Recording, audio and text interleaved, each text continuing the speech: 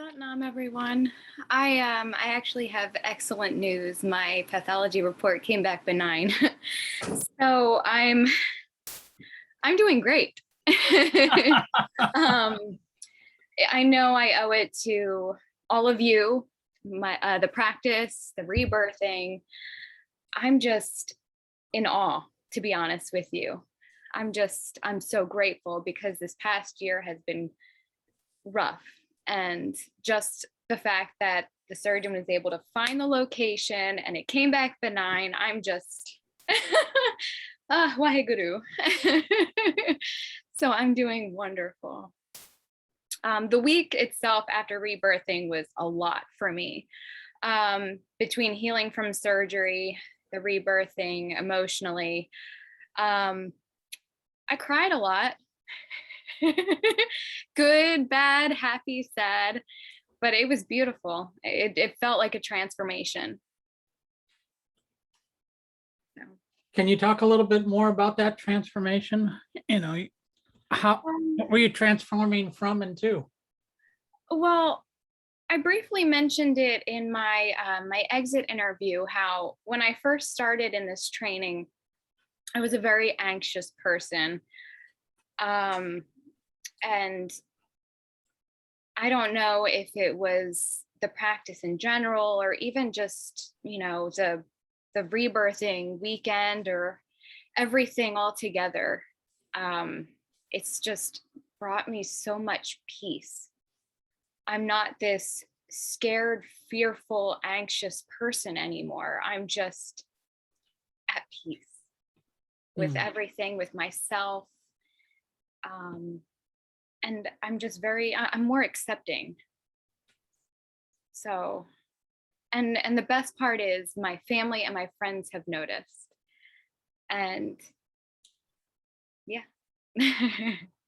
Yeah, I mean, a while back, you had some real anxiousness about you and your parents and their acceptance and so on and so forth. How's that worked out over the last 6 months? Great. It actually, because they see how much this training has helped me. So they're very accepting. They know when I put on my whites, they're like, okay, she's ready to go. So yeah, no, they've been great. They've been very supportive through, the training, through everything, because they know that it's making a difference in my life. Wagyu. Thank you very much for your share. Anybody else want to go next?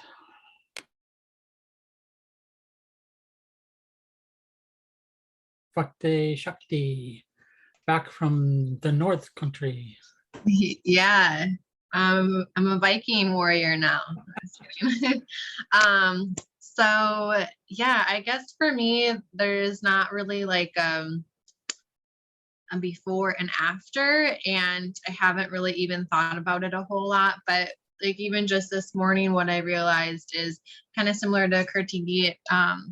There's been a lot more acceptance, and I feel like just in the way that I carry myself through conversations, like I feel a lot more grounded in like, this is what I need to say. And because typically I'll like feel bad and I'm like trying to position myself to make the other person comfortable rather than like recognizing and honoring my own needs. So I think just like saying what I need and letting that be what it is, and not disrespectful of the other person, but also just like so respectful of myself that, just setting those boundaries up. And like the thing that we talked about with Haridas about my mind, I've been really working on that to like not look at the time. And I think that really has been the biggest thing for me, is like getting my mind out of the way. Yeah, that's kind of special, huh? Yeah. How have you seen that enact in your daily life? My mind getting out of the way. Yeah. Well, I mean, I think you guys all know I'm kind of in a really weird situation right now. So I still don't have like an actual job. And so like all of these things that I have going on, like a normal person would probably be freaking out, but I'm just like really holding space for myself and whatever this is. And even just yesterday, like I was walking around my house and I'm like, wow, I'm so grateful. Like, I'm on vacation for a whole month. Like, who gets to do this? And I'm figuring out what I want to do. I'm getting to like work on my business. And, you know, fortunately, I'm getting very close to the financial part, but it's still happening. Like, and, you know, I have a really nice support group of people that I care about and people that care about me. So, yeah. All right, great. Thank you for sharing. Mhm. Beautiful. All right. Any volunteers? Suriname Geet. Are you still in Hello. Georgia? Yeah, I'm in Georgia. Yeah, this last rebirthing weekend brought so much clarity and insight for me. And I was able to do some changes with my studies. I will study on another university coming next year, one that is more aligned to the vision I'm carrying, to the work I would like to do in the future. So I would say alignment and ease are the words that came up for me as I was thinking about this last weekend. And yeah. Would you say that the course has helped you realign where you want to be going into the future? And that's why you're changing universities, or was this something that was already planned? No, it wasn't planned at all, but I noticed myself that I was kind of stuck. But yeah, with this course, I find myself being more able to make decisions that are more aligned with my actual needs, and to listen only to myself, to be more centered within myself, and kind of being able to cut the outside noises a little out and don't listen to other opinions. Yeah. Great. Sorry, my cat's jumping around. All right, fantastic. Anybody else want to share?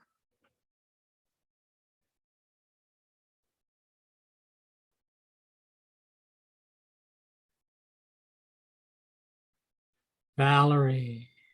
Yeah, I would say the Monday after rebirthing, I was like, I feel hungover. My body is going, oh my God, and my emotions. And I was just like, I had some things to do, but at 2 o'clock in the afternoon, I'm like, I need to go to bed. I am done for the day. And so it took a good few days before I sort of felt back in balance. But I would just say for me, what I've noticed a lot in the last month, there's been opportunities to really sort of put into practice the things that we've been talking about. And so noticing that when something comes up, I've had this big opportunity to react to how people in my life are making choices, and I can either get all upset about it and spin with the whole story in my head, and like, but what I've noticed is that when that's happening, I'm like, you know, stop, pull it back in, you know, calm down. And so just being able to do that, although it was a challenge, because then your mind goes again, you're like, whoa, come back, focus. And so for me, it just feels like I've had that happen a few times where I'm like, I could move through it the way I have in the past, or I can use these tools to sort of center and quiet and choose how I react. And so that's what I've really noticed the most through the training. And it's just, the more you learn, the more opportunity the universe gives to you to practice. And the more, it's not just, oh, you cut me off, I'm not gonna like, give them the bird and then think negative thoughts, but it's more like, wow, this is really an opportunity to either go, you're being a jerk and I don't like how you're acting and you're blah, blah, blah, blah, or just, okay, this is their reality and I try to honor it. Doesn't mean that it's about me, it's about them, or whatever that is. But just, yeah, that's how it's sort of been rolling for me the last month for sure. Cool. Nice. Nice. Thank you. I'm fighting my cat. She's keeps rearranging my computer for me. So this is my cat. One of them. This is Pistachio.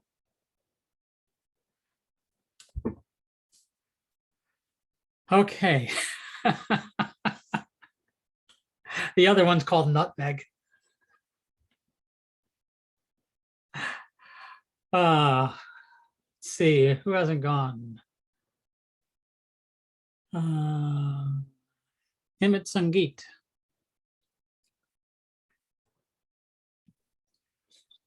How's things been since Since the rebirthing and the rebirthing was pretty intense for me. In terms of like releasing, I hold on to a lot of like everything. And I'm a natural at holding on to everything for everyone, which is why I do the work that I do.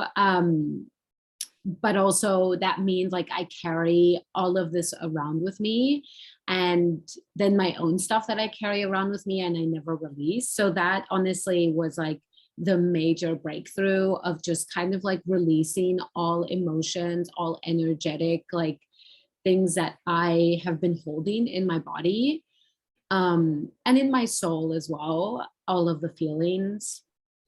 And I've learned over the last few months, I've learned to distance myself more from my thoughts. So not necessarily believing everything. And I can really tell it when, because of like the meditations, when I'm sitting in the meditations, I can feel like my mind is like, you can't do this anymore. You can't do this anymore. Do this, do that. And then I'm able to challenge that. I'm able to challenge it a little bit more where I'm like, no, like, let's go a little bit further. Let's go a little bit deeper. And I don't always buy into it anymore. And I've noticed that like specifically during the meditation, because everything's so still, but also I have carried that into my daily life where I am able to distance myself a little bit from old narratives and messages that aren't necessarily mine. And I think that's like the most prominent thing that has come up for me. I do believe that I've strengthened my third eye, like when I am able to get into meditation and I'm able to like look towards my third eye, I can literally like tune out a lot of things that go on. Before, like at the beginning, my cats sometimes like they go crazy. And at the beginning I would like open my eyes. What are they doing? Oh my God, And now, I mean, maybe not now because my cat's still sick, but like usually when she's not sick, like I'm able to just tune it out and like, they're doing what they're doing, but I'm over here, very focused. And I can really like settle into the meditations and the kriyas a lot easier.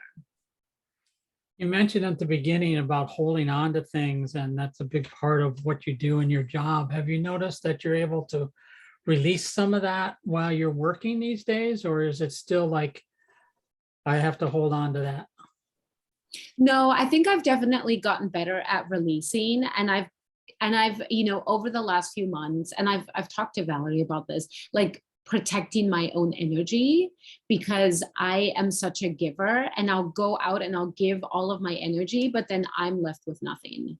And so I have definitely created more of a shield to protect myself, but also created more of a ritual that after my sessions, I release what is not mine. And so that I'm not carrying that when I come home and then into all of my other relationships, and also with myself. So I feel like I've gotten better at it, and I don't feel as heavy as I used to. Great. Thank you for sharing. And Misty, you're good?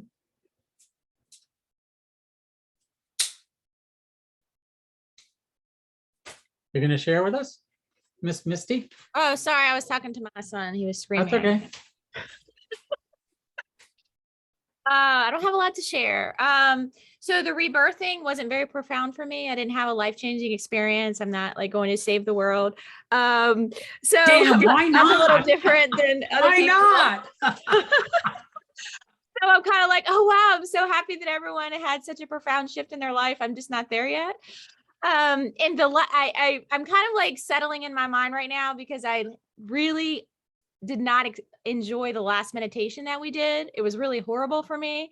one today? It brought up a lot of anger. And so I'm kind of settling my mind to be in a better space right now. But that meditation that we did earlier, whoo, I felt like that was not good. I was having a lot of stuff come up with that. It was like I was getting angry. I was like, I feel like I was about to be like some sort of exorcism or something. I wasn't liking it. So, So let's and I've just never explore. had that experience before. So I'm So let's kinda riled explore up. that for a little bit. So Yeah, like, that's what I'm saying. Like, that's what I'm wondering. Like, all what that was it anger that came triggered up, it? right? So all that Right, anger yeah. came up, Right. and you felt uncomfortable with that anger? Yeah. I mean, I was just like, why am I feeling so irritated right now? Okay. Like, why is this happening? You know? And so I was thinking about it and I was just like, well, I guess I'm just here in this anger space and I'm just not enjoying this. And I would try to like, just go with it and just kind of just stick with it and stay with it. And then I was just like, I don't want to. And so I was just like going through this whole thing. That's awesome. That's I would awesome. stop and then I would start and I was like yelling.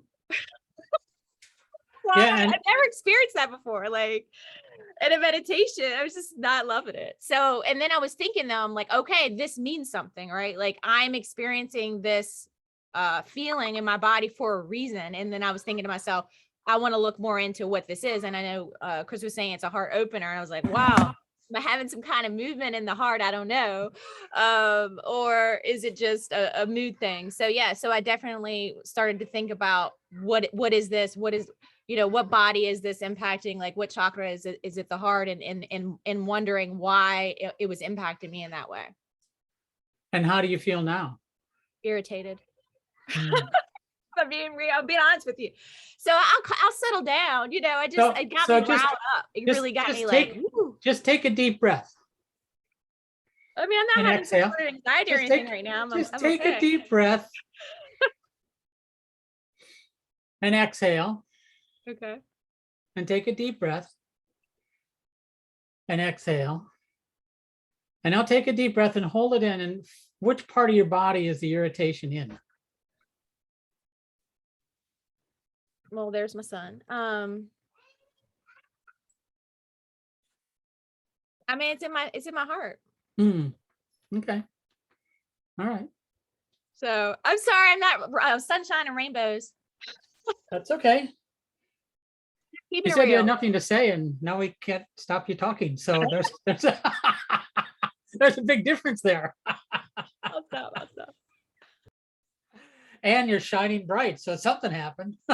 And I don't think it's just the sun on your face. So, Luz, how are you doing? Thank you, Misty. I'm doing okay. I feel a little bit with insomnia. Mm, I didn't sleep last night. mm. I'm okay. I haven't done any of the Rebirthing. rebirthings. Like, are you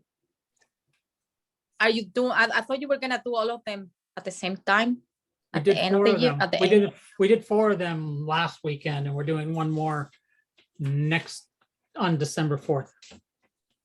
Oh, so you already done 4. Yeah.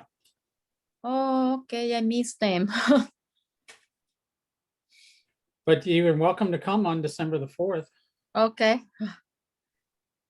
Thank you. Okay, so your insomnia, how long has it been going on? For, I don't know, for, I think it's, I don't know, about like 3 months or something. Oh, wow. And have you talked to some professional to get some help on that? No, Okay, well, it might be something you want to look into. I'm sorry. I said it might be something you want to look into because not sleeping is not a good, healthy habit to keep going with. I know, but yeah, I mean, it's not always, sometimes it's good, sometimes not. Yeah, but it's consistent enough that it's an issue, right?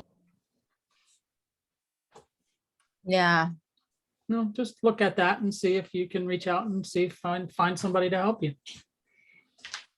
I will. Because you don't have to do everything alone. I'm sorry. I said you don't have to do everything alone. There's a big community of people out there that I'm sure you can find someone to help you. Sure, definitely. Okay. Why is it Yeah. not? All right, and Deg Terra. Thank you, Luce. You're welcome, Valdec. I miss you. What are you gonna do? Deg Terra, can you share your little experience of what's happened in your life since rebirthing?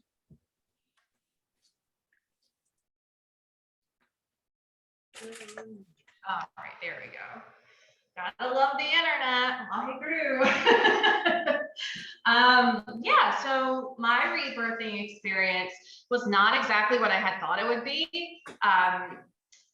But I didn't know what to expect at the same time. I thought it would be more emotional for me, but here it was more physical and mental, kind of like what Pate Shakti was saying, going past your mental blocks as far as like checking the time with meditation, just going deeper into it, same physically, surpassing physical limits and just keeping the posture even though your body is starting to hurt, which was milestones for me because I had not experienced that before, so I thought that was wonderful.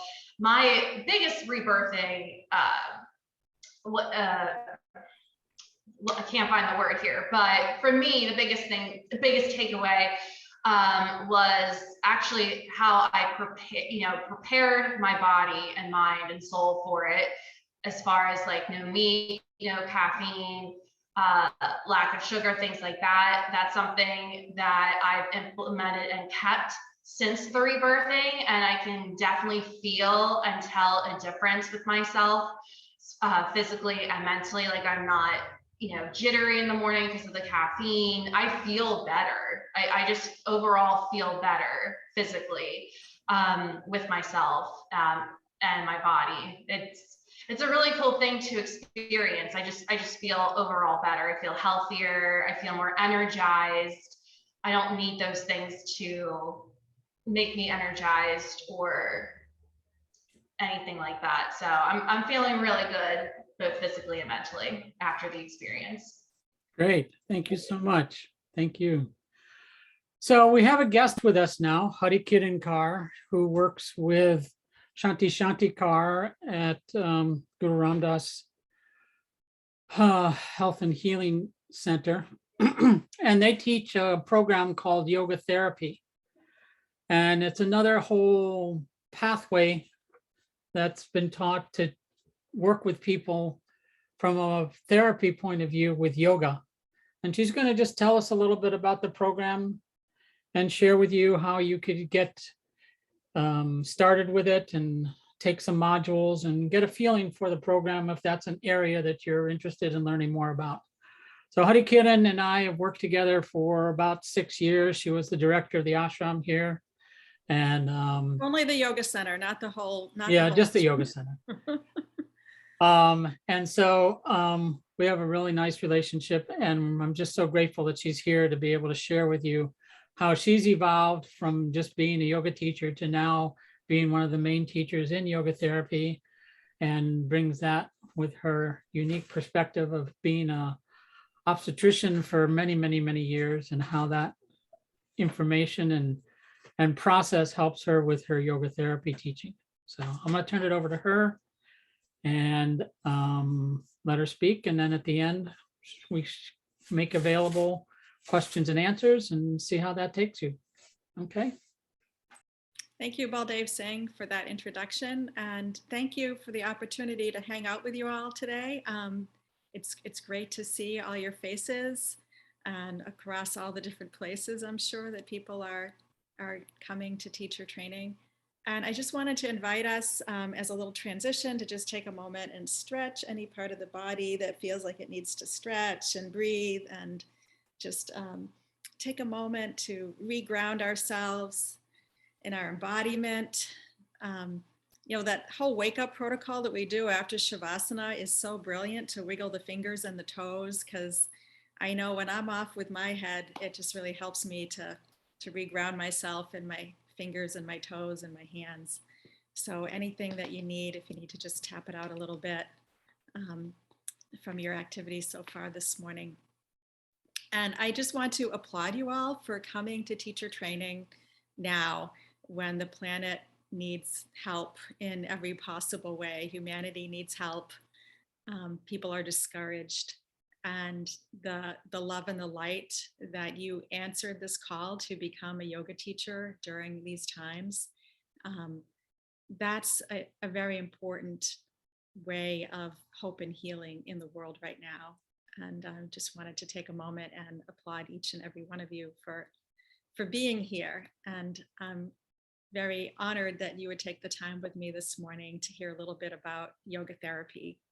I'd like to just start it off with my own personal story into becoming a yoga therapist. And then I have 11 slides of information, just a brief overview, so that if you're interested at all, you can grab some links, and then you can have a way to check it out at any point if it speaks to you at all. So I myself started off in helping professions from the time I was a teenager. I was a nurse's aide, and then I went to nursing school and became a registered nurse. Mostly I worked in palliative care as my senior nursing practicum, but I was already signed up to go work in obstetrics down in Washington, DC, and then became a labor and delivery nurse. And I kind of watched the residents come and go in their training, and I realized they just worked harder to get where they were. And I thought about becoming midwife, but I liked the operating room. So I went on to medical school, and I worked as an obstetrician gynecologist for 14 years. And which doesn't sound that long, but by the time I had my nursing career and my medical school training, and I had to do some pre-med, you know, I was in the hospital for 35 years by the time I retired about 9 years ago from doctoring. And around the same time, I met Shanti Shantikar, who was doing these cool kind of pilot courses on bringing Kundalini Yoga into healthcare. And she would come out to the Millis Ashram, and I would go to her courses. And I was really intrigued by this idea that Kundalini Yoga could be a healing force in healthcare and for people with different health conditions. So during this past decade, I spent 6 years, as Baldev said, working helping admin the yoga center at the ashram, and also helping teach the biomedical courses, the biomedical aspect of the courses in the yoga therapy training with Shanti Shanti, even as I was a student in that same training to become a yoga therapist. And I have to say that, you know, I've sat with people in these different roles. So like who I am is the same. The role that I take on may vary over the course of my life, and that's true for all of us. You know, just kind of the window of sitting with people as a nurse and as a physician, and now as a yoga teacher and yoga therapist, I really love what yoga brings to this personal interaction with people, that we work on a subtle level, but we're grounded. We're not trying to know someone better than they know themselves or giving, inappropriate advice. We keep very high ethical standards, but it's just such a, to me, I've always been a witness of the triumph of the human soul, whether it's in the medical community or in watching somebody work through a Kriya and find their own light in that experience. To me, that's a real pleasure and a gift to be able to serve in that role and that capacity through yoga and yoga therapy. I think all forms of yoga are related. I know Kundalini yoga best. I have not studied Hatha in depth, but we teach in the Kundalini yoga therapy training that, Hatha yoga is under the hug, the embrace of Kundalini yoga. And we can take in those modalities into what we provide to clients in what we bring to therapy sessions. So I know everybody's navigating their own way in Kundalini yoga right now. And to me, it's been very precious to have this understanding of the teaching yoga therapeutically has a different approach in that it's prana, not push, and that we match the yoga to the student or to the client. We don't fit the client into whatever we happen to be teaching. So it's not prescriptive. When I was doctoring, we had all these kind of, charts where you had to go through and do a certain thing. And if that didn't work, do another thing, and, protocols and standards of care. It's not prescriptive when we work with people therapeutically with Kundalini yoga. It's meeting the person where they are, finding their starting point. So for example, teaching chair yoga to people at the University of Massachusetts outpatient psychiatry department for several years, we would have sometimes an elderly person on an oxygen tank. And so what can that person do? Well, they can actually do, we teach a Kriya similar to Kirtan Kriya. And it was really amazing to see. At first, she couldn't meet her fingers to her thumbs, but over the weeks that she kept coming with her personal assistant because she needed help, she began to make those cognitive connections in her brain, and we could actually witness that development. Or people with a full-on leg brace after knee surgery and pins in their legs and all kinds of things. They can have a yogic experience. And I really appreciate what Kundalini yoga brings, because it's not all about the asana. The meditation, the fact that we can move the energy through pranayama, and we have so many beautiful meditations that are pranayama based. There's a lot we can do with Kundalini yoga. So we meet the starting point, and we have goals that we meet with the individual so they know exactly where they're going and how to get there. And it's a big relief to be able to work with someone when they've been told what's wrong with them through their health problems, to start with what's right with them. And, okay, you can't move, but you can breathe. Let's start with that. And there's a lot to do. So my colleagues and I have been teaching Kundalini yoga and teaching therapeutically since 2007 in central Massachusetts. And we took the COVID shutdown to form a nonprofit, Govinda Yogic Health.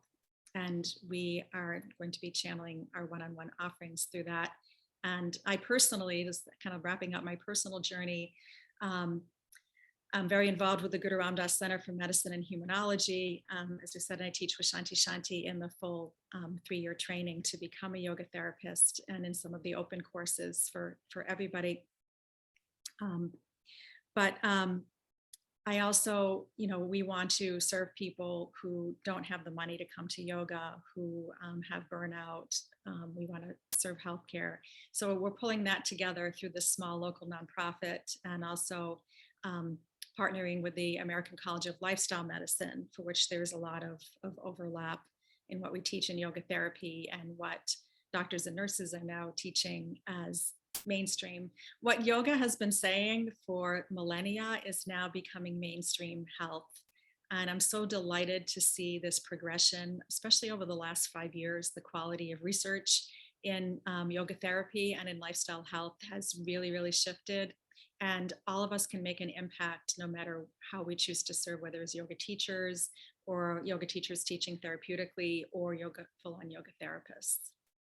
So I'd like to just introduce some of, what the Guru Ram Das Center offers for courses, and how, if this is interesting, you could check it out without having to sign on for a 3-year commitment. But any questions about what I've said so far before I move into kind of the more formal information? Yes, Catherine. Is it something that, I mean, you had mentioned going to nursing and medical school. Is to be a yoga therapist, is it something that you would need to, is it just a training, or is it like schooling that you would have to go through? It's kind of like going to grad school. It's kind of like yoga grad school. And, but you don't have to have a medical background. One of our graduates who has been working in the Penn State health system is actually a retired mailman, and he's a great yoga therapist. so, so any background is fine.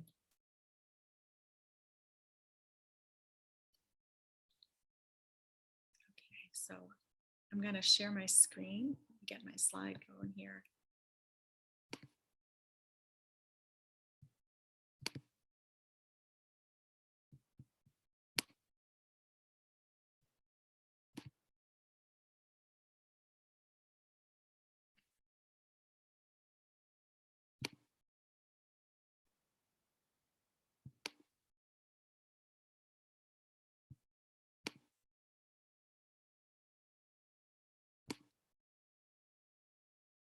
Bear with me a second. My laptop is not big, so I have to keep changing the screen.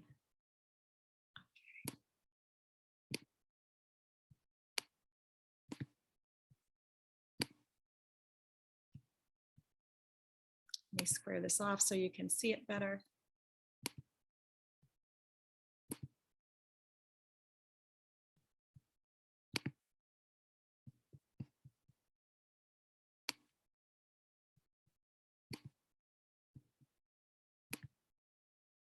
So just start off with, what is yoga therapy? So there is an International Association of Yoga Therapists, which does accredit the Guru Ram Das Center. And it is the professional application of the principles and practices of yoga, all different lineages, to promote health and well-being within a therapeutic relationship that includes personalized assessment, goal setting, lifestyle management, and yoga practices for individuals or small groups. So yoga therapists work with individuals and teach specialty classes for overcoming certain areas of health. Some areas that International Association of Yoga Therapists puts forward that are commonly applied areas are for chronic pain, mental health, neurological issues, support for illnesses, especially chronic illnesses such as cancer, diabetes, and heart disease, and overall well-being. So a preventative strategy if people have an early heart disease. And this is where there's a big overlap with lifestyle medicine, where people like Dean Ornish, who have, evidence that we can reverse even serious heart disease. He tells the story of a person who was on the heart transplant list. His heart disease was so bad, and just through vegetarian diet, meditation and yoga, and losing weight and activity, gentle exercise to meet his starting point, he actually came off the transplant list and is doing fine. So Kundalini yoga therapy is its own niche. There's one other certified yoga therapy training, I believe, in South Africa, but before that, we were the only accredited Kundalini yoga therapy training. And Dr. Shanti Shantikar was just teaching regular yoga classes in the 1980s in Los Angeles, and people began coming to class looking sick. And it was actually the beginning of the AIDS epidemic. So she got her baptism by fire, learning to teach therapeutically with people who were literally dying of AIDS. They would come to class in the morning one day and they would be gone the next day. And so she learned a gentle therapeutic approach to providing Kundalini yoga therapy. And actually, some of her students are alive to this day. They survived the epidemic before there were antiretroviral therapies. And so she went on to work for the public health department in Arizona and helped a lot with people in diabetes, and developed evidence how her approach could help lower hemoglobin A1C levels and help improve their sugar control. She also joined IYT in its very starting years and helped shape the standards for accreditation for yoga therapy trainings throughout all lineages. So just like Yoga Alliance, accredits different trainings for Kundalini Yoga, it's typically been KRI, but Yoga Alliance has standards that all forms of yoga meet. So IYT came up with standards that our training actually goes above and beyond meeting it, because we include a PTSD recovery training in our preparation for students. So you can read her bio on the website too. It's a beautiful bio, and she's an author as well. And she's just really fun and great to work with. So she's present at all of the enrolled trainings, and we'll talk about how some of the trainings can be taken before actually enrolling in the 3 years. So Kundalini Yoga Therapy is very professional. I have the honor of teaching the ethics course to our enrolled students, and it's similar to psychotherapy, that we really respect confidentiality and honor the individually very carefully. It's very rewarding to work with people in this way. As I've said, it's uniquely suited to the individual's healing journey, not prescriptive. And it's collaborative. You tend to work with other people who are providing either Western healthcare or alternative healthcare. And it's evidence-based, and the evidence keeps getting stronger every year. We're hoping at Gobinde to be churning out more evidence over the next 5 years too. If this is interesting to you when you're kind of recovered from being in so much Zoom training, we are planning on teaching online through 2022. We don't know what's happening with this virus, but intuitively that felt what's right. And we have permission from IYT to continue online through all of next year. So the first course is called Foundations, Principles and Practices of Kundalini Yoga Therapy. And there's an upcoming training, I believe, in the first quarter of 2022, taught in US and European time zones with Atma Jyot, who's one of our lovely faculty in Germany. And so we really are international right now. We're teaching the whole training in 2 time zones, geared to Europe and geared to Australia, where we have students. And then US kind of swings either way. So it's either morning or evening. So we teach in Foundations a different set of skills to teach therapeutically from what you learn in level 1. Level 1 is a hugely important foundation for this, so that you have the experience of what it means to teach from your 10 bodies. You have an experience of what it means to know the power of mantra and its effects, that you understand breath and asana and how they work together. We like to really bring in all the other considerations that there's not time for in a level 1 training, that are in 6 of the segments of the 14, they would be in person, but now they're online segments. 6 of them are open to level 1 trained Kundalini Yoga teachers. And so you can check out all of those on the website too. We just taught Origins and Identity, which is the second course, which is open to everyone. And it's just a beautiful course that takes us through yogic tradition of Patanjali and the Gita, and how we really embody our own light in our experience on the planet. And we get into the 36 tapas. There's not just 5, there's actually 36, and how magical that is. So that's one example. There's also a beautiful course that Japa Kar is faculty for, called Elements and Alchemy of Kundalini Yoga. And we talk about meridians, how Kundalini Yoga works through the meridians as understood through traditional Chinese medicine, and what it means to, when we have an eye focus, when we have a breath channel, when we have an asana, what magic actually is going on through the whole body, understanding both biologically and more from the metaphysical understanding. We also have on-demand segments through the Guru Ram Das Center, things like, setting up a holistic business, things like how to read research, how to know what is good yogic research or not. And these are available to anybody on demand through the website. And the very first three segments, so foundations, origins and identity, and elements and alchemy, are focused on shifting from thinking like a yoga teacher to thinking like a Kundalini yoga teacher who's teaching therapeutically, kind of an evolution to being a yoga therapist. And then what happens kind of organically in these courses is that a new awareness comes in, and a deepening level of consciousness in how to apply the yoga and how to be with the yoga. So yoga therapy is truly an emerging field in healthcare. There's more and more need. More and more doctors are prescribing yoga. And as a yoga teacher, people start to come to your class with medical conditions, and it's good to have an idea of a little bit of how to approach this. So our certification track to actually practice as a certified yoga therapist is 1,120 hours and 34 months. And it's those 14 live or in-person segments, and then 7 on-demand segments. But it's not just take this course, take this course. There's also something called clinical supervision. So students who are enrolled in the whole training are encouraged to start seeing clients even as students.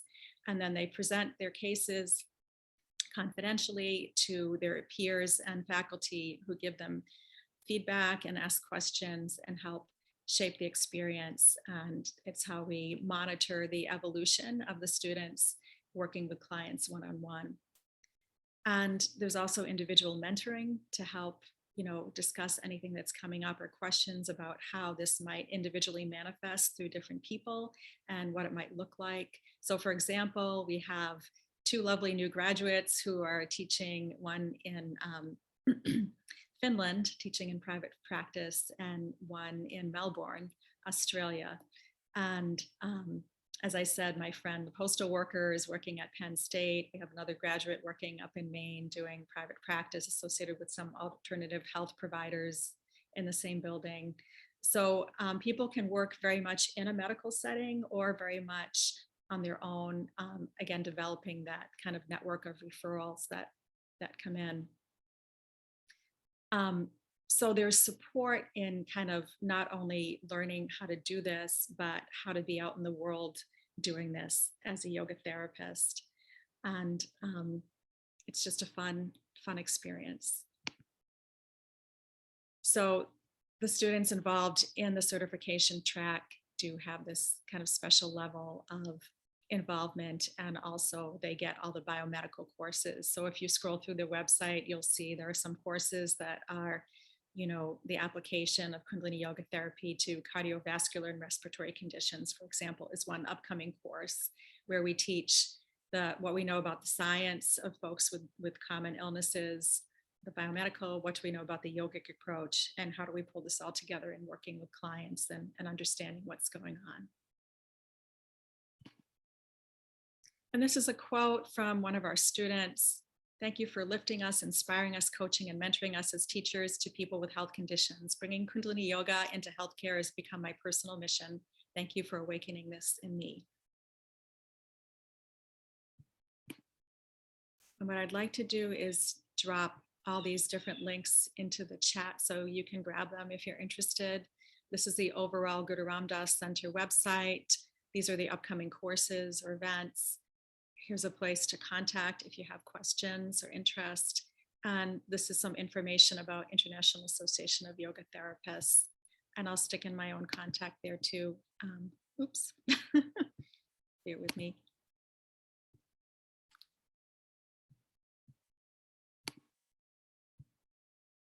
So I'd like to entertain any questions, comments, areas for clarification.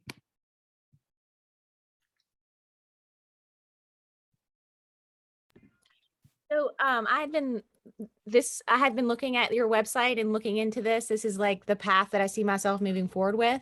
So I just had a question. You said that you are available for online training through 2022. For somebody in the, sorry, that's my cat. For somebody in the certification track, if it is an in-person requirement, what is the location? That's a really good question. We have been teaching in Australia in person, in Espanola and Mellis in person, and Germany have been the most commonly gone to sites. I think with the COVID shutdown, what we're seeing with other yoga therapy trainings is that we may be able to form a plan where we will meet for 2 weeks, twice a year. So say if it's, Western US or Eastern US or one of the other continents, we can plan for that way in advance, that it's not a huge burden of travel. So we're hoping to stay more hybrid after 2022, but a lot of it depends on what IOIT, I think that's going to be acceptable because some of the yoga therapy trainings were shifting that way before the shutdown. I think that's the intention that we have. Kind of similar to some MBA programs and sorts of things where you travel twice a year and then do the rest synchronous but remote.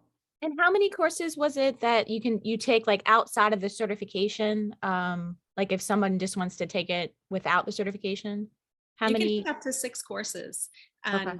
and there's homework to do after them, that you do the homework before you get certified in that course. So, and these just help kind of grow what's happening. So after foundations, people have a 6-week curriculum that they can use for teaching to people with mixed health conditions. So they can begin to develop that as a yoga teacher in their community. And those group classes are a great way to develop your skills in subtlety and approach. And the last question is there a certain amount of hours, teaching hours required to enroll in the certification program? Yes, but you can actually work on those as you're taking courses. Okay, thank you. I have a question. What is the time commitment to, like, on a weekly basis, if it's like comparative to like a grad school program? It's kind of, it's designed with the understanding that people coming to this have lives and jobs, yet it does require a fair amount of commitment. So when we're in a training, we'll be in a training for 4 to 6 days, and it's crucial to be there for the entire time, because what we do, online is that we've taken 8.5-hour in-person courses and we've shrunken them to 4 hours synchronous, but we ask you to practice the yoga on your own, and we give you videos to watch and things to read so that you can pace that off-screen time, during the training. But then there is the actual working with clients as well as teaching group classes.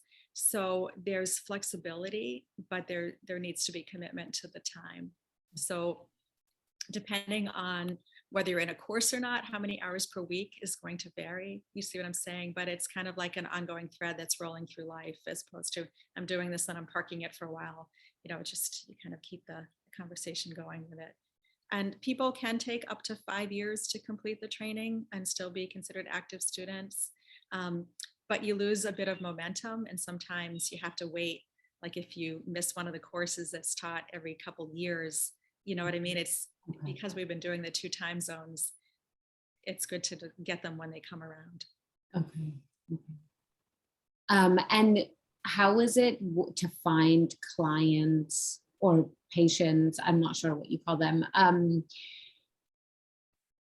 is it to find those? Do you help with that, or does the organization help with finding those? Are there already like established contacts with places in different cities? What you do at the end of the foundations course, you come up with a plan of who are the people in your community that you can reach out to make connections. So for example, you might know an acupuncturist or a psychotherapist or a physician or a diabetic nurse educator, or you might be able to, reach out to those people and say, hey, I'm teaching this therapeutic group class, or, now I'm an enrolled yoga therapy student and I'm seeing clients. So that's how people do the outreach within their community. And people find you, when you start teaching therapeutically group classes, people come to you through those classes too. So it doesn't have to be in a healthcare setting. It can be like, I could just have my own practice and offer it through that. Right. Okay. Thank you. You're welcome.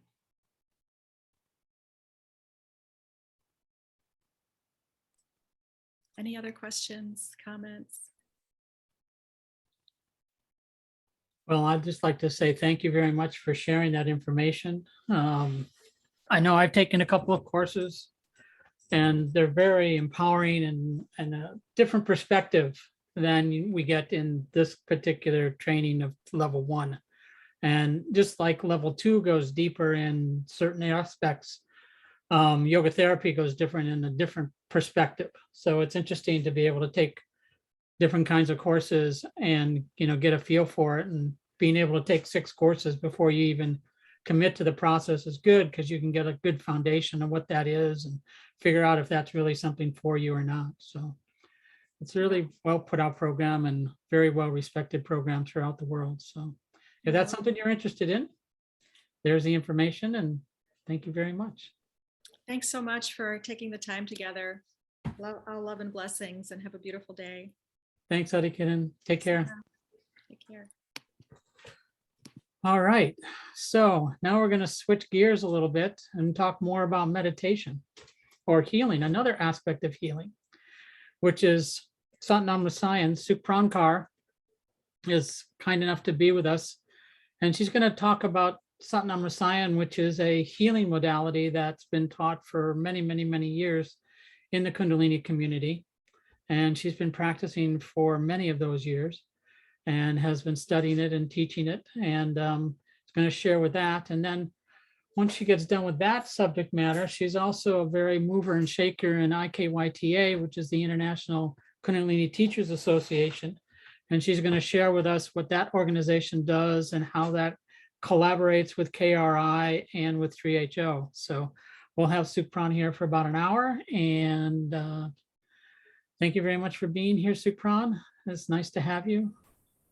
Hi, Satnam. I'm so excited to be here. Thank you for having me. And it's wonderful to see all of you and be together. And what a blessing. Thank you for having me. So my first question, I guess, is, have you been sitting for a while? Have you done any practice today? How are you feeling?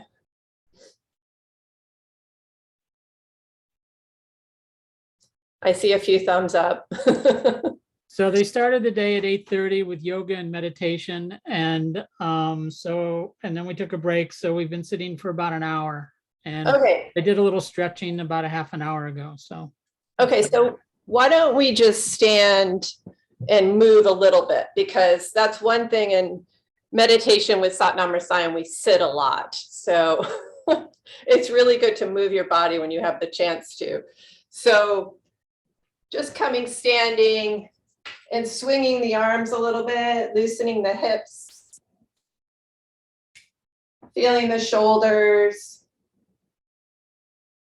So while you're moving, I'll just start talking a little bit about the physical body in Satnam Rasayan. And we come into a sensitive space, first with ourselves as a practitioner.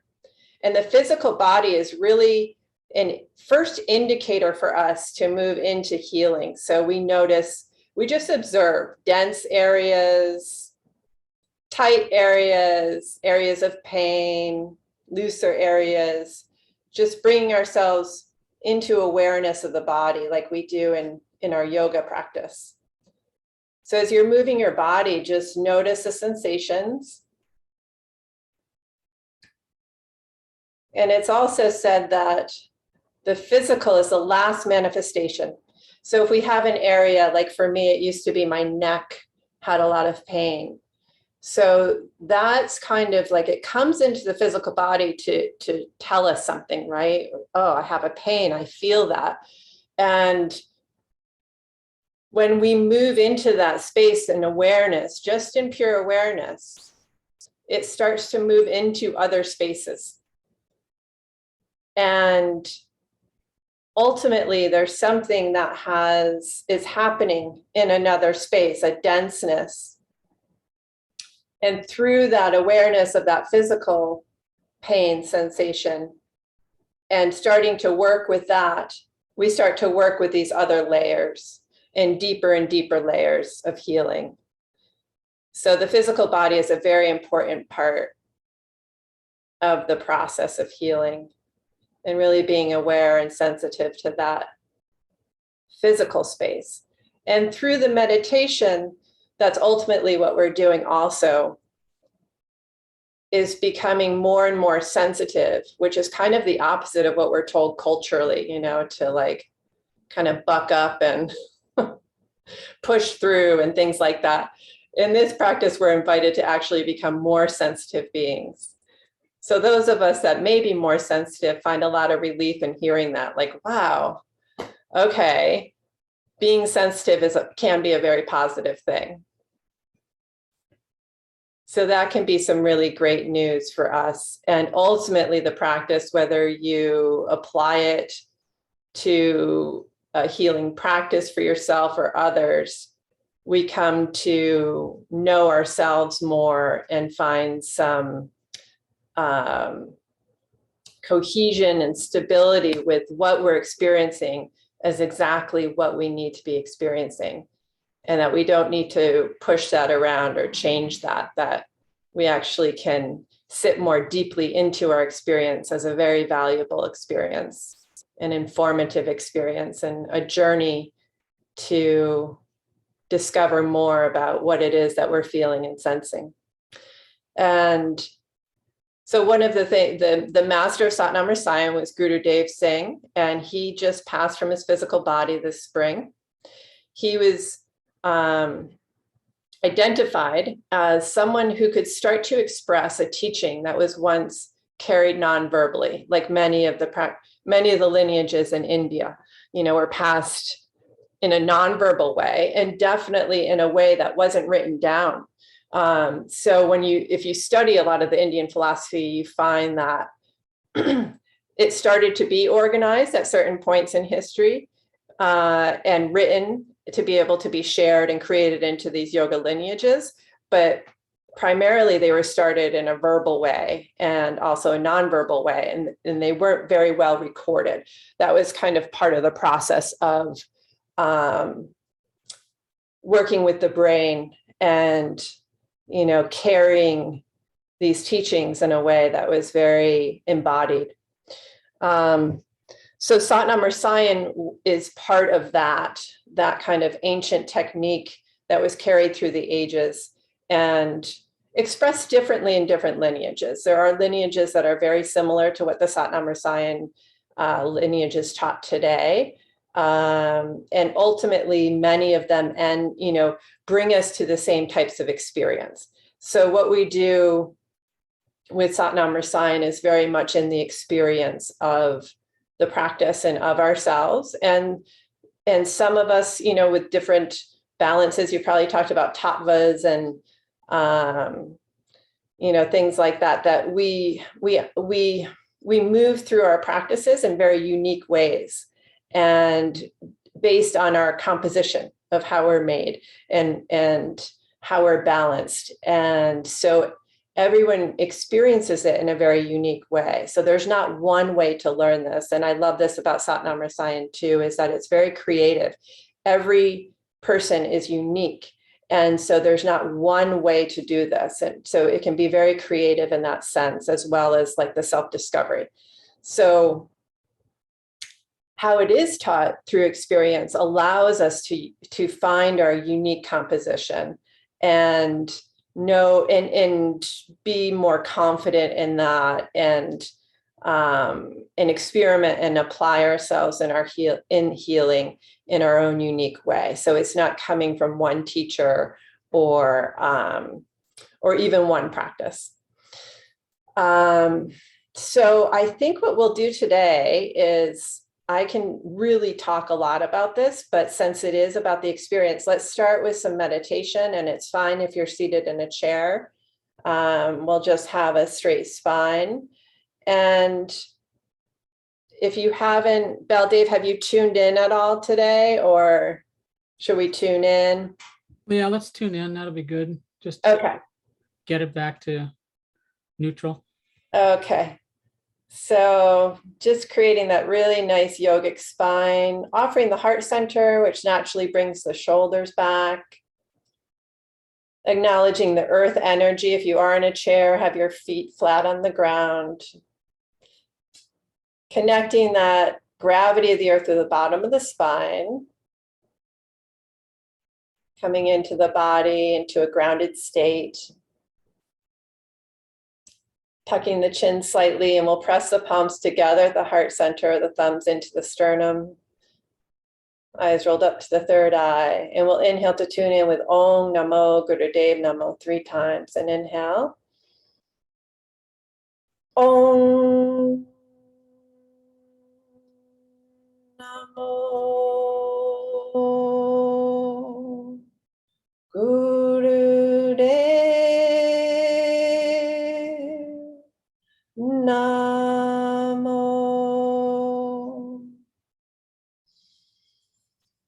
Om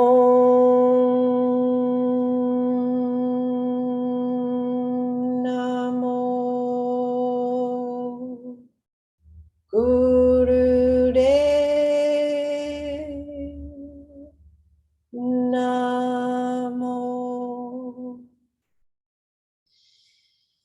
Om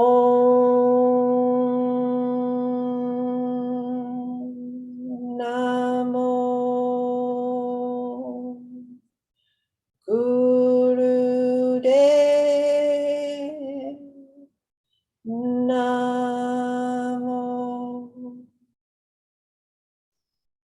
Adgare Namah, Jugadgare Namah, Satgare Namah, Siri Gurudeve Namah.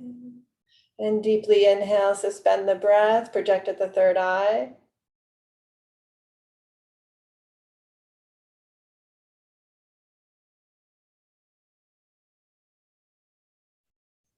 Keeping the eyelids closed, just relax the hands and relax the breath. And take this moment to observe the sensations of the body and the shifts of prana just from tuning in.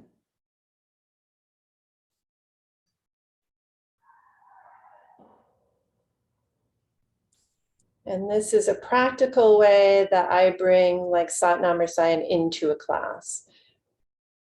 Simply observing the sensations of the body. So that's kind of a start of becoming more sensitive. You can talk about feeling the sensation of the skin is often a first way to start bringing awareness to the sensitivity of the physical body.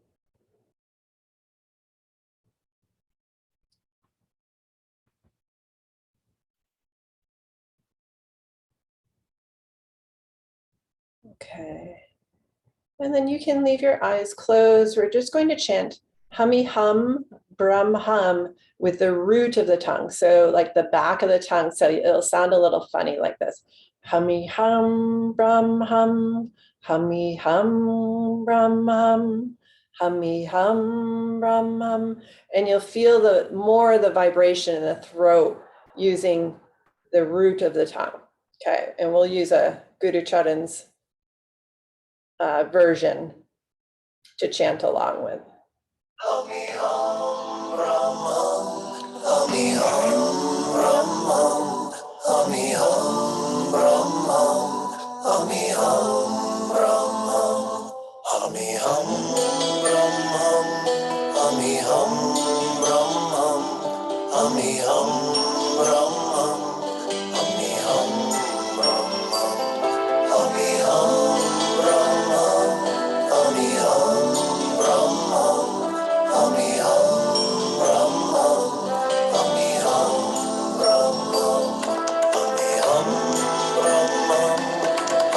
Hum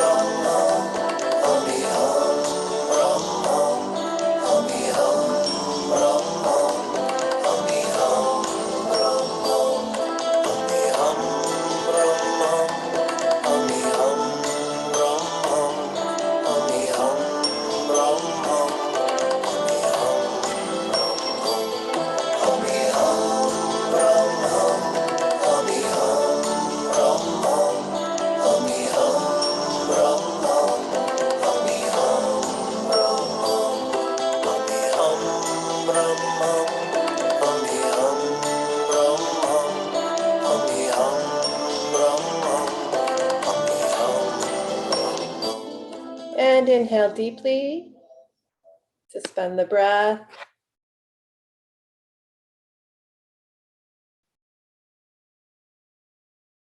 And exhale. Okay, and then the second part, we'll raise the right arm to about 60 degrees, the palm flat down. The left arm comes straight up, the palm facing straight out. You can rotate the arm in a little bit to get it closer to the ear and straighter. And you're holding this position, so really lift your rib cage, hold your arms from your armpit, lengthen through the tailbone, grounding into the earth energy, and set yourself to hold. And you'll begin breath of fire here. The eyes are just closed.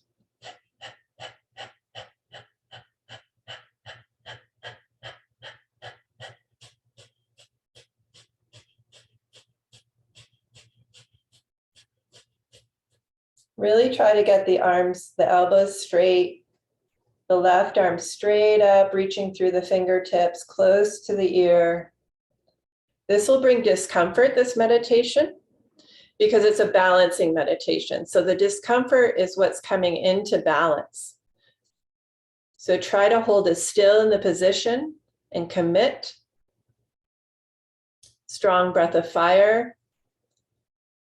And I know you're experienced with meditation and this kind of discomfort in Kundalini yoga, and that this is part of the actual healing process, because the little shifts that you find unique to yourself to release the discomfort is the healing process. So it's really valuable. I know you know that of why we hold the position through the discomfort. It's creating a pressure in the system.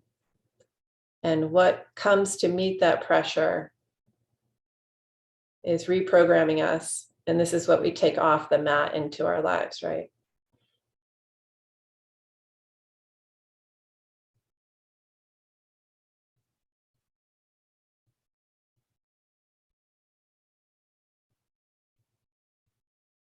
And you'll feel really good afterwards.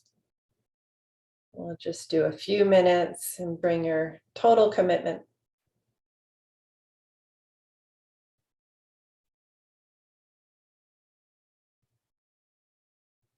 One of the niyamas, the inner discipline that Patanjali talks about in the 8 limbs of yoga is surrender.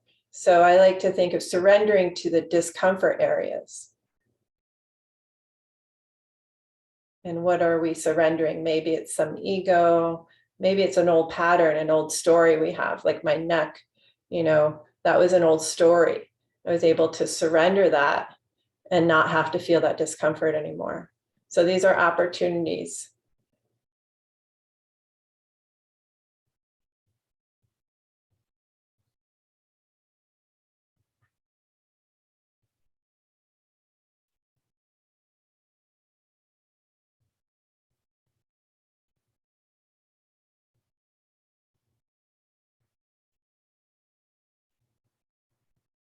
Keep the breath of fire as strong as you can.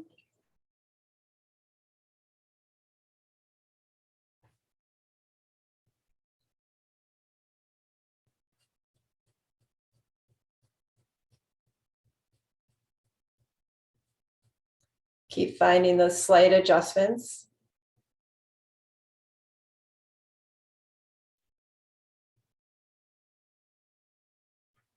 Observe the mind in reaction and invite it to observe through consciousness. So the consciousness is leading and not the mind. And then we just observe the sensation and we find that we can actually move through the sensation.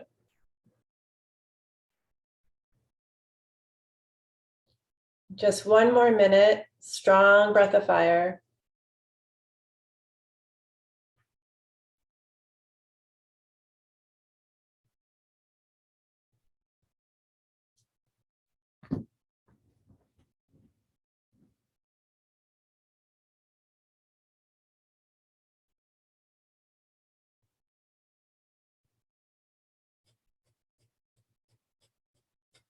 Okay, and holding the posture, inhale deeply.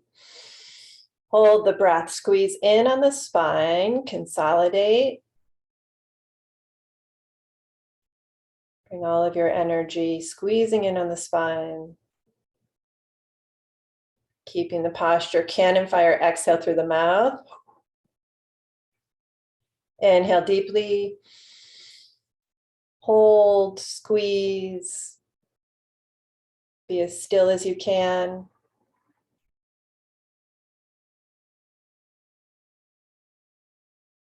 Holding the posture, cannon fire, exhale through the mouth. Inhale deeply. Hold, squeeze, consolidate.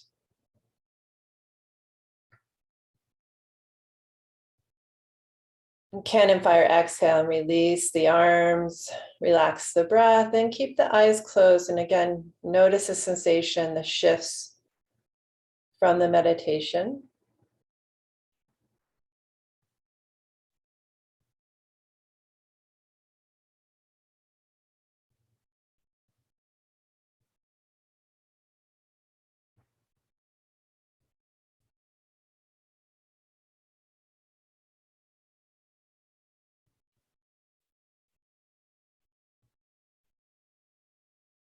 Okay, and then one more. The elbows are relaxed by the sides. The hands are up and the thumb is holding the ring, and the pinky fingers and the index and middle fingers are up. And you start scissoring them as fast as you can.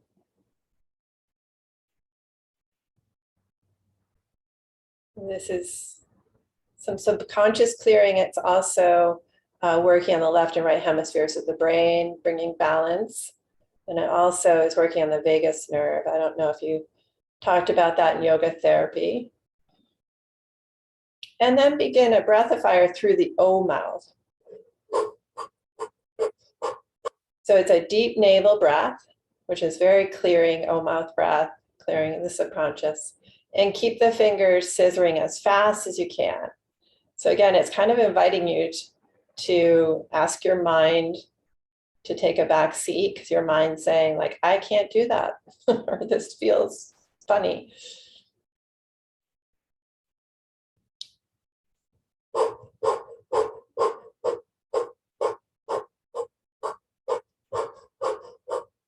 So a very strong breath, like you're creating a wind channel in your throat all the way down to the navel.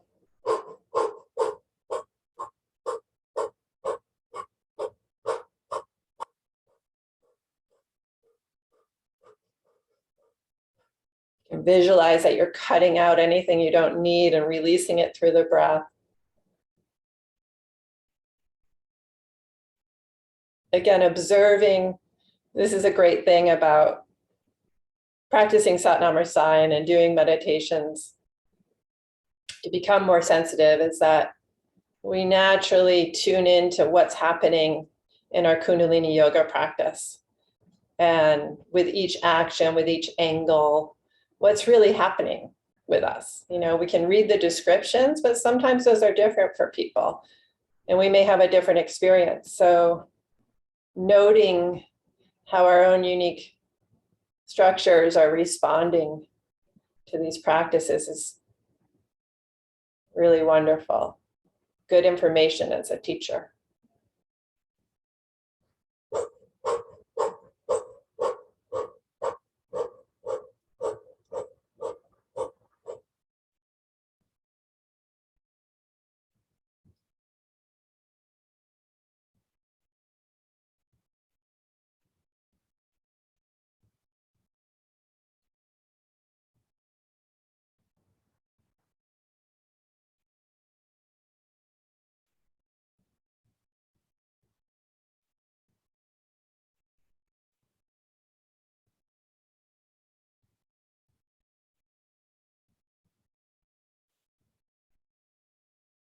Okay, last minute, strong breath of fire through the O mouth.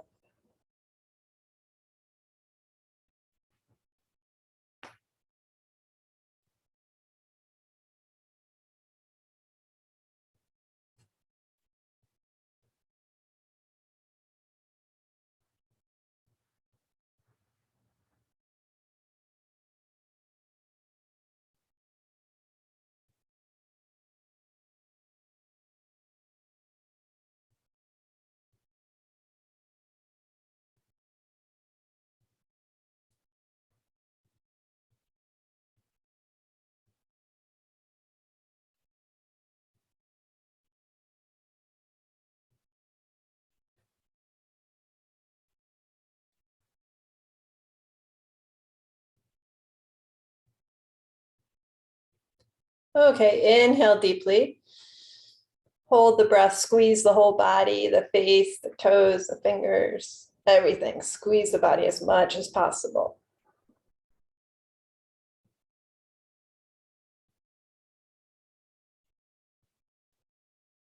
And exhale. And inhale deeply. Squeeze.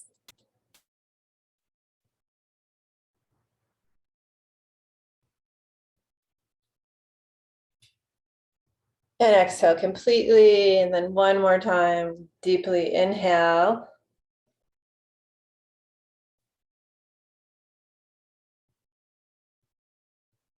And exhale and relax. Leaving the eyes closed, again, observing the effects of the meditation, examining your practice.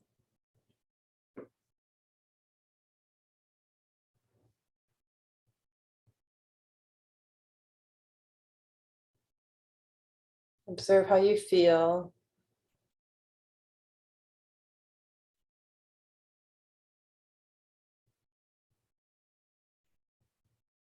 So one of the things Gurudev we would do practices like this, usually, well, not always, but 3 meditations, and then we would practice healing. So the healing is not taught online, but we can practice the meditations. And then he would say short things, often it was in the healing practice that we would hear unique to us in our inner listening, a shift or our teaching for ourselves. It would be nonverbal. But he would say some things, and some things like, all you know is what you feel. And that's part of what we're creating through the meditation to build in ourselves is a sensitive space. It's how it's described. And so within that is really examination over and over of ourselves and our practice. The more we become aware of our own sensations and the unique ways that we identify that and identify how we feel, that is the way that we will then become able to identify in the client. So that's the general idea of what we're doing. We're creating and building, through Kundalini Yoga, we're really building our systems to be able to go into deeper meditations and different movements of energy and experiences in that space. And then in the meditative space, we can move to more sensitivity, more knowing, intuitive knowing, other forms of knowing. And so when we build our systems in that way, in our sensitive space, then we can come to that experience of 0 point, of shunya, is what it's called in Satnam Rasayan. Some other systems call it like samadhi, and there's different levels of that. And so I like to say it's not really a destination point. Like I think we hear about those concepts and we think, oh, I'm going to reach this state and then that's it.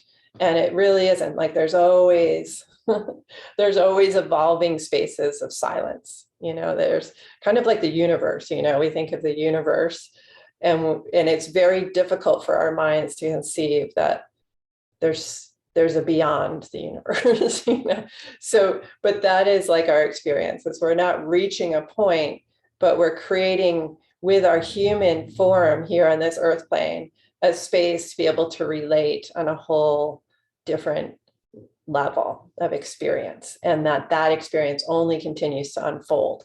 So another thing in the practice of Satnam Rasayan is, we practice everywhere we go. We start to practice, we do a certain meditation practice. And there's one that was recommended to me as a first meditation, which I'll share with you.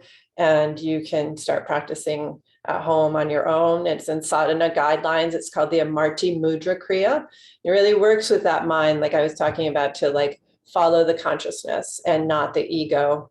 and not have the mind be the primary source of our information, and creating that space of reactivity, right? So that's a wonderful meditation to train the mind and create that space of consciousness. And that's what Satnam Rasayan is, not an energy healing. It's actually a shifting of consciousness. So when we become aware of different states of consciousness, and we can apply these states of consciousness through that. So if you're going through like a training, there's different modules that create spaces, creative spaces for us to use different forms, again, in our human capacity to access different levels of awareness and practice and healing, but they're not necessary. And in the advanced stages, you don't need anything. Your whole, you move beyond like sensing the skin and using the physical body into like the field and the experience of moving beyond that space in the healing. But there's lots of creative ways and guides to structures to practice with, and you can also use your own. So it's not a very prescribed route, but there are just enough guidelines to help you work with things to get that understanding and the deeper awareness in the sensitive space. And right now, so this is something, like I was saying, that you can start practicing at any time. All of these capacities we all already have working within us, and it's almost like a remembrance and an awareness, or even like, for me, it felt like a very confirming experience, like things I could identify as a child, that I was doing, that then later I kind of pushed away or created a story about or something like that, were reconfirmed as like, wow, oh, okay, these are like my natural processes, and this is how I can apply it in a way that benefits others and myself and in the world. It's really, it was very confirming for me that they're very valuable aspects. And one thing that I started doing when I started practicing was work in teaching Kundalini yoga, is during Shavasana, of holding, that space of stillness. So the practitioner comes into that shunya space, and that's what the meditations, that's why we practice so much meditation, is to maintain that space of zero thought and emptiness. And from that space, we allow. And so that's really all that you need to know to practice in Shavasana. It sounds very simple, but it can be a little tricky. And so that's the fun part of it, is you'll see like maybe your mind or your physical, but something will come in to like move your stillness, right? So in Shavasana, you can practice that, of coming into that space of stillness, and then opening that space to the other's sensitive space. And that's a difference between Satnam Rasayan and some of these other practices of other lineages. As many lineages, you just are working in your own space. Satnam Rasayan, you actually open your space to another. And then everything you sense and feel and experience is the other. And when you're sensing that, and you're shifting from your own examination experience and in your asana and holding your arms up for whatever, half an hour, whatever, all of your experience that you have become aware of through your own practice, you then apply it to everything you're experiencing from the other. And as you shift those things within you that you're sensing, it's shifting those things for the other, and actually creating a new, a healing process in the other. So that process will continue with that person or the client beyond the healing experience. And it's not something we really announce and say, you know, in Shavasana, like, oh, I'm healing you, or this or that. It's something we just practice, and you can do it anywhere. It doesn't hurt anyone. So I like to practice on crying children. And when you come into your space of stillness, you open your space, this crying child, and then you feel everything that's going on with them.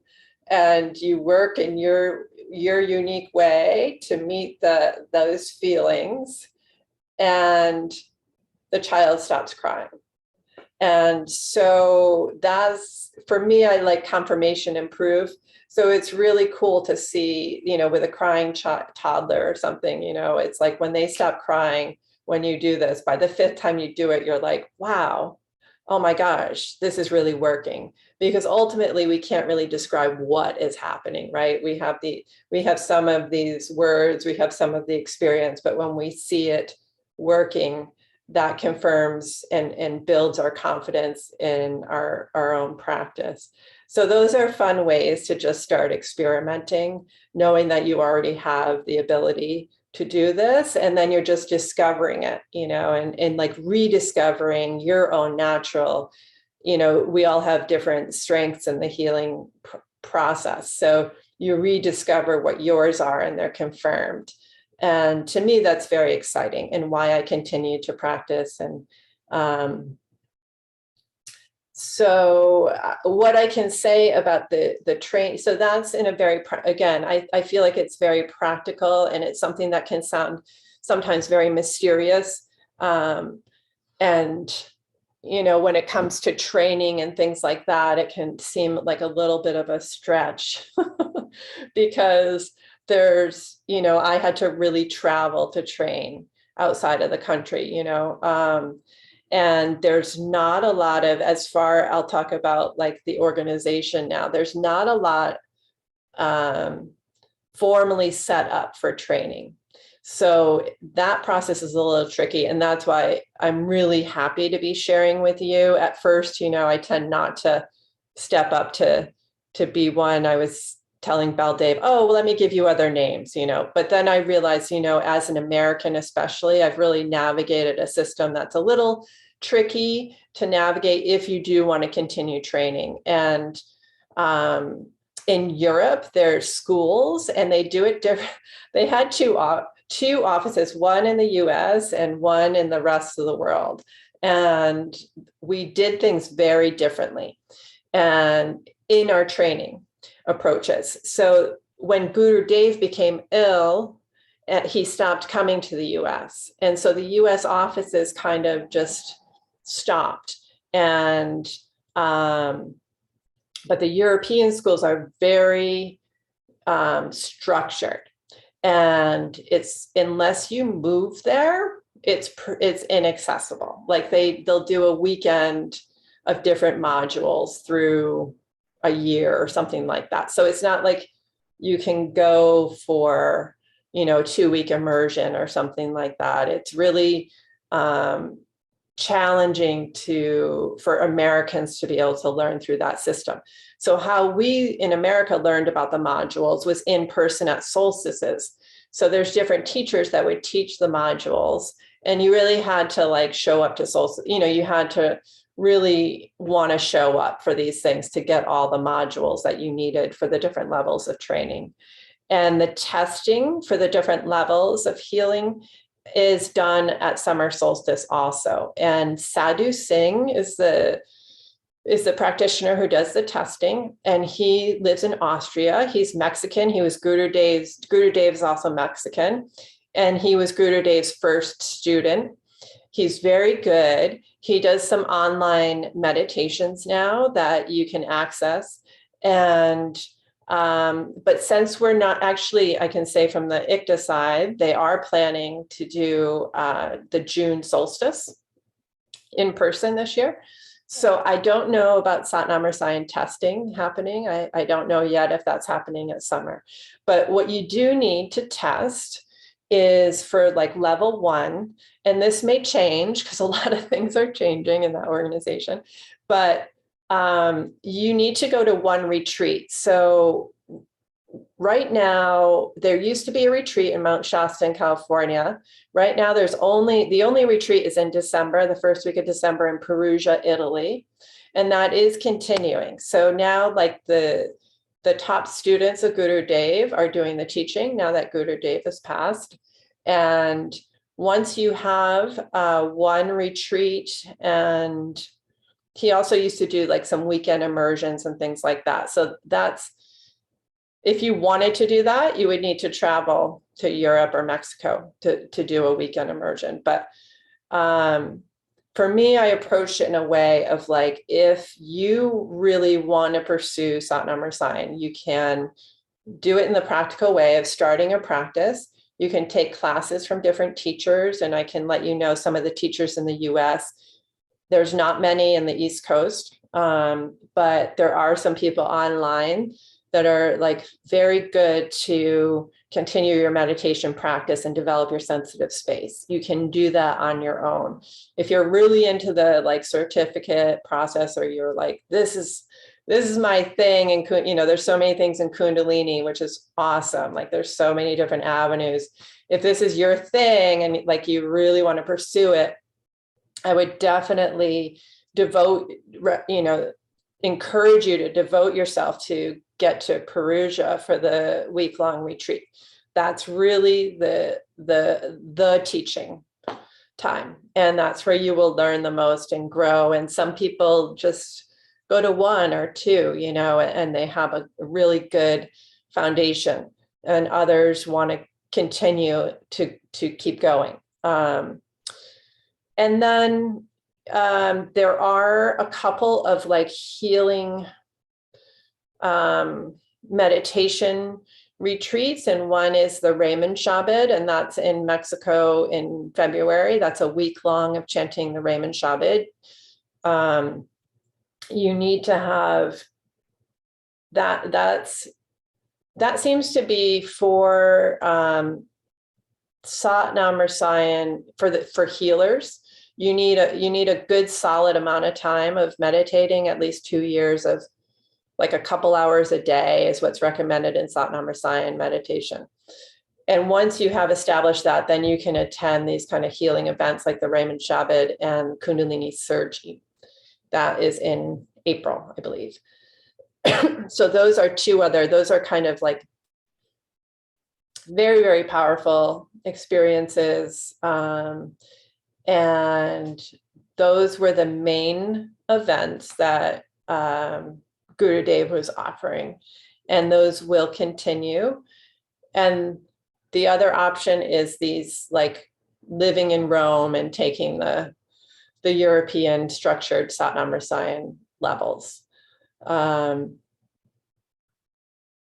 So why don't I open it up to questions if you have questions now?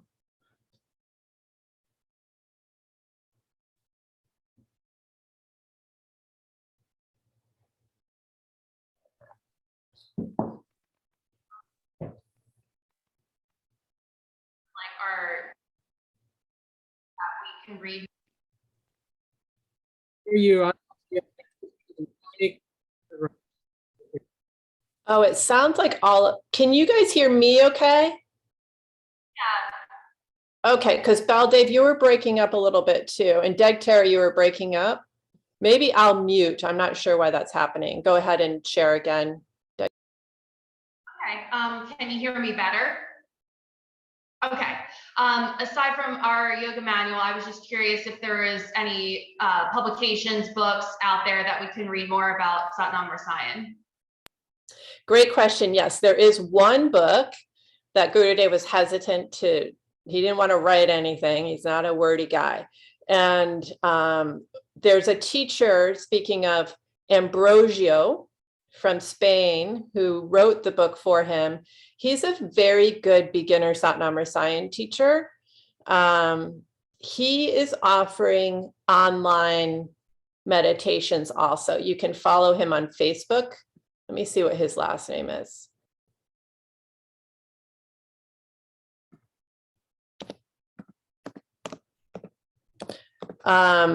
Ambrosio, A-M-B, well, I'll put it in the chat.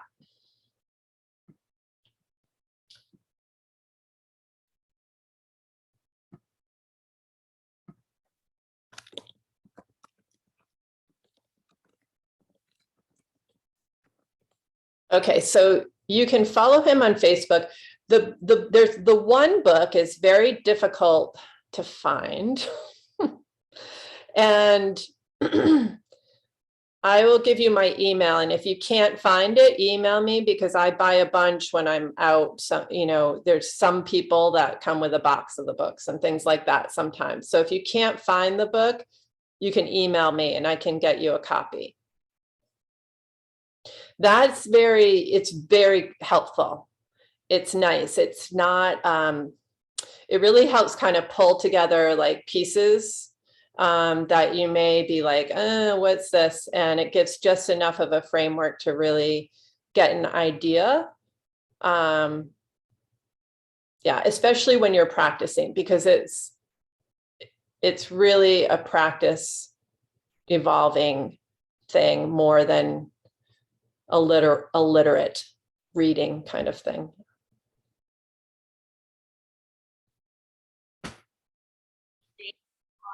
Online. I haven't found the book online available. Let's see, it once was on Guru Dev's site, but I haven't seen it actually available. He has a couple of different websites. So one is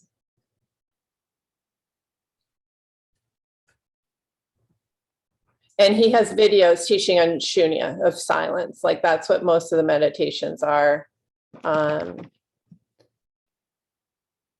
practitioners. He also pulled out the meditations from Kundalini Yoga that are most effective in using in healing and the practice. So some of those are on his websites and him teaching. And then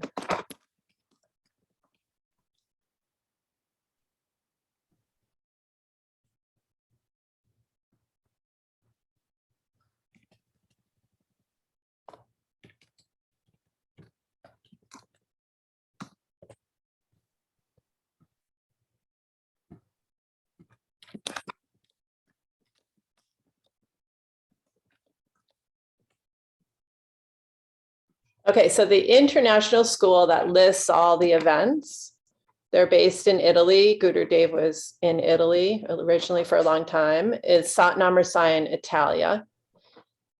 So there's information on the retreat in December on that website now. And I'm going to wrap up this part.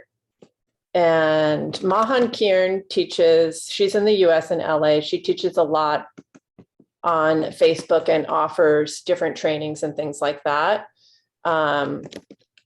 online. So that's very accessible. Let's see, Hargopal Kaur comes to the Millis area sometimes. She does family constellations, which is a very fantastic healing modality. So you can look out for her, but she will be in person. And then there's people practicing around the US. They're very kind of quiet about it. So if you want, if you're in another part of the country and you want some recommendations for someone to practice with, you can email me. My email. And you can email any questions too that you have if you want to kind of navigate trainings or start a practice. Marti Mudra Kriya. Chat to is in sadhana guidelines. That's a great starter. Oh yeah, we are really at time. Okay, so for ICTA, I'll go kind of briefly here. So ICTA is now a staff of 4. It was like 1 or 2 for many years, and we were kind of building that program back up. And especially now, like with pandemic, to organize teachers together globally on a global network. So for new teachers, you'll get a year of membership included with your training. And there's a lot of, one, it's a database where it lists, you can add a profile. So if students are searching, this has happened to me many times, if they're searching for Kundalini Yoga in your area, they will find you through that search. It's the only kind of collection of teachers, but it's only lists members that are teachers. So if you don't keep your membership up, then you won't be listed and searchable as a teacher in your area. There's a profile, you can list your events and classes. We're adding the online sections of that, events and your online events and online classes. And then there's really a great amount of retail discounts that can cover like your clothing, manuals, yoga mats, like a lot of stuff if you're building, teaching materials for a studio, that sort of thing, if you're teaching in person yet. There's also discounts on teaching insurance. And I used to use Philadelphia insurance was really common. And this one's like $20 cheaper or so, the one that's through ICTA, and it's the same benefits, Be Yogi. So that's a really great resource to look at. When you graduate, you'll receive an email. And if you don't, you can email us from the ICTA website, which is ikyta.org. And right now, since there's so much online, we have a meditation monthly that's led by a different country. It's really, I love like being exposed to different countries and languages. And there's so many differences, yet we're tied by the same practice and community here. So it's really a fantastic way to, it's an opportunity to experience like the real widest group of teachers coming together. So that's once a month on the last Sunday of the month.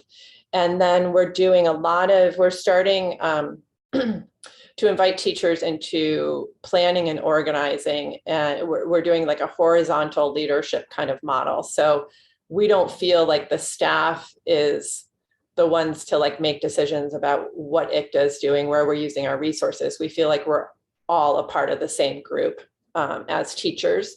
And really networking and working together is so fruitful. So that's what our focus is this coming year of 2022. So there's several events coming up, and you can sign up for the newsletter on the ICTA website, because I don't know when you guys graduate, but you probably won't have memberships maybe before. There's some events coming up in December and the online 3HO solstice.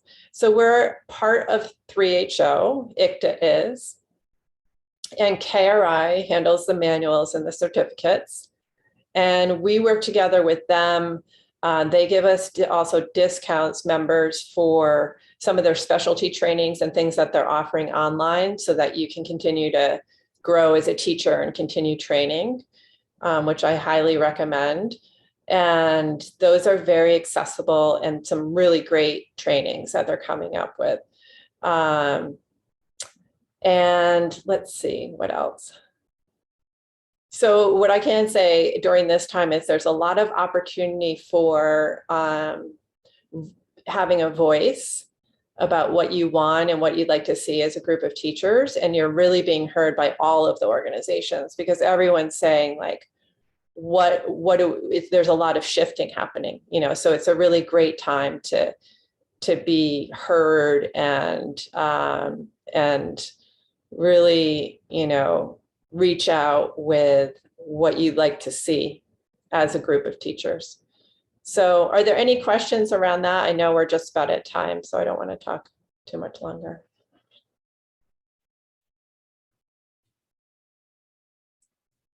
What I found on the ICTA site that I found pretty useful is there's a place under membership, and it's kind of hidden, where you I don't know, maybe 10 specialty classes. Have like I know Brumaire has a section on there on senses of the soul, and there's our like teachers offering specialty classes, and as a membership it's free, so you get like 4.5 hours of training on a specific topic. I thought when I found that, I was like, wow, that's pretty cool. Yeah, I think that's the coaching program. Their videos, webinars. Yeah, you can access those. They're in the archives there too. So it's just good tidbits as a teacher, as a new teacher, especially.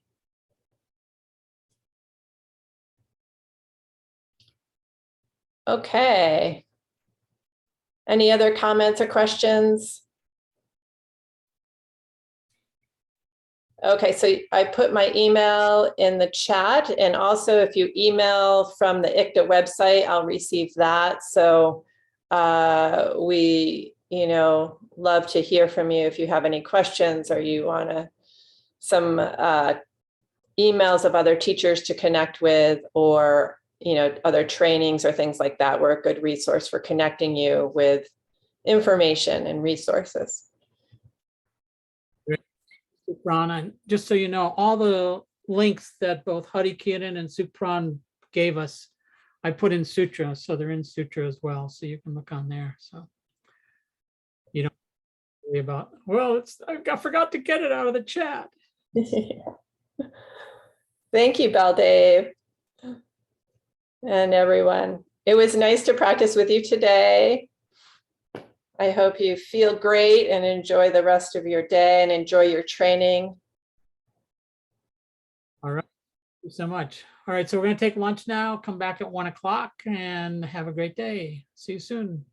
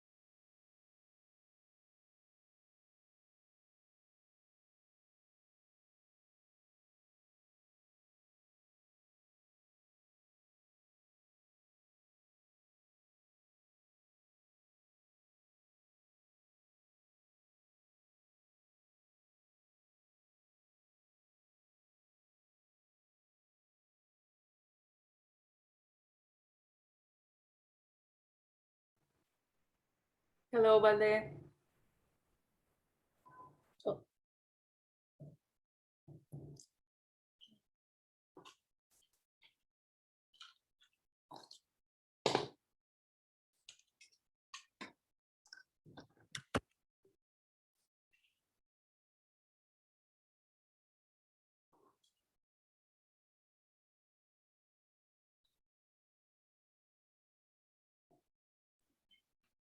Welcome back, everybody. We'll have a good luck. Hello?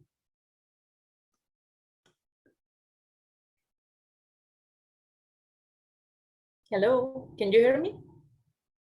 Can you-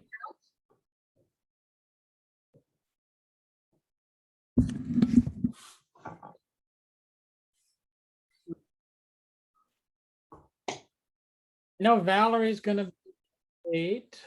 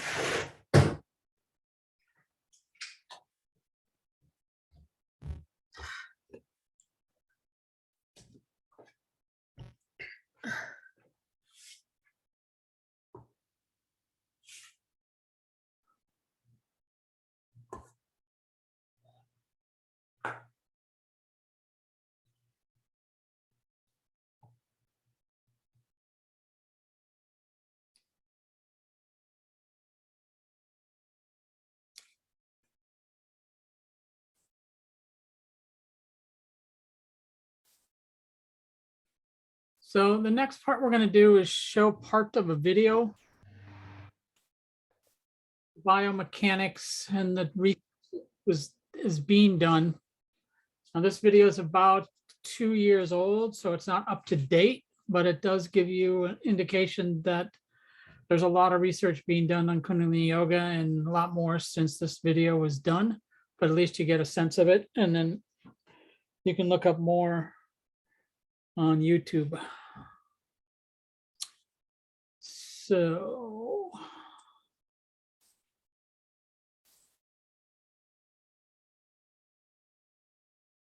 what is this?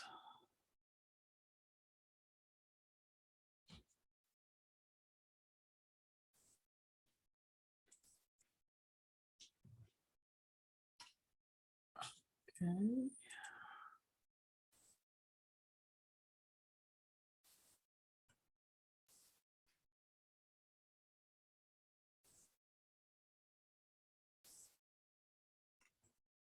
Can you all see this?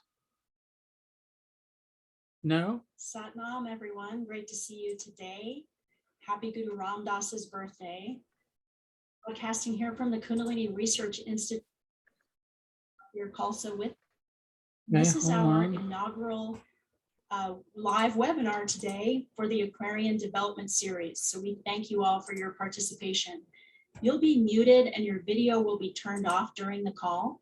So we ask that you keep it that way until Dr. Khalsa lets us know about the Q&A segment at the end of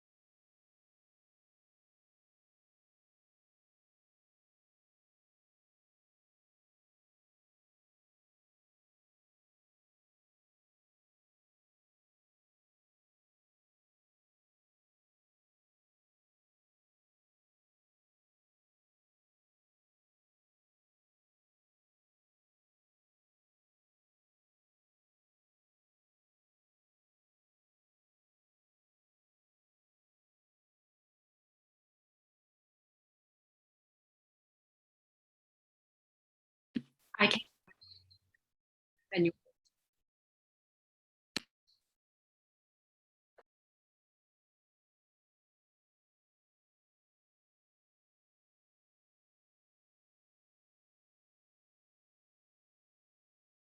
I'm sorry, I couldn't hear you. Could you hear it okay? You can see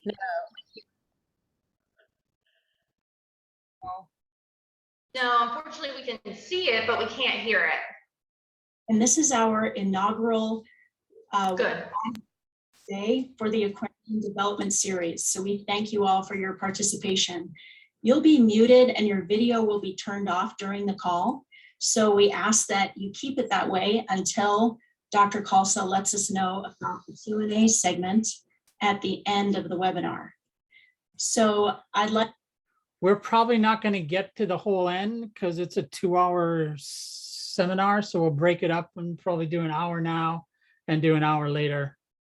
But just to get you a sense of what's going on in the research end of Kundalini Yoga. I'd like to introduce our host, Dr. Khalsa. Dr. Satbir Singh is the KRI Director of Research, the Research Director for the Kripalu Center for Yoga and Health, and he's the Assistant Professor of Medicine at Harvard Medical School. He's practiced the Kundalini Yoga lifestyle since 1973 and is a KRI certified Kundalini Yoga instructor. He's conducted research on yoga for insomnia, stress, anxiety disorders, and yoga in public schools. And he is the editor-in-chief of the International Journal of Yoga Therapy and the Principles and Practice of Yoga in Healthcare, and author of the Harvard Medical School ebook, Your Brain on Yoga. So thank you so much, Dr. Satbir, for presenting today. Thank you very much. It's an honor to be here, especially for the inaugural webinar. So I'll go ahead and start sharing my screen here because all of this is really through a PowerPoint presentation. And so what I'm hoping to take you through over the next hour and a half as I lecture, really what we know about the science and the research supporting the practice of yoga. So my career at the current time is really revolved around 3 aspects. One is actually conducting research trials, but a growing part of my research is actually in education and policy. And that is supporting and promoting yoga research and educating on yoga research and giving seminars and webinars like this, especially to yoga teachers and yoga practitioners. So as we get started, I think the first thing we really need to do is really talk about what our definitions are of yoga and yoga therapy, because it means many different things to many different people. And I think the definition that we're using for yoga for this presentation is really the traditional form of yoga. And that means it includes not just the physical asanas and postures, which you see depicted here, but also very importantly, the pranayama, the deep relaxation practices, and very importantly, the meditative component.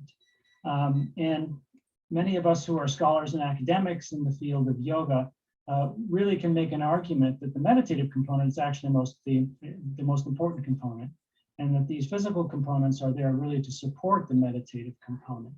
So this is really what we're talking about when we talk about traditional yoga, although there are a number of people who practice nothing but the asanas and physical postures and exercises. And I refer to that kind of practice as a limited form of yoga. So this is what we're really talking about for the purposes of my presentation. Now, I think it's important to understand the popularity of yoga. This cartoon reads, in addition to 16 cup holders, it comes equipped with 4 dedicated yoga mat storage areas, which would suggest that yoga has become so popular that our cars are being designed with yoga in mind. I don't think it's that far-fetched, and we are, I think, approaching that degree of popularity of yoga. And although we don't yet have cars with yoga mat storage areas, we do have yoga mats with cars on them. So for $75, you can buy this particular yoga mat, and with a variety of different car selections. I chose the Lamborghini 1966, so there you go. The popularity of yoga really is pretty much growing internationally. And it's growing in India very dramatically, as well as in the West. Perhaps one of the greatest revivalist teachers in India is Swami Ramdev, pictured in the top here. And he has to lecture in fields and stadiums because he's attended by up to 50,000 attendees. They also have a satellite channel in India, and he's reaching people in their living rooms where they're practicing yoga. So he's become one of the most popular teachers and really advancing the popularity of yoga in India. In the bottom left, this is the largest yoga center in Europe, based in Germany. And this is the celebration of yoga festival in Lisbon, Portugal, celebrating the summer solstice. Now, the popularity of yoga can really be measured through survey studies. And the survey studies that we have had done mostly have been done in the US, although there's a few done in other countries. And what you can see is this remarkable statistic that in 2016, 36.7 million Americans have been practicing yoga. And so that's a remarkable statistic, given that the US is under 400 million. But what's also amazing is this trend. So between 2012 and 2016, it almost doubled. And so you see this remarkable growing increase. It's not just a steady increase, but a growing increase. And so this is a really remarkable statistic. From an epidemiological perspective, from a sociological perspective, this is really a major movement in society. Now, if you see that in the statistics, you would expect to see it in the culture. And the media does have a portrayal of yoga, and this is a lot of what it looks like. On the left is a well-known US magazine, Life. This caption reads, "Dogs do it, kids do it, even desperate housewives do it. Why we've become a yoga nation." And this is actress Eva Longoria, who starred in that television series. And then this is famous model Christy Turlington on the cover of Time, and this caption reads, "The Science of Yoga." Now, these images are pretty remarkable because they really do reflect what the media is portraying about yoga. And this has generated an impression and a belief in the general public that yoga is something that is practiced only by rich, thin, middle-aged white women in leotards. And that is unfortunate because we know that yoga is adaptable to all populations. It's adaptable to the elderly, it's adaptable to children. It can be practiced certainly by men and certainly by people with limited function, such as people with medical conditions. And yet this portrayal is hampering our ability to convey that to the public. So we have a job to do in terms of our image in modern society. Now, the popularity of yoga in the US also represented by this slide, which shows 5 different airports in the United States which have dedicated yoga rooms. So you can practice yoga in these rooms and as you're connecting with your flights. New York Times Square. This is an international icon. Everybody knows New York Times Square. June 21st, this has been going on for about 10 years now. They take the entire day and practice yoga on New York Times Square. 18,000 people register to practice. So again, an international icon taken over by a yoga practice. And some of you may know that the Prime Minister of India is actually an avid yoga practitioner, and he actually gave a presentation at the United Nations in 2014, arguing for the adoption of International Day of Yoga, which then was accepted by the General Assembly with a vote of 177 nations. That was a record. And here you can see the first celebration in India on June 21st in 2015. And he's celebrating with a few friends, and you can get a sense of how many friends by looking at the aerial view. So 50,000 people. And India has taken the lead in celebration of International Day of Yoga internationally. The consulates internationally are really promoting this practice in different countries around the world. This is China in 2015 as well. One thing you can see from this slide, of course, is Chinese are very well organized, very precise. The other thing that we see in the popularity of yoga is that the advertising industry is using these images. Because it's become so popular, it's become a movement in society. These yoga images are actually used now to sell products. Yoga has sort of a general connotation of being something that's helpful. So on the left-hand side, you can see this is a vodka bottle doing a headstand on a yoga mat. On the right-hand side, they're selling you an over-the-counter sleeping pill. The idea being that if you take their sleeping pill at night, you'll be more refreshed and willing to do your yoga in the morning. It's kind of the opposite what we should be doing, perhaps. And then you've hit the big time when big corporations are using you. This is McDonald's. A number of years ago, they had a DVD for yoga practice. And here on a fruit and yogurt cup, very unmistakable image of someone practicing yoga.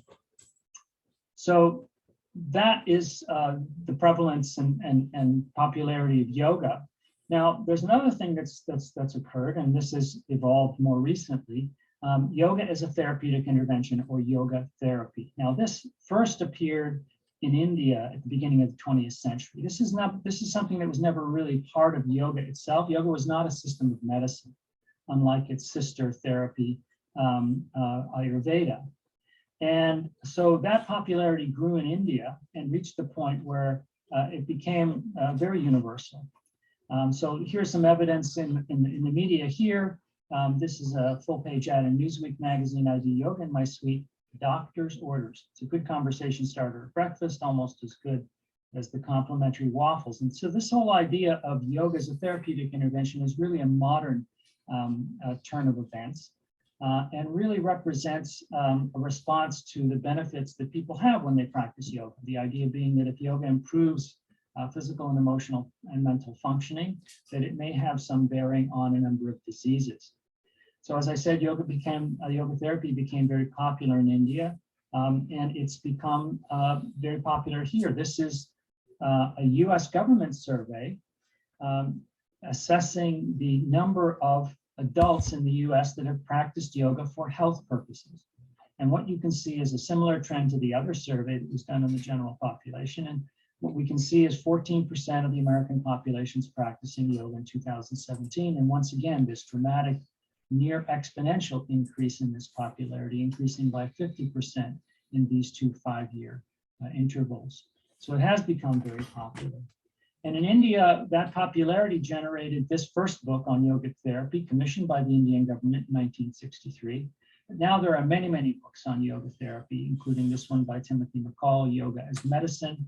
And there are now books not just on yoga as a therapy in general, but you can buy books talking about yoga for specific disorders like insomnia, depression, cancer, et cetera, et cetera.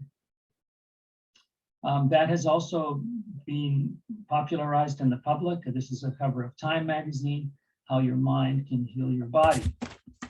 And here's a full-page ad. The advertising industry is at work here as well. This is a perfect post-yoga snack. They're showing you the smoothie. They give you the recipe. They talk about yoga. Can't make it to yoga class, add meditation, set the right mood, be mindful of breathing. It's like an ad for yoga.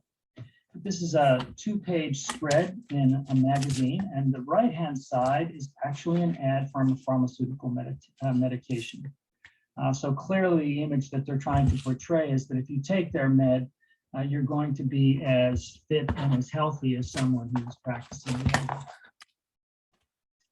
Now, this popularity of yoga therapy has now been formalized. There are a number of yoga therapy associations, including perhaps the largest one here in the United States, the International Association of Yoga Therapists, and I work very closely with this organization. And this organization accredits yoga therapy schools and then also certifies individual yoga therapists.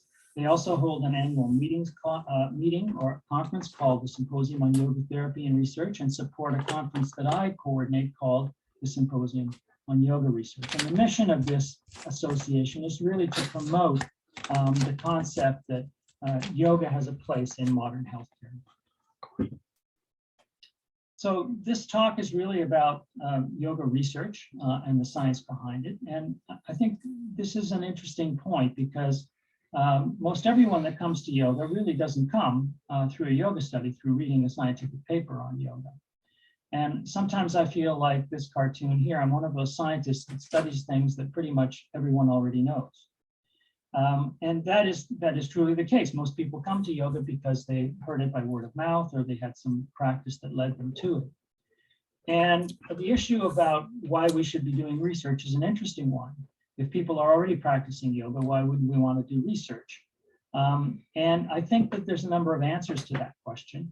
It's an important question because yoga research is very expensive. It's very time consuming. It takes years. And you need many, many studies to make any kind of evidence for policy change. So it's very expensive, very time consuming, and these are all taxpayer dollars that are largely paying for this research through our National Institutes of Health. So reasons why we might want to do research on yoga is because a significant fraction of the population is using it as a therapy. And this would be the government's reason. If the government sees that 14% of Americans are practicing yoga for health purposes, they might ask and say that, you know, we need to address the safety and efficacy of this because it is a major movement and we need to make sure that it's safe and effective. If you are an individual yoga school and you want to promote your school or your style of yoga, then you could do a research study on that, publish it, and then advertise it that way as sort of evidence-based. And so that would be a form of marketing to promote its use by the general public. Now, this is probably not very feasible because at $2 million for a full study, this is very expensive. And you can buy an awful lot of ads with that kind of money that can bring a lot more people to your yoga classes. So the most important reason I think that we need to be doing research on yoga is to reach populations that ordinarily do not have access to and or knowledge of yoga. And this may sound a little odd to you since I've just spent a few slides trying to tell you that yoga is really a major movement in society. But the devil is really in the details. And the details are here and sort of go along with those images on the magazine covers. It is really largely women that are practicing. In the US, it's 75%. In some countries, it's 90% women that practice.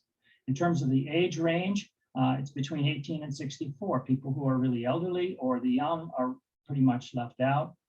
It's predominantly white, so the minorities don't experience it as much. More disturbing, it's mostly people who are either college educated and almost a third have actually a higher degree.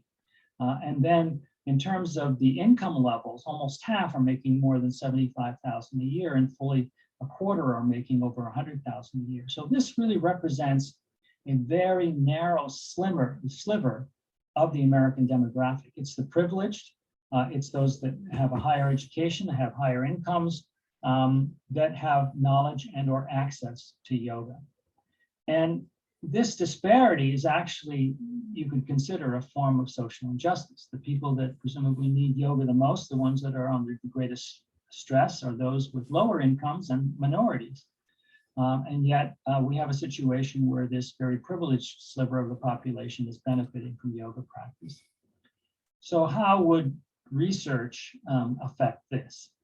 And what I see happening is a sort of a major turning point, a major movement in modern society around the world.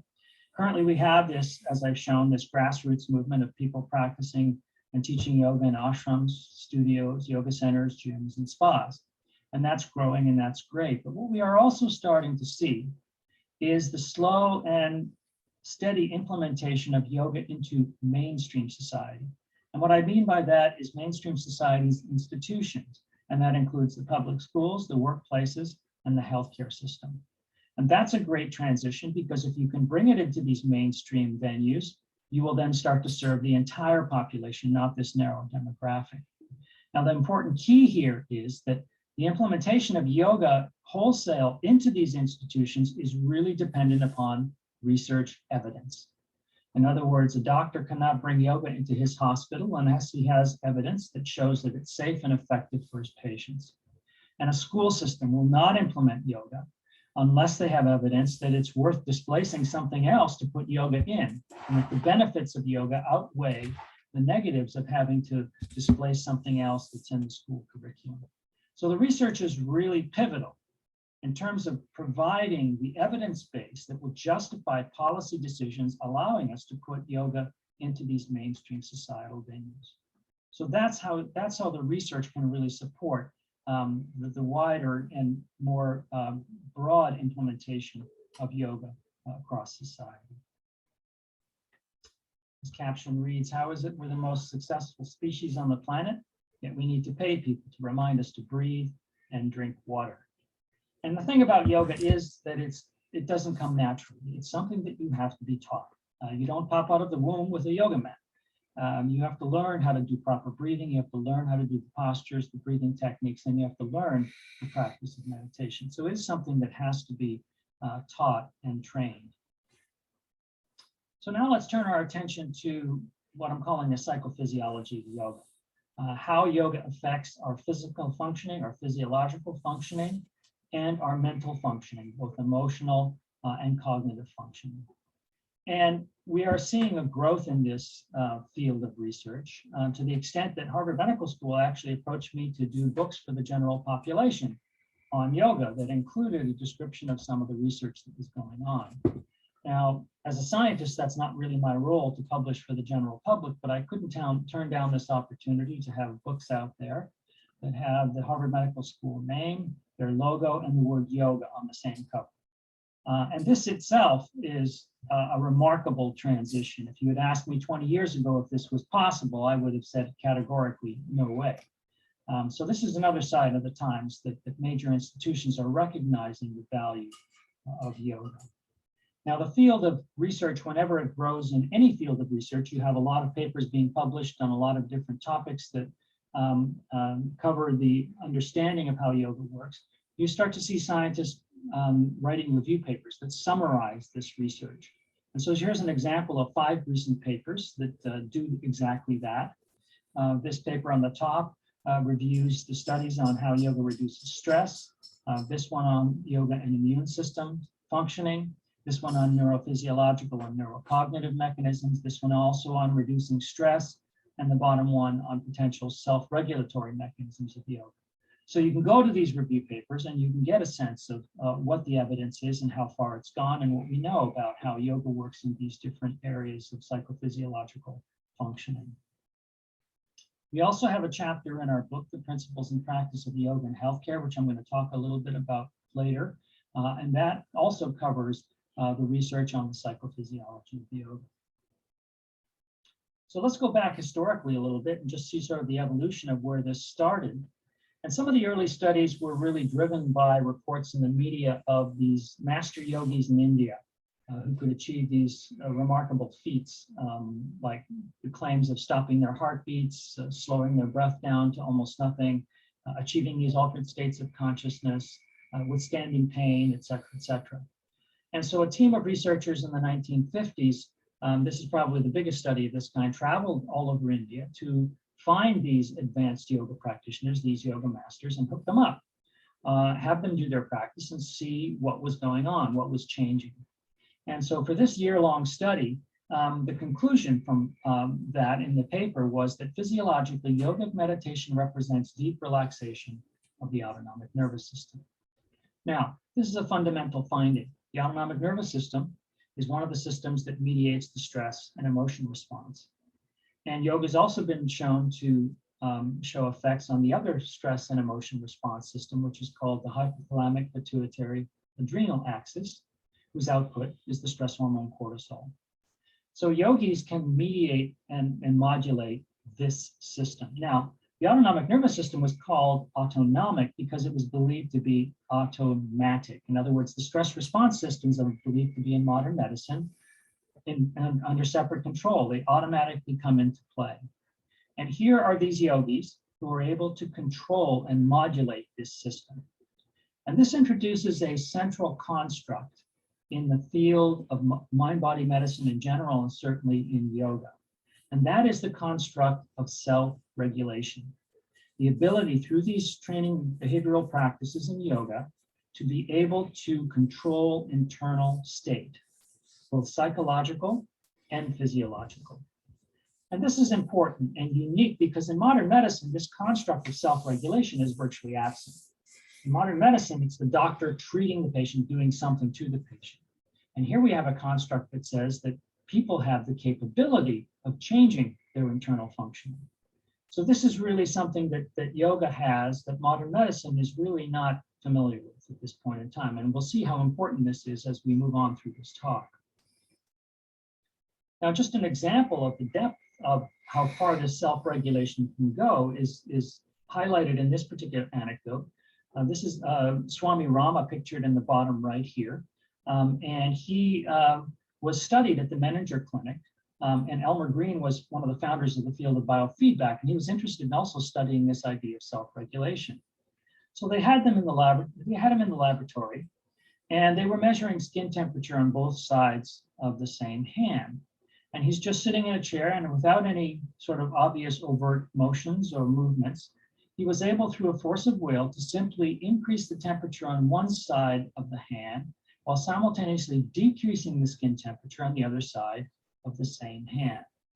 And what he's doing here is he's controlling the autonomic innervation to the blood vessels of the skin. So in this side, he's increasing the blood flow and thereby increasing blood temperature. And on this side, he's vasoconstricting the blood vessels so that there's less blood flow and the skin temperature drops. So the beauty of this anecdote is that he's not only able to control autonomic function, he can actually distinguish between the autonomic nerves that innervate the left and right sides of the same hand. And this tells us that humans have a remarkable capability of self-regulation, and it can be very fine self-regulation that you can really pinpoint very discrete physiological functions. So this tells us that we have a long way to go to really understand the breadth and depth of the capability of self-regulation. Now, there are other practices, of course, in yoga, and some of them can be teased out separately. And one of them is the pranayama, or the breathing practices. And the most common and widely used form of breath regulation is the long, slow, deep breathing pattern. This has also been called abdominal breathing or belly breathing. And when you do slow breathing, it actually engenders remarkable changes in physiology. One of those changes is that it is an extremely efficient form of breathing. Because you're expanding the abdomen out, you're making more room for the diaphragm, and you're expanding the lungs more deeply on each breath, which exposes more of the surface area of the lung for oxygen and carbon dioxide exchange. And so as such, it turns out to be a very efficient form of breathing.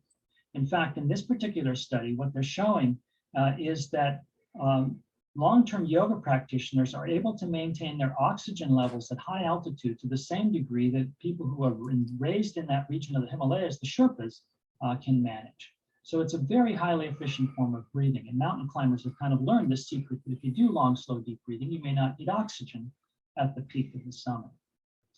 Another feature of long, slow, deep breathing is that breath regulation has direct impact on the autonomic nervous system. And again, the autonomic nervous system is involved in the stress response, but it's also involved in cardiovascular regulation, including blood pressure. So in this particular study, what they did is had people do long, slow, deep breathing, monitored their systolic blood pressure. And you can see here when the asterisk is that when they were doing slow breathing, there was an immediate drop in systolic blood pressure. So there's a direct control on blood pressure. And this means that slow breathing has direct impact on a major stress response system.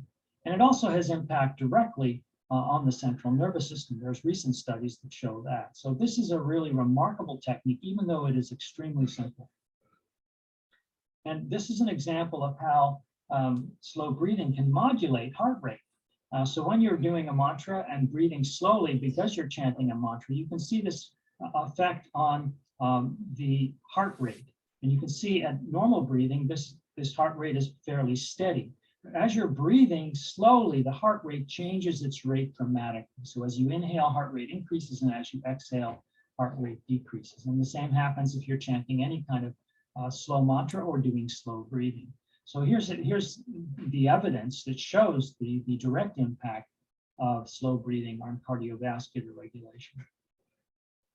Now, of course, the postures and the asanas are the most obvious feature of yoga. And clearly, when we do these asanas and postures, we're doing a lot of stretching, we're doing a lot of isometric exercises, we're doing a lot of balancing exercises.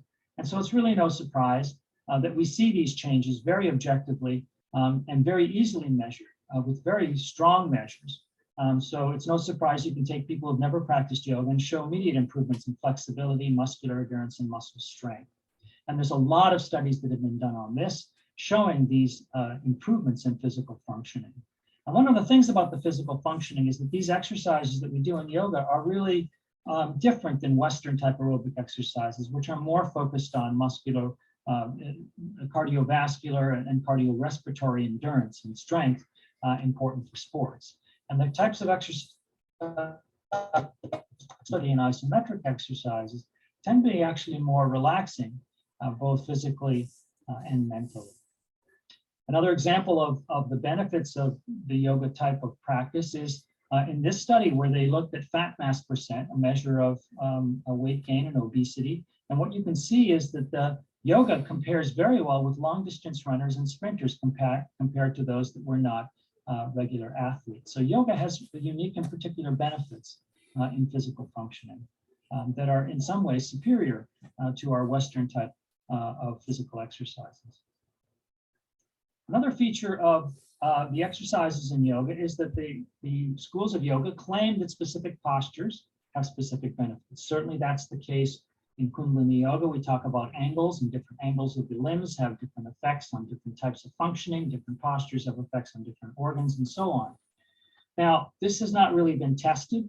The only type of example we can point to is this very humble study done at UCLA, evaluating the claim that back bends are associated with an uplifting, elevating mood state, whereas forward bends are very calming and quiet. And so they tested this by giving mood scales to people after doing standing poses, forward bends, or back bends. And indeed, they found that both back bends, both sadness and happiness, were improved with back bends, but not with the other two poses, suggesting that indeed there may be something to this idea about backward bending that may be positive on mood. And the conclusion from this study was that the specific and non-specific effects of different bodily postures and movements on psychological processes in yoga deserve further study. And so I think this is a very lucrative area for further research to really show whether these specific postures can indeed change specific physiological function. Now, jumping forward to modern times, one of the most powerful technologies that we have in biomedical research is so-called neuroimaging. These are these large machines like the fMRI pictured here, which can peer into the brain, and people can be meditating in the scanner, and you can identify which regions of the brain are active with high precision within millimeter resolution. And you can also identify how this is changing from second to second. And this is much more powerful than the techniques that we've been using to date, including the EEG, which measures brain waves. This is very precise. We can now tell which nucleus in the brain is actually changing its function with meditation. And we know what these nuclei are doing and what their function is, so then we can make inferences about how yoga is affecting brain function. And so one of the types of studies that's been done is to take people who've been meditating or practicing yoga for a long time and ask the question, do their brains behave differently? And this is one such study inspired by a colleague of ours, Dr. Dharma Singh Khalsa, done in Andrew Newberg's lab. And they compared meditators and non-meditators and looked at neuroimaging and found that indeed there are differences. And the observed differences appear in structures that underlie the attention network and also those that relate to emotion and autonomic function. Now, we've already talked about sort of the behavioral evidence of emotion and autonomic function. And so we see that represented in the neuroimaging. So that makes sense. And we're talking also here about the attention network changing. Now, if you consider what meditation is, which is the focus of attention, you engage the attention networks when you meditate. It's no surprise that you therefore see changes in the attention networks. So the beauty here is that the changes that we see in the brain are corresponding exactly to the behavioral changes that we see in people that practice yoga and meditation. Now, another type of study that can be done is to actually look at single molecules within the brain using the fMRI. And one of the molecules that we can look at is an inhibitory neurotransmitter called GABA. And this is a well-known transmitter. It's distributed throughout the brain, and it's been associated with mood state. And this study showed that after a single yoga class, that the levels of GABA would increase between pre and post yoga class. And GABA has been associated with positive mood states. So the increase in GABA has been correlated with the improvements in mood that people experience during yoga practice. So what this study is telling us is that not only are we seeing changes in brain activity, we're seeing changes in brain biochemistry with yoga practice. Now, another feature of the brain is that when you do certain types of practices over and over again, that the brain adapts. And this is called neuroplasticity. In fact, what happens in different regions of the brain is the brain actually increases its structure, its size. So if you're learning how to juggle, those regions of the brain involved in the juggling process, the sensory motor, the psychomotor processes, all have to increase their functioning. And that means more neural connections, which means that region requires more blood flow, more glial cells. So those regions of the brain actually change their structure. So the question has been asked, yoga is a long-term practice. Does it change neuroplasticity? Do we see changes in brain structure over time? And the answer to that question appears to be yes. This is a study done at our National Institutes of Health, and this study was studying pain tolerance. And what you can see here in the black dots, the long-term yoga practitioners are on the higher end of cold pain tolerance, whereas the non-yoga practitioners in the open circles are on the lower end of pain tolerance. What they also measured is they did scans and calculated the volume of the region of the brain that's involved in pain regulation. And here what you can see is that on average, the long-term yoga practitioners tend to have a higher volume of that region of the brain, whereas the non-yoga practitioner have a lower volume of the region of that region of the brain involved in pain regulation. And furthermore, on this graph on the right, you can see that the number of years of yoga practice really determines the size of that region. In other words, the longer you've practiced yoga, the larger that region of the brain was. So this is telling us now, in summary, that yoga changes brain activity, brain biochemistry, and brain structure over time. And these are strong and very powerful objective measures. Now, this cartoon reads, meditation isn't what you think. And of course, has double meaning. And when you do engage in meditation, what happens is that there's an interplay that happens. Meditation, most simply defined, is the relaxed, non-analytical focus of attention. You focus your attention networks in the brain. And in yoga, we focus typically on a mantra or a sound or the breath or the third eye point. And when you do that, you're able to hold your focus for a little while. But what inevitably happens to everyone that meditates is that they find that they have transitioned into mind wandering. And then you focus on the target again, you bring yourself back, and then you go back into mind wandering. So there's this alternation between mind wandering and mental focus that's well known. And this is actually a part of the meditation practice. Everyone has this phenomenon of intrusions of mind wandering.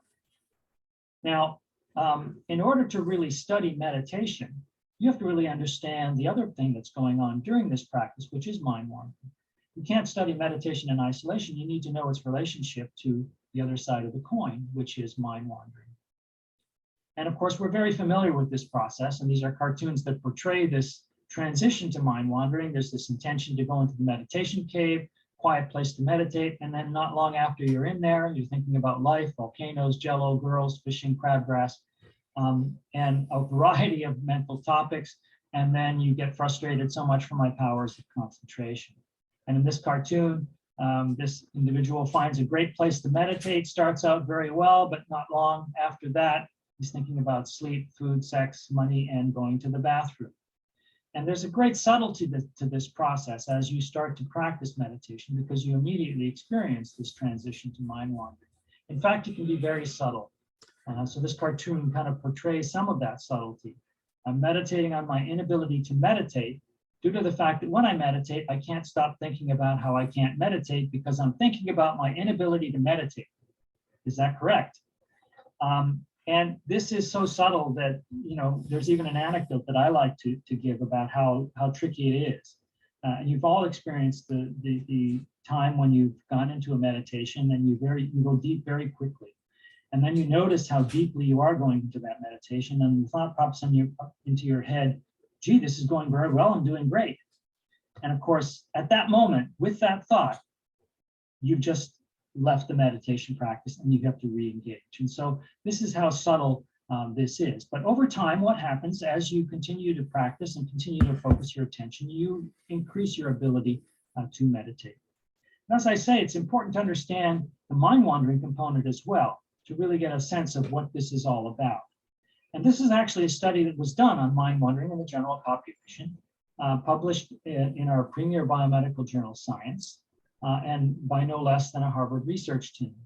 And they found that people's minds wandered frequently regardless of what they were doing. Now, this is pretty much obvious to everyone. You know that when you're sitting in the doctor's office or at the bus stop, your mind is wandering continuously. The interesting finding was that people were less happy when their minds were wandering than when they were not wandering, suggesting that mind wandering is associated with an emotional cost. So why would mind wandering make you less happy? Why would there be an emotional cost to allowing your mind to wander excessively? And the answer really is in the content of mind wandering. Mind wandering is actually a survival mechanism. It's done in our frontal lobes. It's done in our higher level executive brain. And what we're doing is analyzing the past and predicting the future. And that is a great survival advantage. Animals don't have that capability of analyzing the past to predict the future. And so this is something that is an inherent advantage. However, when you consider that the greatest topic for our mind wandering is survival related, then you come across the idea that each time you have a survival related thought, you have a little bit of a stress or emotion response.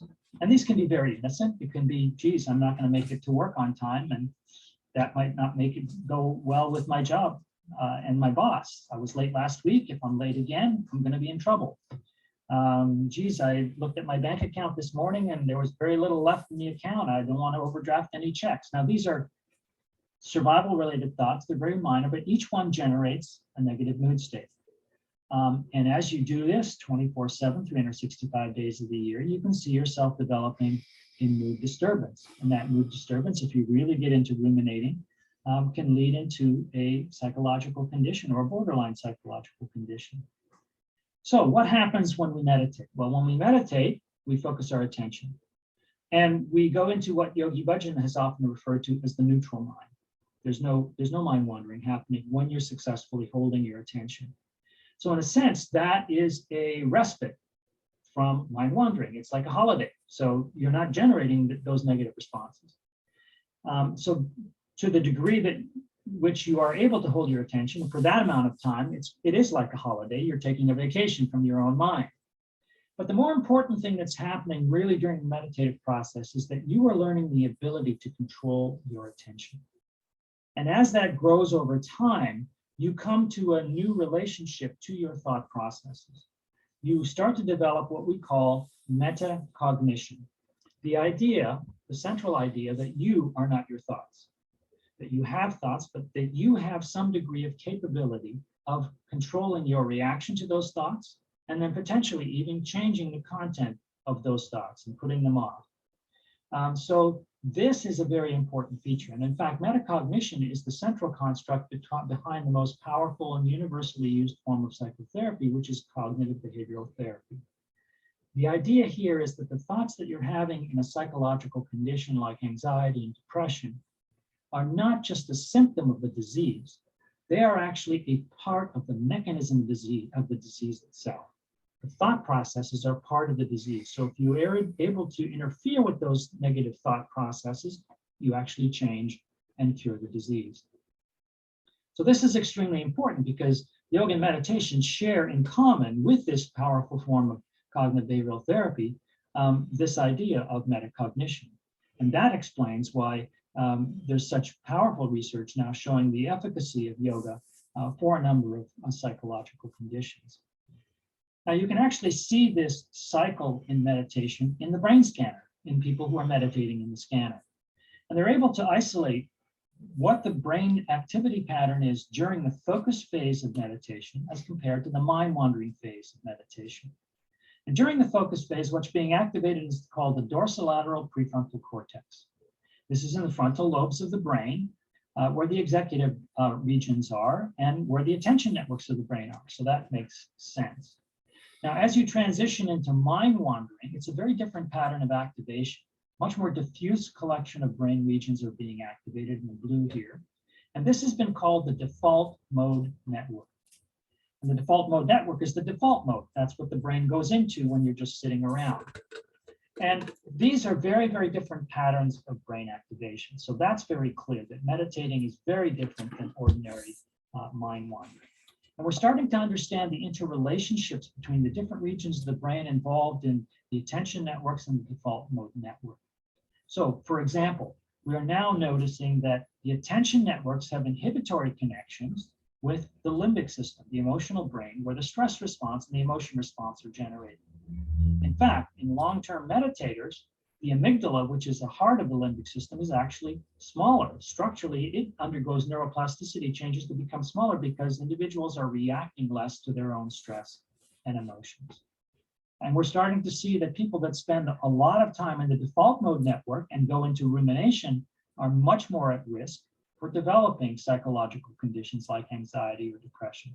And people who meditate more are more resistant to developing psychological and psychiatric conditions. So we're starting to really understand the neurophysiology of how meditation is working on the central nervous system during this practice of meditation. Now, jumping to another area of modern scientific technology is molecular biology. And a specific area of this field is looking at the effects of DNA activity. This is called gene expression. Now, of course, we know that we have genes, the DNA, and this is producing RNA, which then produces proteins, which then produces small molecules. And this cascade of activity is how everything works, virtually in every organism on the planet. It's responsible for all of our mental and physiological functioning. Now, the one thing we know about this process is that we can affect these different transitions. Not only that, but we can actually affect the genes themselves.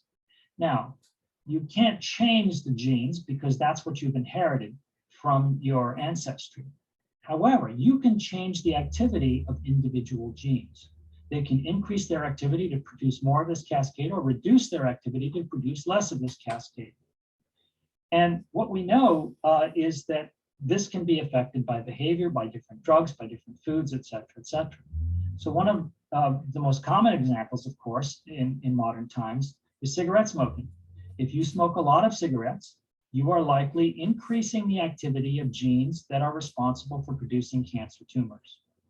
Now, if you do the opposite, you engage in very healthy behavior, get physical activity, don't get stressed, you have a good dietary practice, you're actually going to downregulate or decrease the activity of genes that are responsible for cancer tumors. So your behavior can affect your gene expression. Questions then been asked, of course, yoga is good for you. Based upon our other measurements, can it change gene expression? Now, this is a very new field of research, and the first studies that have started looking at this actually just appeared about 10 years ago in 2008. And this is an example of the recent work from that lab at Benson Henry Institute for Mind-Body Medicine, where they looked at gene expression in response to these contemplative practices and showed that the practices enhance expression of genes associated with energy metabolism, mitochondrial function, insulin secretion, and telomere maintenance, and reduced expression of genes linked to inflammatory response and stress-related pathways. So these are the genes that are being affected. And as it turns out, the genes that are being affected are very well correlated with what we see behaviorally. We do see a reduction in inflammatory response with yoga practice, and so those genes are downregulated. We also see improvements in stress regulation, and so stress-related pathway genes are also downregulated. So again, there's this one-to-one correspondence.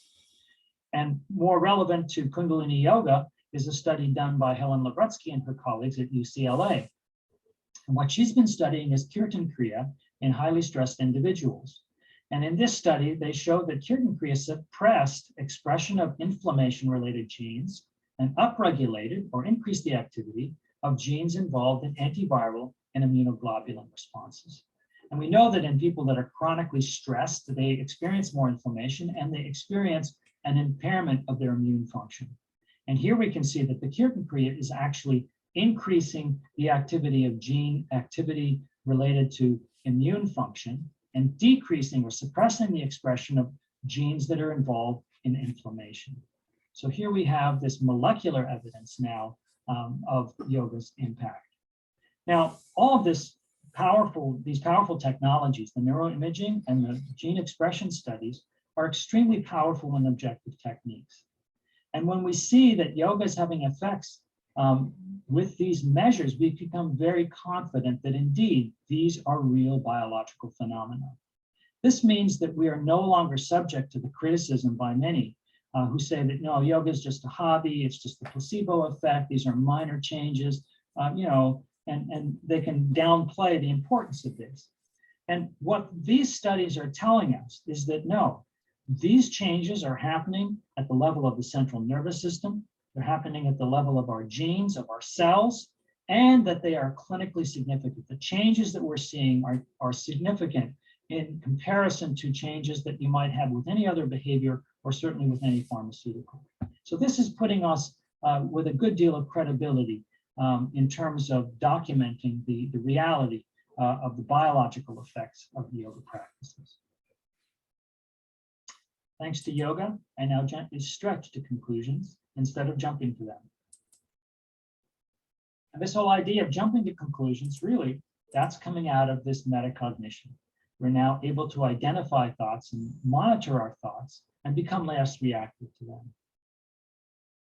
Now, this whole idea of less reactivity, this whole idea of less stress reactivity is one of the most fundamental findings of yoga. It's one of the reasons that people come to yoga practice. In fact, this is a study we did in Austin, Texas with beginners yoga practitioners and asked them the reasons why they're coming to yoga practice. And one of the biggest reasons was stress management. Almost 80% said that stress management was one of the reasons they wanted to come to yoga practice.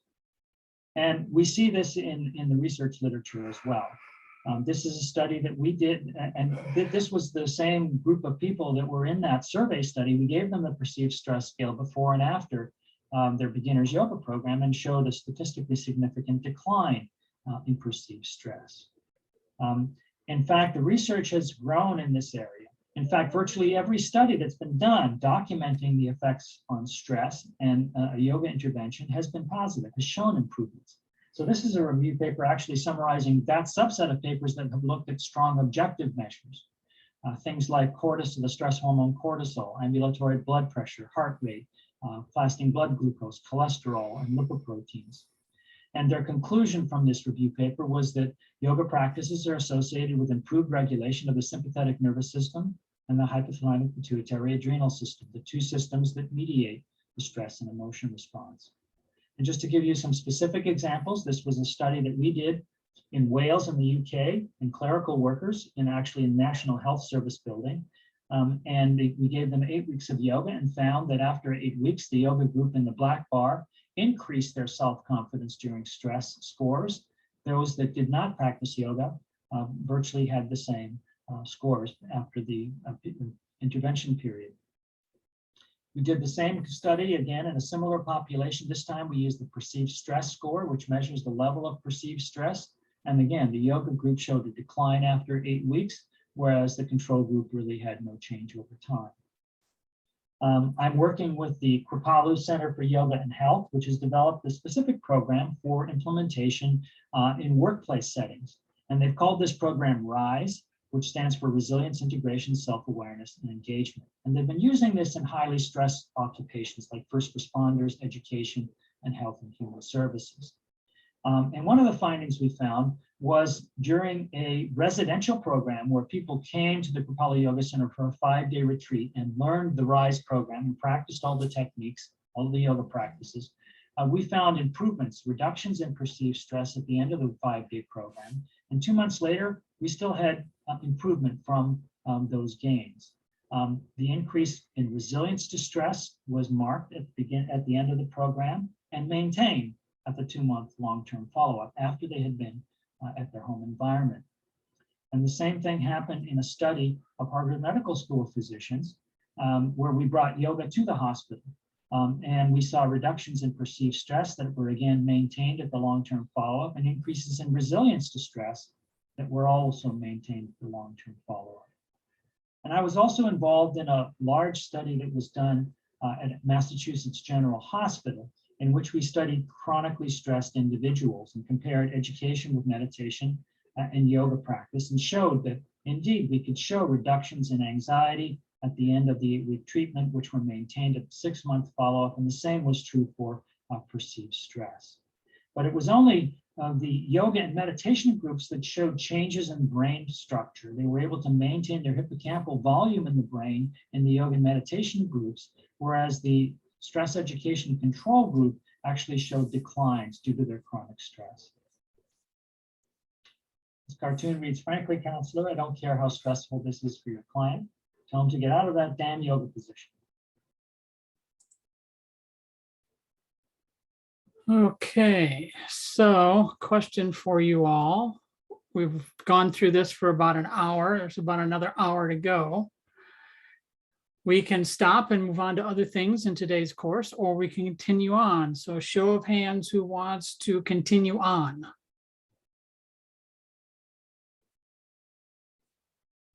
One. No, two, not enough. Okay, good. All right, so we'll pick this up at some point, maybe tomorrow, maybe next week, so you can get the rest of it. Anybody have any feedback or observations or questions? Can you send the slides when we're done? Or or it's a video, isn't it? Video that's on the KRI Sutra Circle. So you have to join the KRI Sutra Circle and you have to be certified. So you can see it when you get certified, but I can put in some links on YouTube with him talking so that you can get that information off of YouTube. Great, thanks.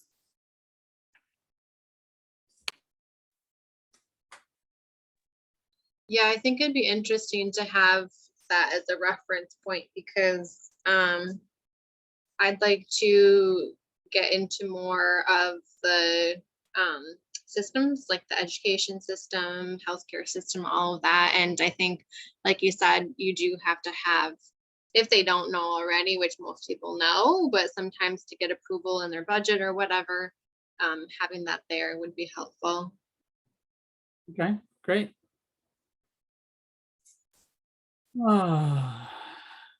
Okay. All right, let's just take a deep breath. Inhale. Exhale. Okay, Sat Hari, what's next? Where are we at? We break them up into groups now. Let me just check the schedule.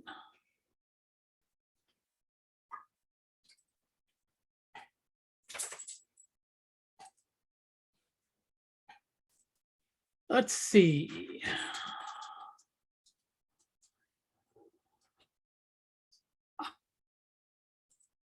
Okay, fantastic. So we're going to break you up into small groups for about a half an hour, and you're going to discuss and get things moving forward on your celestial communication project. Everybody remember which mantra they're doing? Okay, so we're going to give you about a half an hour, and let me just figure out the rooms. I'm going for a bathroom break. Probably taking me that long to figure out the rooms. Let's see. Shakti.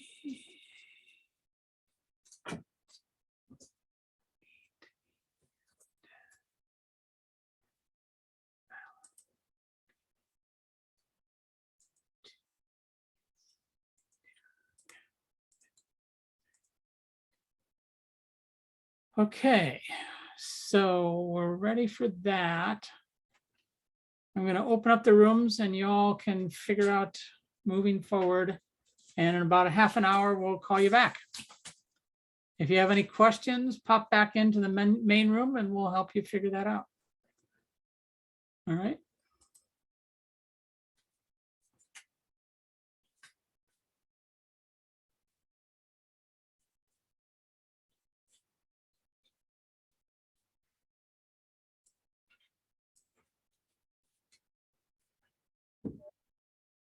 Hey guys. How are we? How are we doing? Anything to unmute or whatever. Okay, so they're going to be talking for 30 minutes. Is that right? Can you hear me? Because I can't hear you.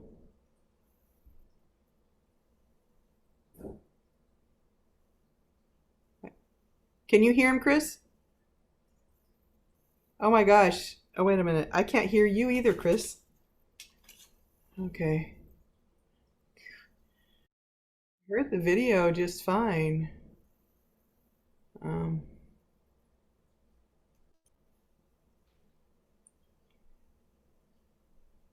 No, I don't hear you. I'm going to leave and come back.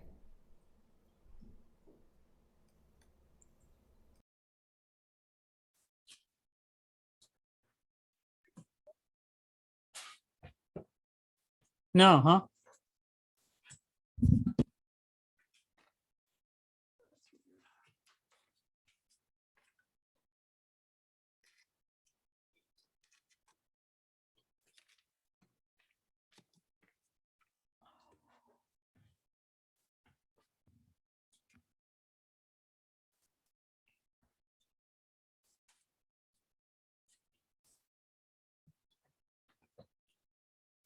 Welcome back. So any questions arise from your group sessions that need to be addressed before we go on to the next section? Now, all things good? In conscious communication land? Okay. So we're going to move on to the demonstration part of today's class, where you get to demonstrate. So make sure you have space where you can do this. I know some of you have surrogate demonstrators, so make sure you're hooked up well communication wise. And let's start with boat pose.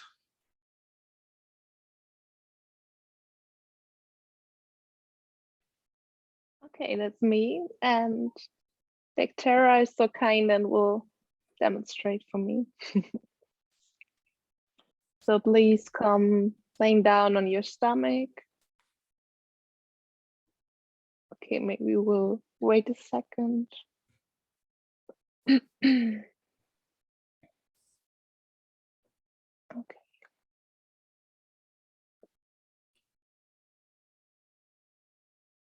All right, laying down your stomach, engage your navel, root down from your pubic bone, press down and slowly feel your legs and your heart centers rise. Your heart center rise. Have your shoulder blades down and now arms out wide, but still next to your body with your elbows bent. And slowly start elongating your arms overhead. If you can, have your palms connected and your arms by the ears. Draw the legs together. Only if you can. And have your thighs slightly rolled inwards. Reach your fingers and your toes from each other, away from each other, to activate a stretch through your entire body. Keep your pubic bone grounding into the earth to give you the leverage to stay up. Have your gaze forward, or if this is hurting your neck, please look down. Have your gaze to the ground. So don't let your chest collapse.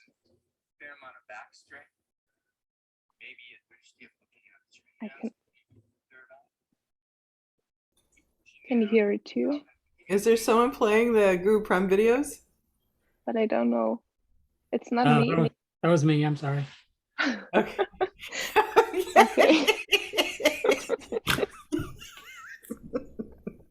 Okay. Continue. A long deep breathing here. I'm sorry. As I said, reach your fingers and your toes away from each other and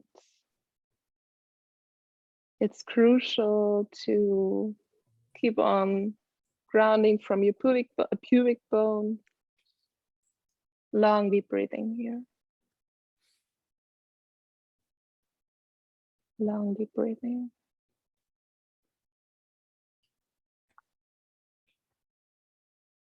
If you're having a hard time holding the position, you can bring your arms back in, bend next to your body.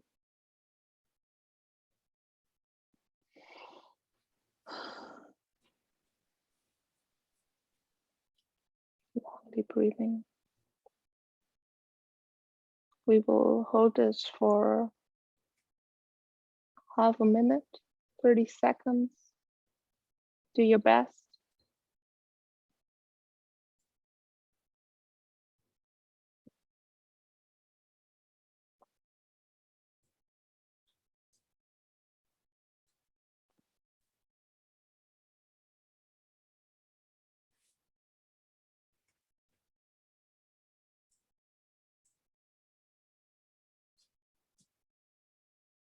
Take a last inhale here and exhale.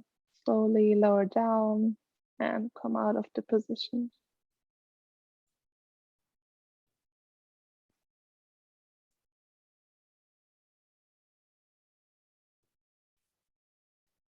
Okay, fantastic.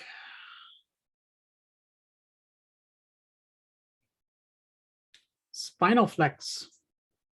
Who's got spinal flex? That's me. Okay, so in this posture, we are going to explain two variation. So for the lower spinal flex, okay, put in easy pose, hands on ankles, focus in the lower spine, so the shoulders and chest aren't moving as fully. So rock the pelvis, and from the back of the sit bones, I don't know if you can see. Okay, from the back of the sit bones, roll downward and come up, and upper torso will come up and from naturally. So only for the lower spine. The shoulders should be aligned with the hip. Engage the pelvic and lower navel core muscles.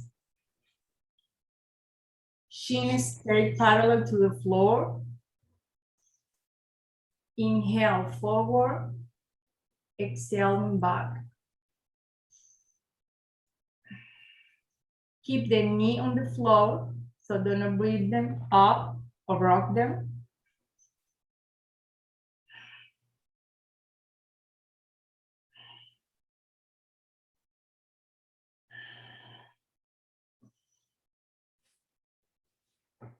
Move only your lower spine.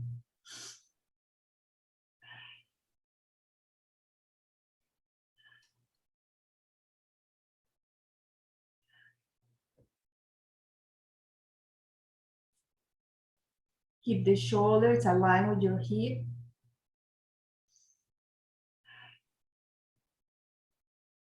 Don't move your upper torso.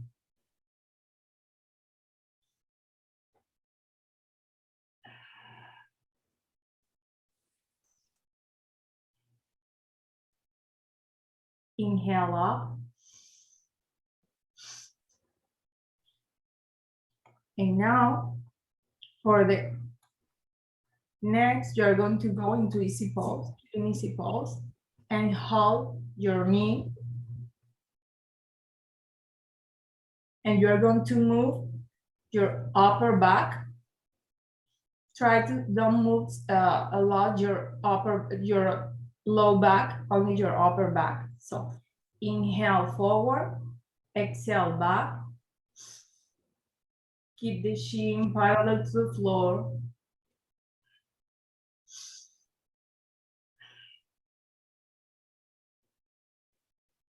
When you inhale, come with your heart forward. And as you exhale, roll your shoulders forward and your head back.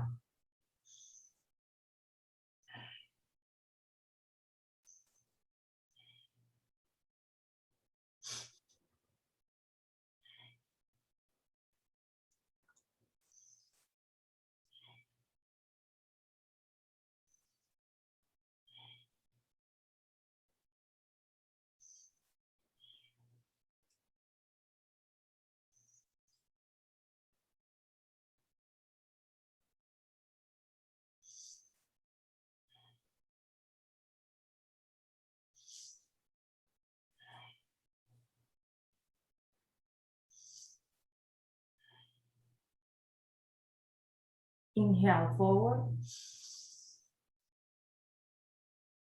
Hold the breath. Exhale and relax.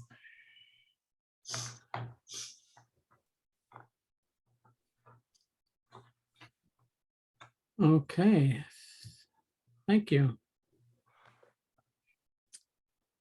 And spinal twist.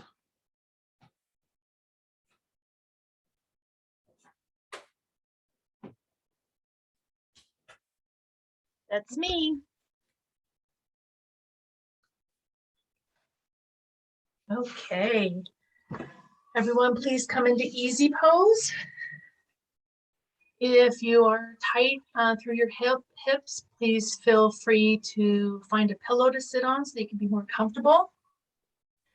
We are going to focus on elongating our spine so that we can make space in our navel region so that we are able to have more range of motion.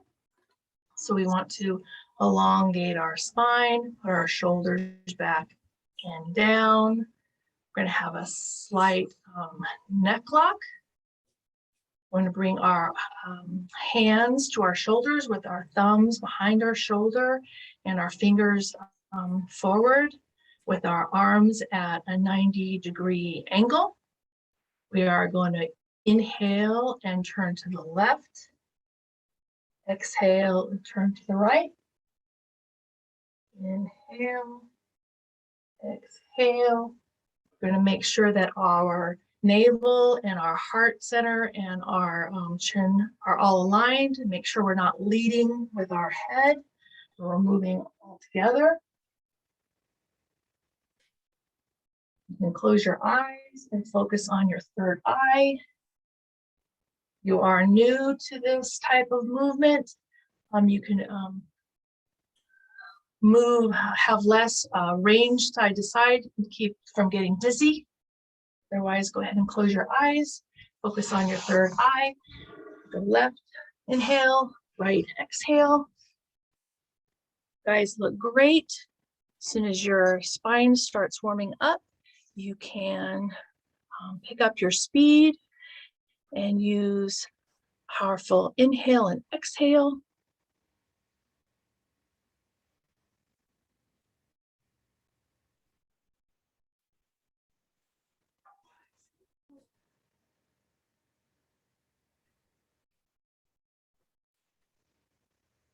Nice job.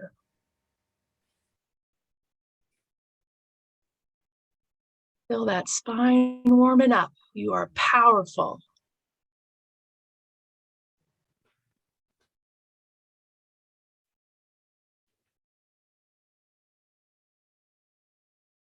Thirty more seconds.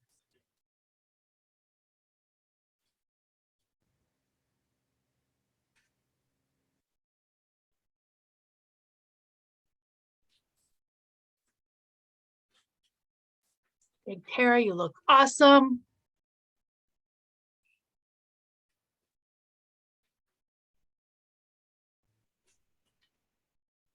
Please come back into center. Inhale. Exhale. Go ahead and bring your arms back to your knees. Nice job, everyone. And now, how about the breathing video, the breathing? Ujjayi and 1 minute breath.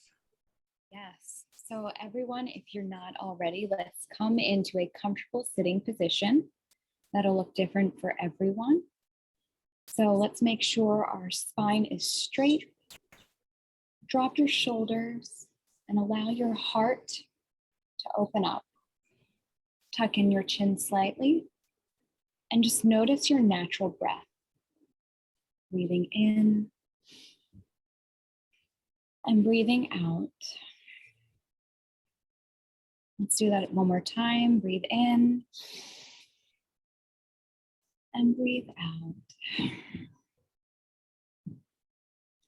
Keep going. I'm going to read a little bit about the Ujjayi breath. So this is an audible breath. It's internal breath to quiet the busy mind. So continue breathing, but this time open your mouth. So on your inhale, have your mouth opened, and it should sound almost like a ha, like a,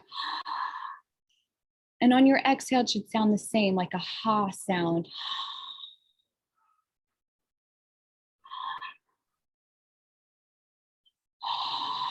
If it's helpful, put your hand in front of your mouth, and you can almost feel the hot breath as you exhale.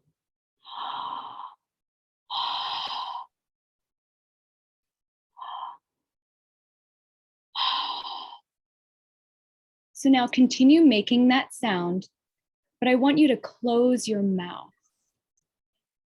So it should almost, the way I see it is, if you've ever seen the movie Star Wars, it almost sounds like a Darth Vader sound. So your inhale, you just feel the breath swirling around in your throat. So it sounds like,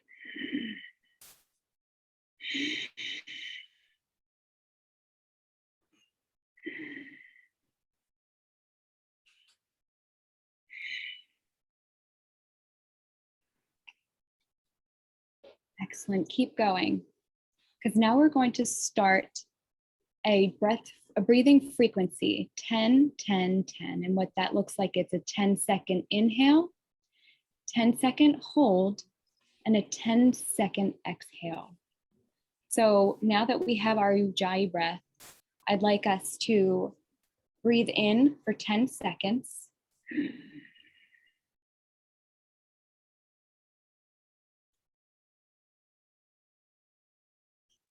Hold the breath for 10 seconds.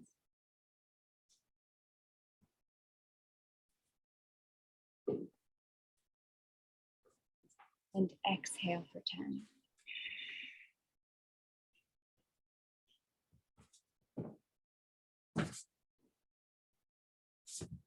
Excellent job. Let's do that again. So inhale.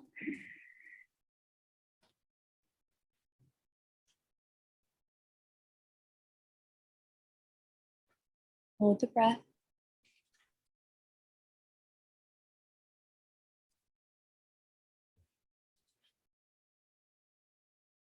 Exhale.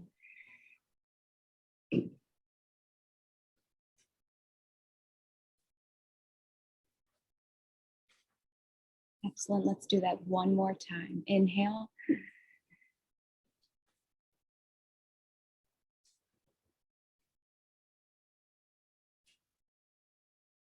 Hold the breath.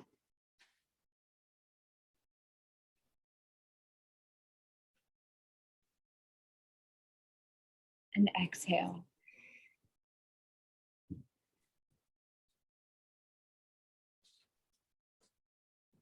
Excellent job. But before we finish, I actually wanted to share a fun fact when I was researching.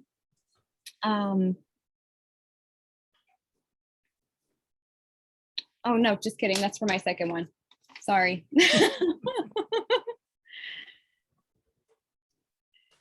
Breath of fire? Oh, I thought I was just doing Ujjayi in the 10, 10, 10. I could do breath of fire though. No, no, no. Somebody else has breath of fire. Oh, I'm sorry. Himit Sangeet, is she here? No? Okay.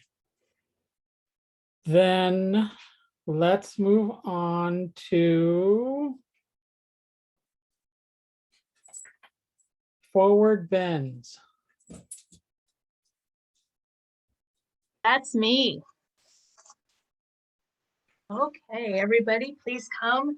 I'm sitting on your bottom with your feet in front of you. If you are a person who has herniated disc in your lower back, this is a practice that you should avoid. And so while the rest of the group is doing it, just imagine that you are making those movements and take in the energy that's created by the rest of your classmates. So the thing that's very important about this pose is that we are going to focus on elongating our spine so that we can make space in our navel area, so that when it's time to start bending forward, there is more opportunity for range of motion there. And so the first thing you want to do is sort of wiggle your backside a little bit so that your sits bones are sitting connected to the ground. To elongate our spine with our shoulders back and down and our slight chin lock in. And so I'm going to ask you before we start with the straight-legged pose, if that's available to you, to sort of bring your knees up a little bit, and let's just practice a little bit. Closing the gap of the hinge where your femur bone is a top that meets the pelvis, and this place where your spine meets your pelvic bone. So where the goal is to move forward with our whole body as opposed to our head. We don't want our head to be moving forward. So I'm going to take, we're going to inhale, sitting up, and exhale, moving down, maintaining straight, just moving a little bit and feeling what it feels like to be moving at that joint. Inhale and up, exhale down, sorry. Inhale. And so if it's available to you, the ideal ask is to have straight legs where you will be using your thumb and your pointer finger to hold your big toe. As we are going to be inhaling and coming up, you're going to push your sits bones into the ground and your heels into the ground to sort of help propel you up. You'll want to tighten your quads to give your hamstrings more length and make that easier for you, if that's available. If not, you can go ahead and just keep your legs bent with your toes pointing towards the sky, and long, deep breathing. Imagining when you're inhaling, saying Sat, when you're exhaling and going, saying Nam.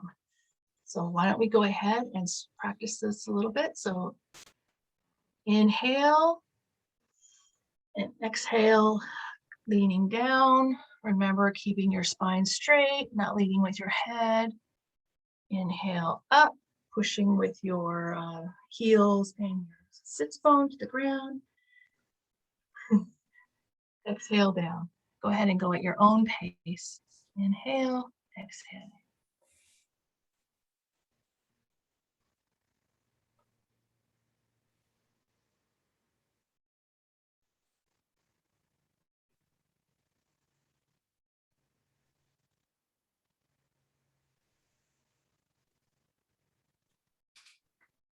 Nice job.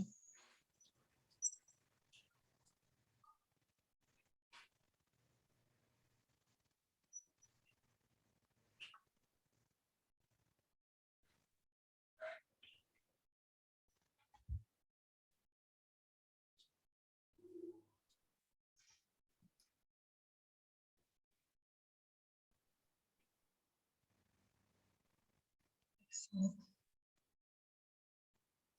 Head and come back to center. Thank you very much. Good job, ladies.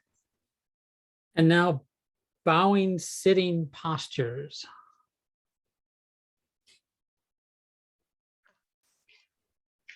Great. Sat Nam, I'll be teaching you about bowing sitting postures. You're going to come sitting on your heels, also known as rock pose. So your legs are going to look like this. And then once you're in that position, you're going to bring your pelvis off of your silk bones a little bit, bringing them in front.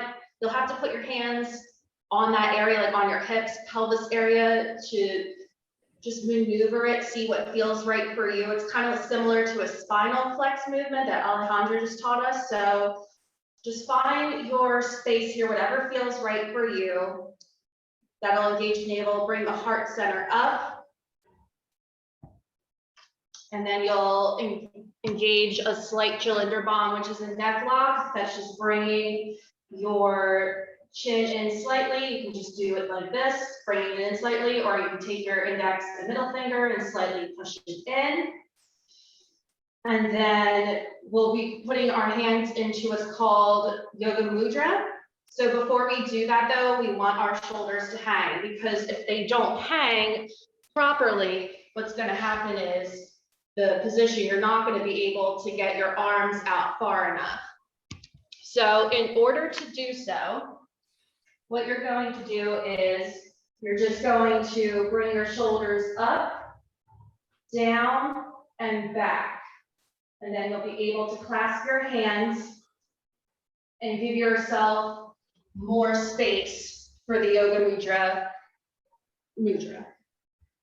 Then once you're in that position, you're going to, you'll inhale,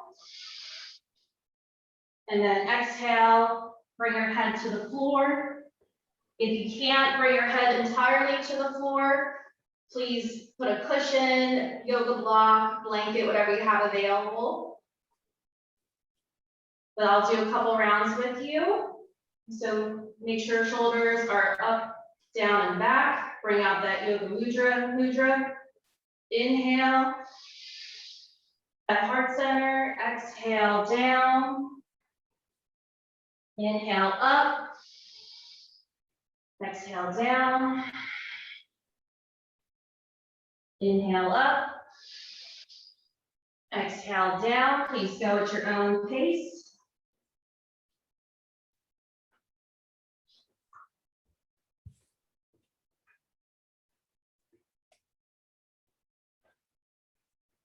Very nice.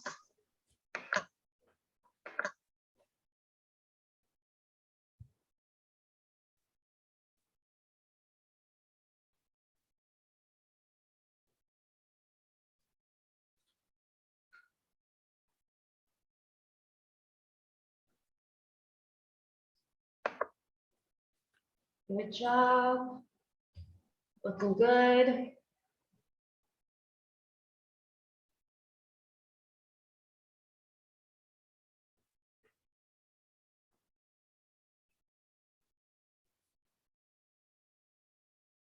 Last few seconds here. Inhale up. Exhale, relax the posture. Good job. Very nice job. And sitting bends? That's me again.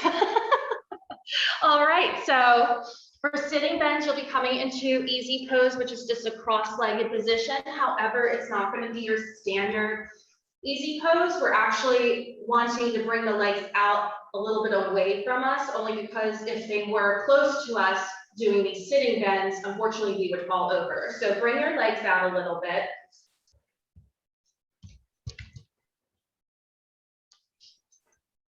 And then what you'll do is you'll bring your hands into Venus lock. So you're just interlacing your fingers. However, if you identify as female, your left thumb will be in front of your right. If you identify as male, right thumb over your left. And you're going to bring that Venus lock behind your head. And make sure you roll your shoulders up, down, and back, just to open up that heart center. You'll inhale, and then exhale to the center. Inhale up, exhale down. This is one of two variations I have for you, so we'll only be here for a little bit, so keep going at your own pace.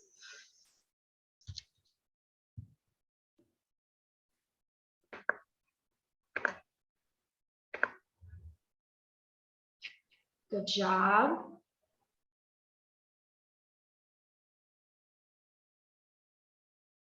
Keep those elbows, those arms straight. Good job. Inhales up. Exhale, keep the posture.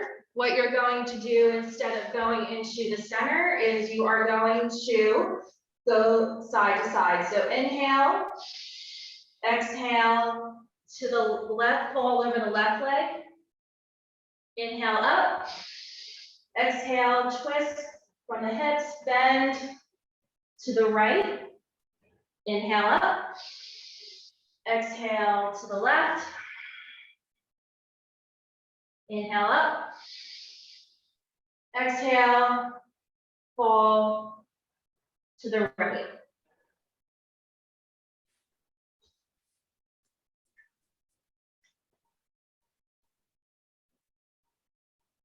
Good job.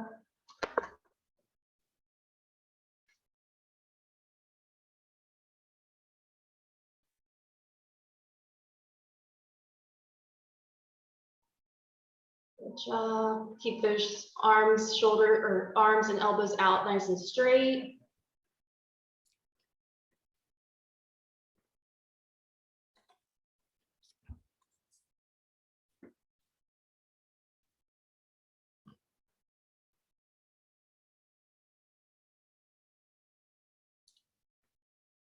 All right, inhale up.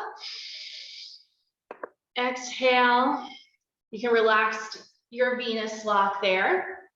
And then the last variation is going to be similar to what I just demonstrated for the bowing sitting pose. It's going to be that yoga mudra. So just roll your shoulders up, down, and back. Interlace your hands. You'll still be in that easy pose with the legs a little out in front of you. Opens up the heart center nice. Bring the arms away. Inhale. Exhale down. Inhale up. Exhale down. Inhale up. Exhale down. Keep going at your own pace, your own rhythm.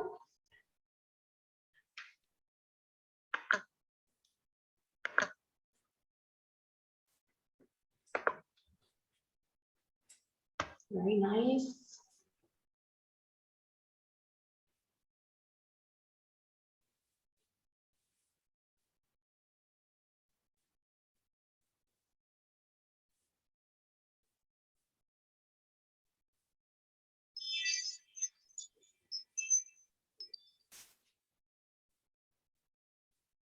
All right, inhale up. Exhale, relax. Fabulous job, guys. You did really good. Thank you so much for letting me teach you today. Drishti. All right, everyone back into easy pose if you are not there already. So Drishti is the practice of a focused gaze and is used to help develop concentration. So there's a lot of different focal points that is used in Kundalini Yoga. And so let's just make sure we're in a comfortable sitting position, spine is straight, shoulders are dropped, and let's actually close our eyes.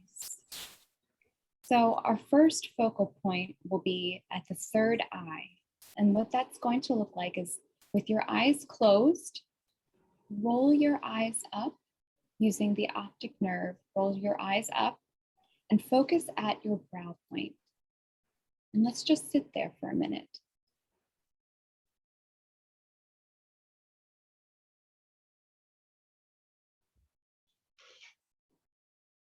Another drishti used, keeping your eyes closed, is the tip of the nose. So that might feel weird at first. You might feel cross-eyed, but we're going to point our eyes down and just focus at the tip of the nose. And see how that feels for a couple seconds.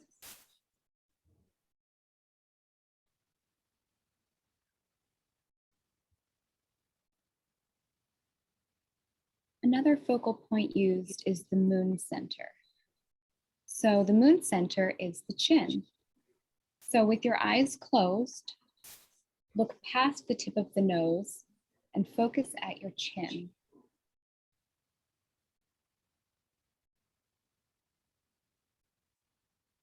Just keep your focus there for a couple seconds.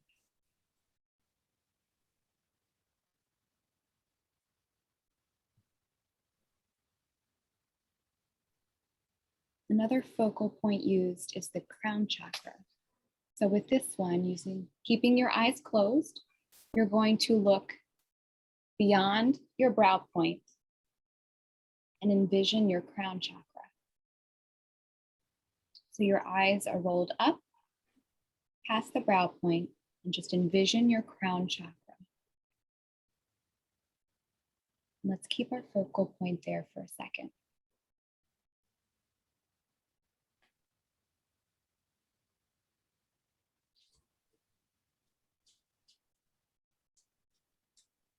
Another drishti used is 1/10 open. So that's your eyes 1/10 open. And this one's used a lot for the tip of the nose. So what that's going to look like is your eyes are going to be very slightly closed, just enough where you can see the tip of the nose. So go ahead and try that. It may feel uncomfortable at first. It takes a little bit of practice for this one. So your eyes are focusing 1/10 open at the tip of the nose.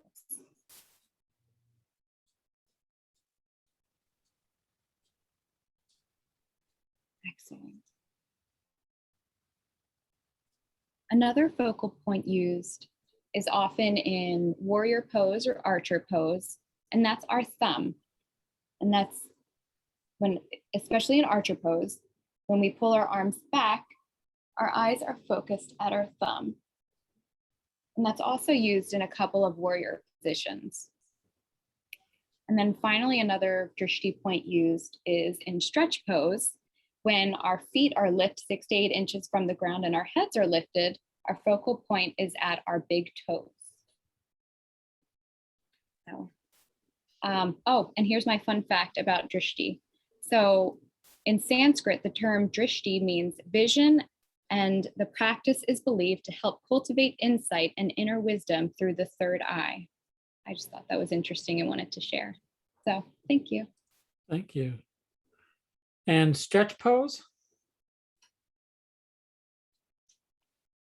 Me again. So please come on your back, lay down.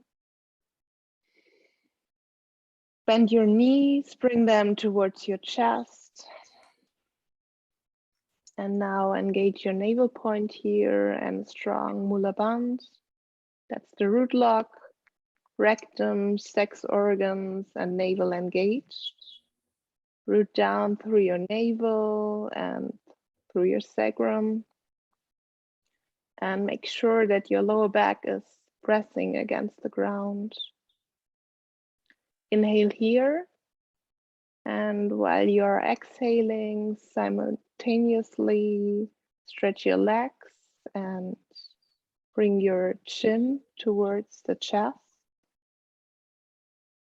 Have your feet 6 inches off the ground, and the tips of your shoulder blades are still connected to the ground. Apply a light Jananda Bandha, a light neck lock, your chin towards your chest, and have your eyes open, looking to your toes, and start breath of fire here, unless you are pregnant or at day 1 to 3 of your moon cycle. Have your arm next to your body with the palms facing your thighs. Breath of fire here. Equal inhale and equal exhale through the nose. Make sure that your lower back is connected to the ground. You can also support your lower back with your hands underneath your buttocks. If you need a little rest, you can always bring your legs back into your chest or have one of your legs rested to the ground. Breath of fire here. Equal inhale, equal exhale through the nose.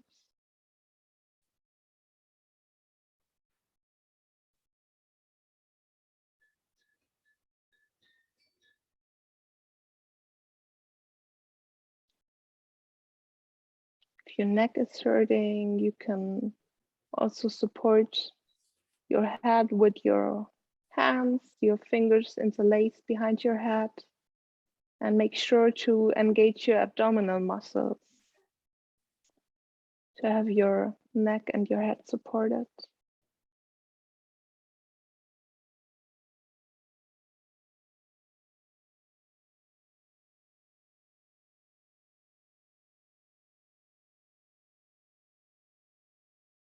You're doing great. One more minute. Breath of fire.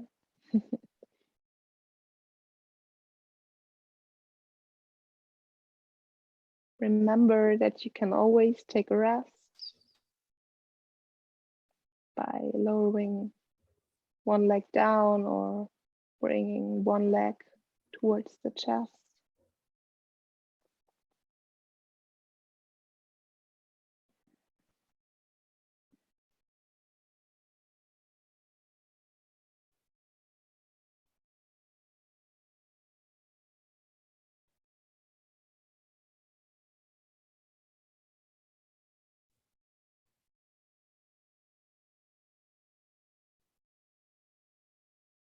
All right, good job. Take a deep inhale.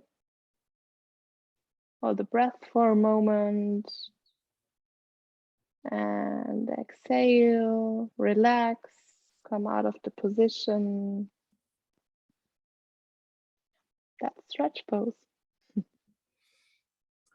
All right, leg lifts.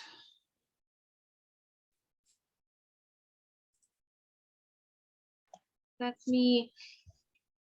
Okay.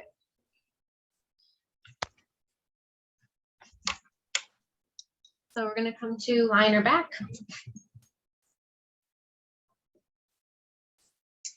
And we're going to first start by engaging our belly button and our lower back to the ground just by tilting your pelvis slightly.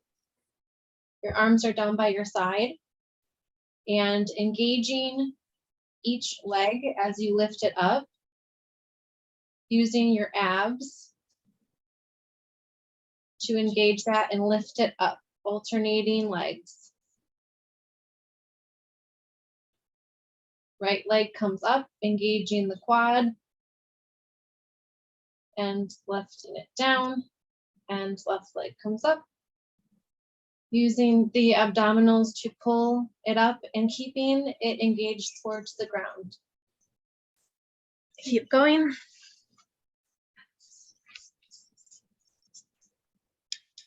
And if your leg bends when it comes up, that's fine.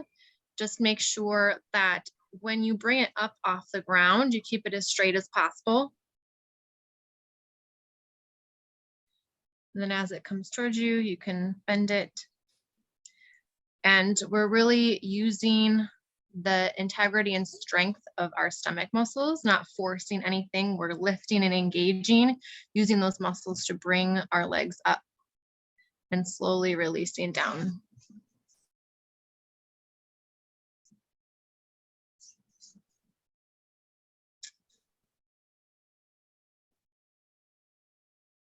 And if you need some assistance, you can put your hands beneath your sacrum for additional lift.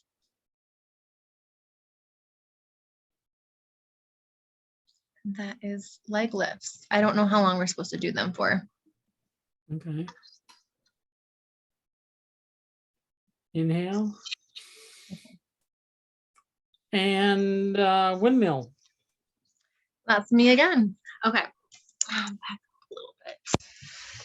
We're going to come to standing.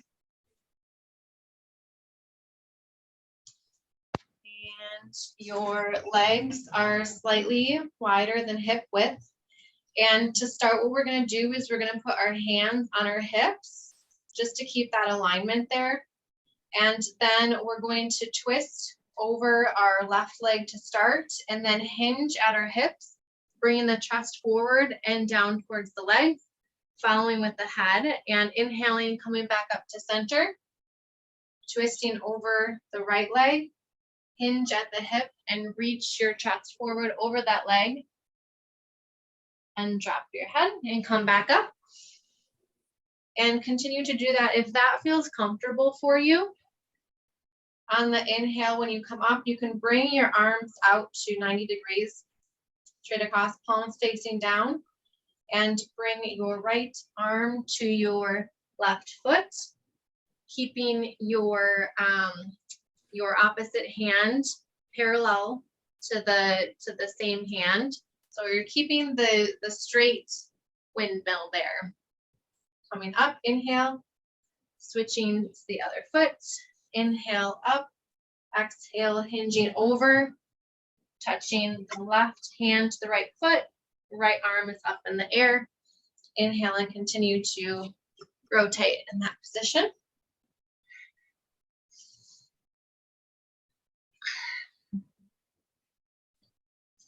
Very good. And we want to make sure the arms stay as straight as possible when you're twisting and rotating, making sure those elbows stay straight.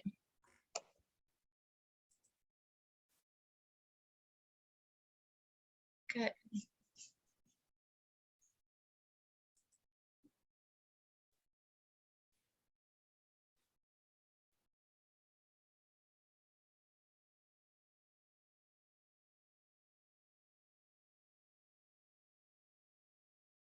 And the head is staying in alignment with the body. It doesn't rotate.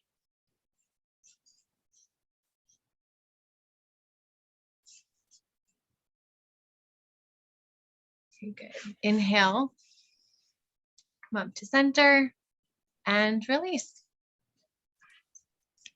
And archer pose.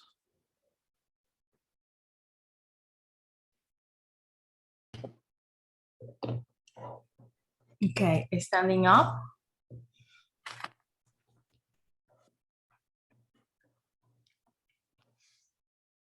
Put your left leg forward. So foot pointing forward. So flex the left leg a little bit to tear up your weight over the left leg. And spine straight. And with your left hand, hold the ball. Thumb pointing up to the sky.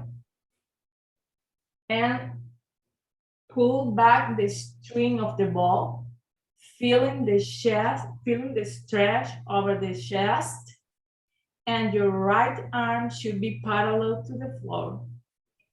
Eyes focus on the left thumb and begin breath of fire.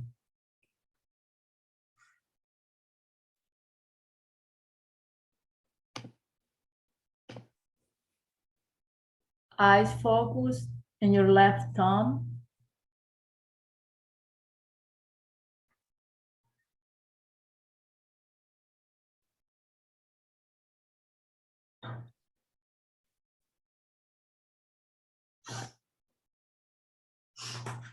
Inhale. Exhale. And switch your leg. Your right leg forward. Balance your weight. Hold the ball with your right hand. Eyes focus in your right thumb. And pull the string back. It's important that you feel the stretch over your chest when you pull in the string back. Continue breath of fire.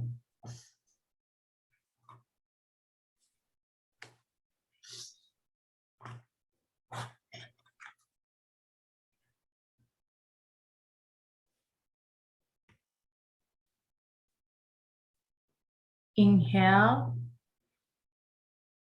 exhale, and relax.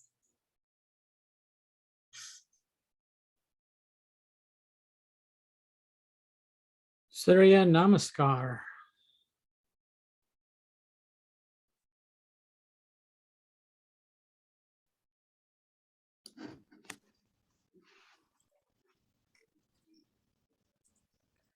Come into a standing position. Your feet are slightly touching. Energetically draw the thighs up, engaging your quads, rooting your feet down into the earth. Your hands can be by your side or at heart center in prayer pose. I prefer to have mine down by my sides, but the option is yours. Inhale, lift your arms up, bring them into prayer pose. Gently lift your head, look up. Exhale, swan dive down. Lower your hands to the ground. You can bend your knees here if you'd like. Drop the head. Inhale, half lift. Exhale, slowly step back, jump or float back, keeping your hands grounded into the ground. A slight plank pose here. Pause, exhale. Drop your knees to the ground, unroll your legs. Swoop your heart forward, looking up. Exhale, lower down, bending at your elbows. Roll the toes. Inhale, lift. Lift your pelvic bone up to the sky into triangle pose. You're lengthening your spine here. The goal is not to have your heels to the ground. It's more about lengthening the spine. Your head is dropped. Your hands are grounded like a star, almost like a starfish into the ground with your thumb and pointer finger parallel. Your head is relaxed. We're going to take 5 breaths here to reach the full expression. Slightly tilt in your chin and have your drishti gaze at your navel point.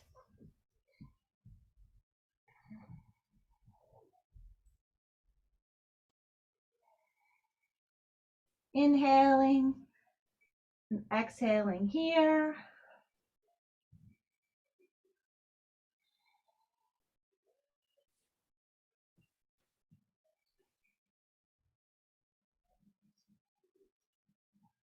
On your 5th exhale, you're going to lower your knees to the ground, lower your heart to the ground.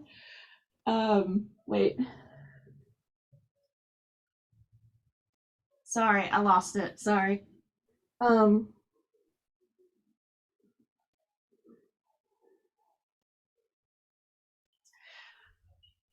I start over? I totally lost myself. I'm sorry. Yeah, start over. I'm sorry, everyone. I'm sorry. I totally lost it. It's okay. Just take a deep breath and start again.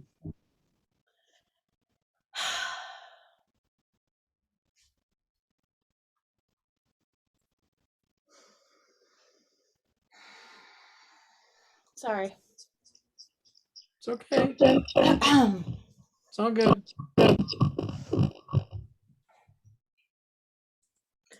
Okay, we're back at a standing position.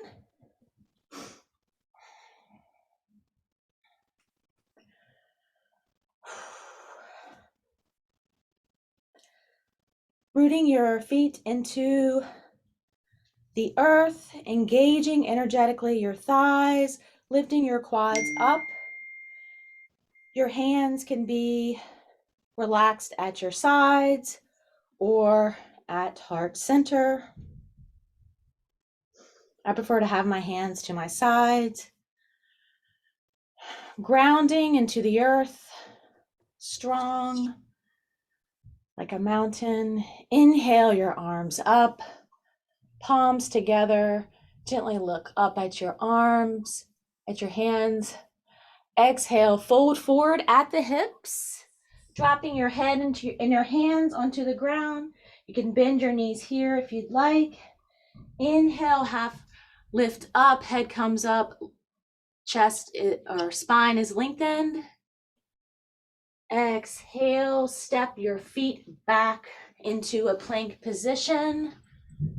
Pause here. Exhale your knees to the ground, untuck your toes, bring your chest down to the ground. Inhale your chest up, your head comes up. Exhale, tuck the toes, pelvic to the sky into triangle pose. Your hands are grounded with your fingers extended like a starfish. Your pointer fingers and thumbs are parallel. We're going to take 5 deep breaths here. The goal is not to put your heels to the ground. It's more about lengthening the spine. Your head is relaxed. The full expression is tucking your chin in. Your gaze is to your navel. Extend your pelvic to the sky, lengthening the spine as you're breathing.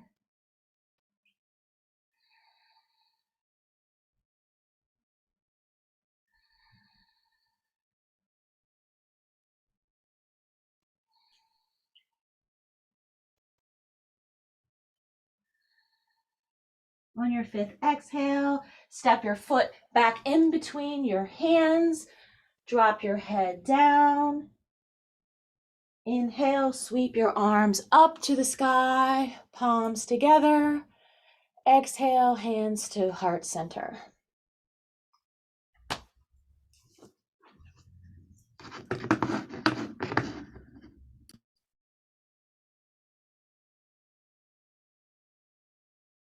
Okay, Wagyu.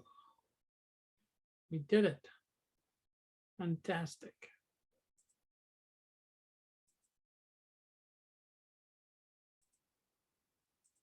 All right, welcome back, everybody. Congratulations. How was that for everybody?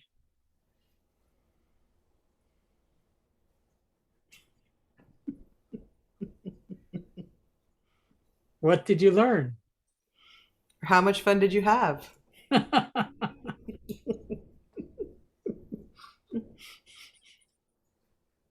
right, I'm going to start with Misty. Misty, take a deep breath. It's okay to screw up. We all screw up. That's the theme of today for me. Take a deep breath, Misty.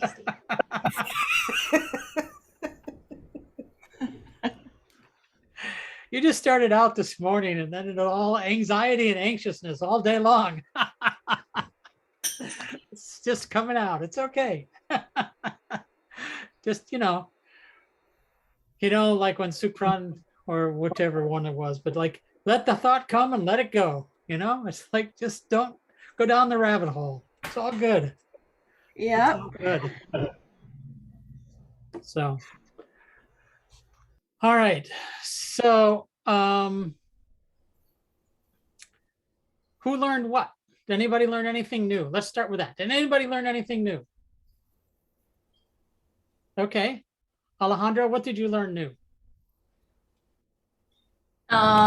Before the spinal flex, I did only in one way. So I know now I know that there is in fact 3 variations of the spinal flex.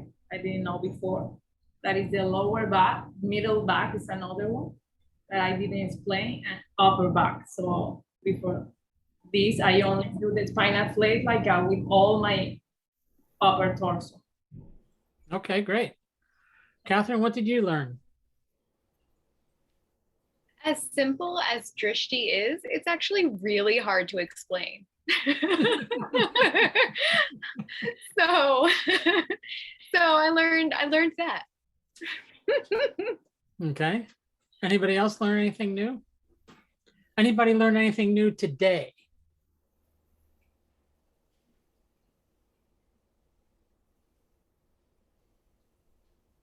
Go ahead, Valerie. Kind of a little bit off topic, but I just wanted to say, as a person who's always afraid that I have to do it right, I just have great admiration. I thought Misty was really brave to say, I'm going to start over and do it all over again, as opposed to I might have been like, oh crap, add something and just call it done. And so I just wanted to say I really admire that. I thought she did lovely. So Like it. Anybody else learn anything today?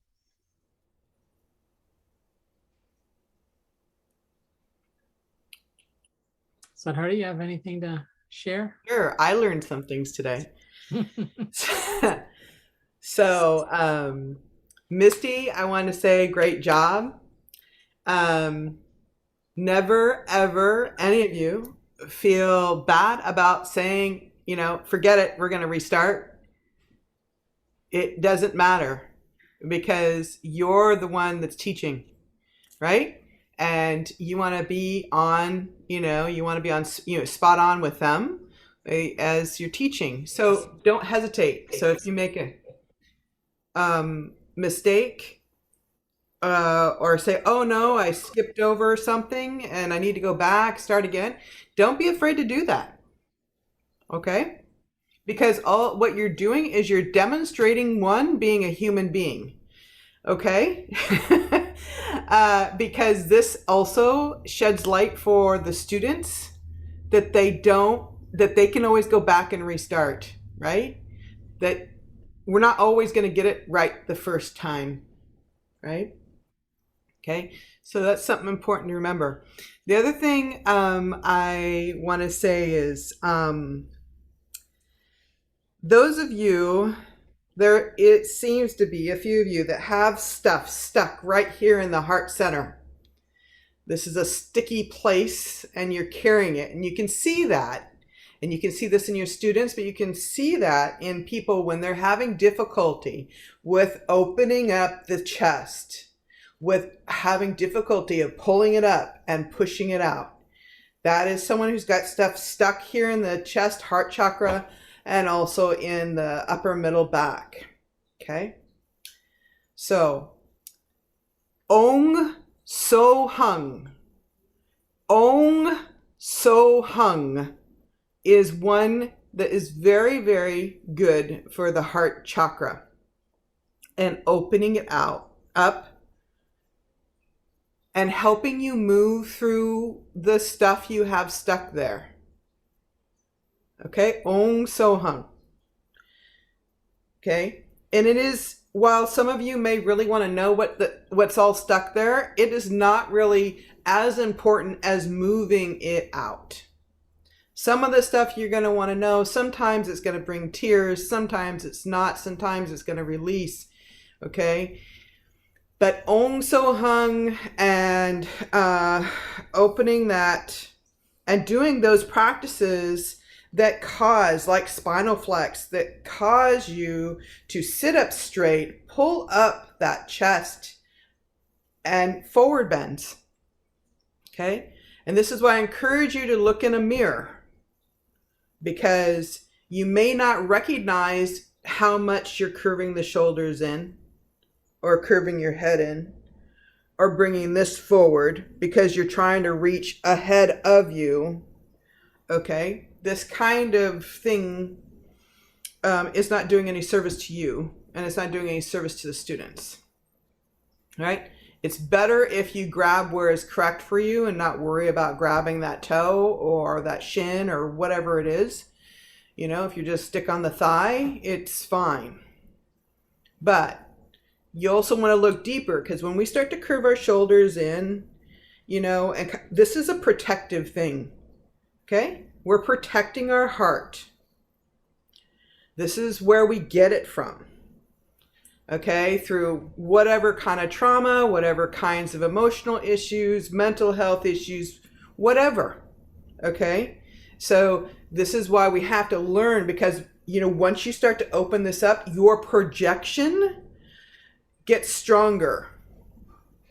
And that's when, Ajay, that whole mantra, holding yourself with reverence, sitting up straight and chanting that. This also helps to open up this area. Okay. So I'm saying that because there's, at least 4 And it's just important that you want to open that up and get it to release.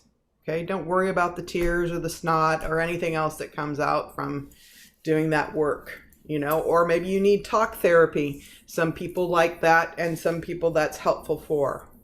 Okay. Dagtara, you did an awesome job with demonstrating how to relax your shoulders, bring down your shoulder blades, because you had it perfect literally from the side. And then when you were able to turn your back to the screen and really talk it through and demonstrate it, this is really, really good for a beginner. Okay. And even those of us who think of, you know, we know all this stuff, you know, this is a really good refresher with how she demonstrated it so that you can really see what needs to be done and how you can open up that heart center, but also, as she said, have more space so you can bring your arms behind you and be able to come down, right? Okay, so that was really, really very, very good. I was very, very impressed with that. And the other thing is I really liked how you stopped and you turned to us to talk versus going out of alignment in the pose and turning your head or neck while in the pose, which is a no-no, right? We want to stay in alignment. We don't want to teach our students improper positioning, right? So I really like the fact that you could have very well, because many did, right? They'll turn as they're trying to do, they're doing this, right? And you can't do that. You need to, just pause for a minute and give the instructions to your student and then get into position to do it again. And so you did that quite fluid and nicely done. So very well done. So that was good. What else? I have all my notes. Okay. So those of you who had Breath of Fire in your different exercises you did. Okay. So I want you to think about any time you're teaching a new person or a beginner. So if you're doing stretch pose and you're doing Breath of Fire, if you're going to do Cobra pose and Breath of Fire, if you're going to do Archer pose and Breath of Fire, okay, you want to teach the student how to do Breath of Fire first, okay? Because you can't assume that they know it, right? So we want to teach them the mechanics of Breath of Fire first so that they understand that, because now you're taking me into another pose of Archer, stretch pose, whatever, right? And that's something that they have to okay, so they're learning that too. So it's better to break the two of them up so that the student has the best chance at success at being able to do Breath of Fire and whatever pose it's in. Does that make sense? Okay, so just keep that key thing, because you all did really good. It's just, these are just really refinements of things just to think about when you're teaching your students. Because it takes some time to go over the Breath of Fire. Fateh Shakti, your windmill was very good. I loved how you took the time to take people through it, but you did it in a modified position first to kind of take people understanding the mechanics of it. And then if they felt comfortable, to then bring their arms out. And this is really, really good to be able to show that and demonstrate that to the student. Okay, so well done. It was done well and explained well and executed well. Okay. I will say though, in Kundalini Yoga, we usually are without socks. So just, so you want to have your socks off when you're teaching. Sorry, I write notes that, let's see. All right. So the Drishti was great. I would have loved for you to have taken a little bit longer to explain the different ones. but you did nice. I think, and this is a kind of weird thing, but when we're teaching Drishti, it's oftentimes good to get as close to the screen as possible so that they can see our eyes. You know, like I might take my glasses off as I'm looking down at my nose, you know, for example, so they can see that, you know. And your explanations were really done nicely. You know, this is an opportunity where you can go longer in your explanation of Drishti when you're teaching students. You can even bring in a yantra to it as well. So that can be helpful. Or other things is that, you know, you can, you know, have them like, students, you know, this is not often anymore, but, you know, having a dot on the wall, or if they have something that they can look at that is at eye level, this can help them get familiar with where to place their eyes. So these are just suggestions, again, refinements. You know, you all are becoming teachers, right? You're all teachers now. And so these are just things to kind of just keep in mind that you can add in as you're teaching. Okay.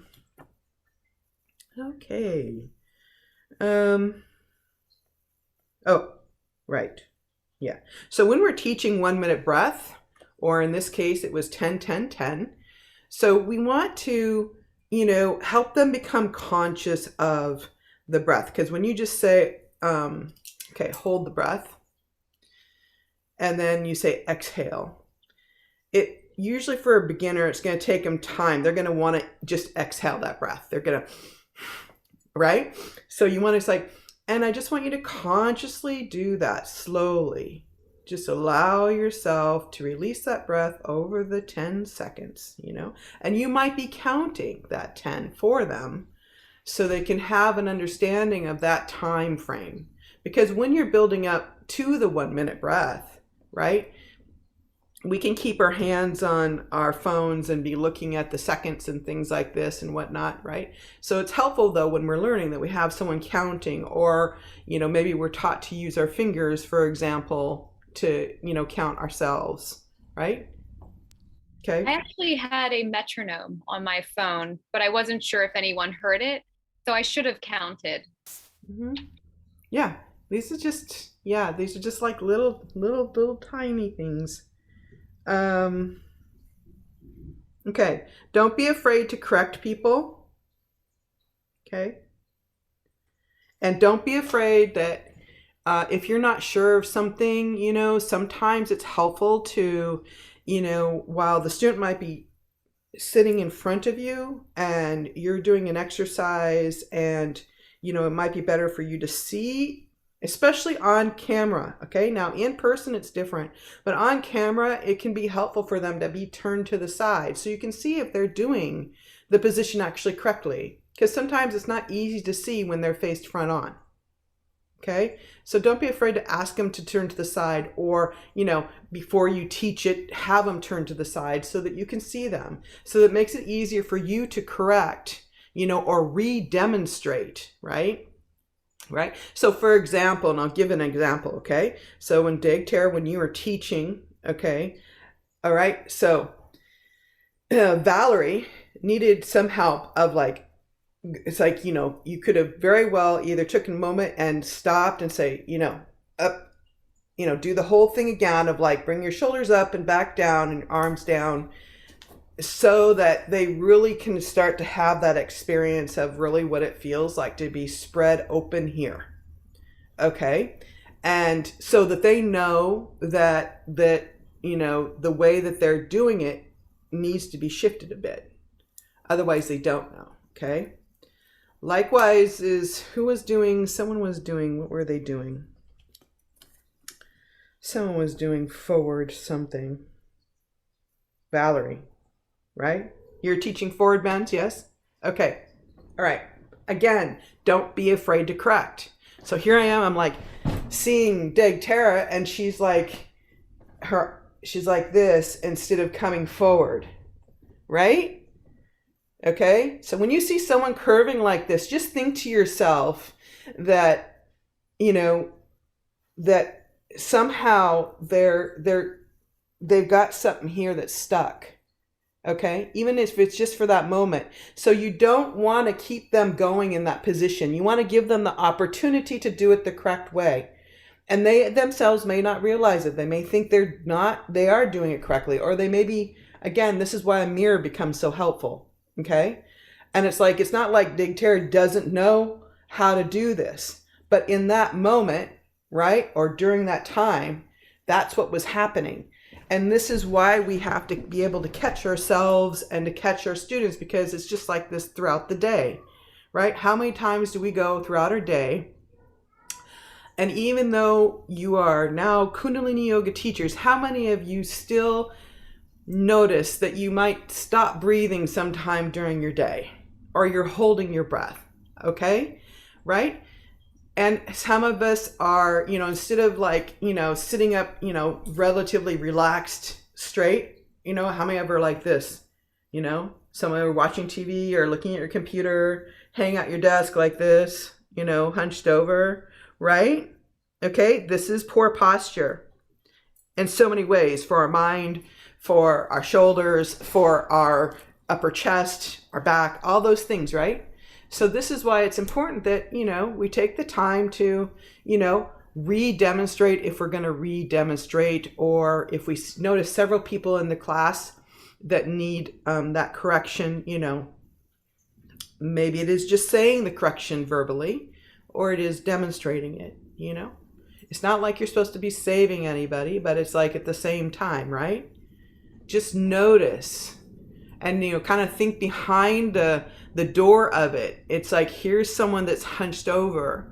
All right. That means they've got something trapped there, even if that's temporary, or they're just, you know, not being conscious of their actions, even if they are someone who's typically aware of exactly how to do that position. Does that make sense what I'm saying?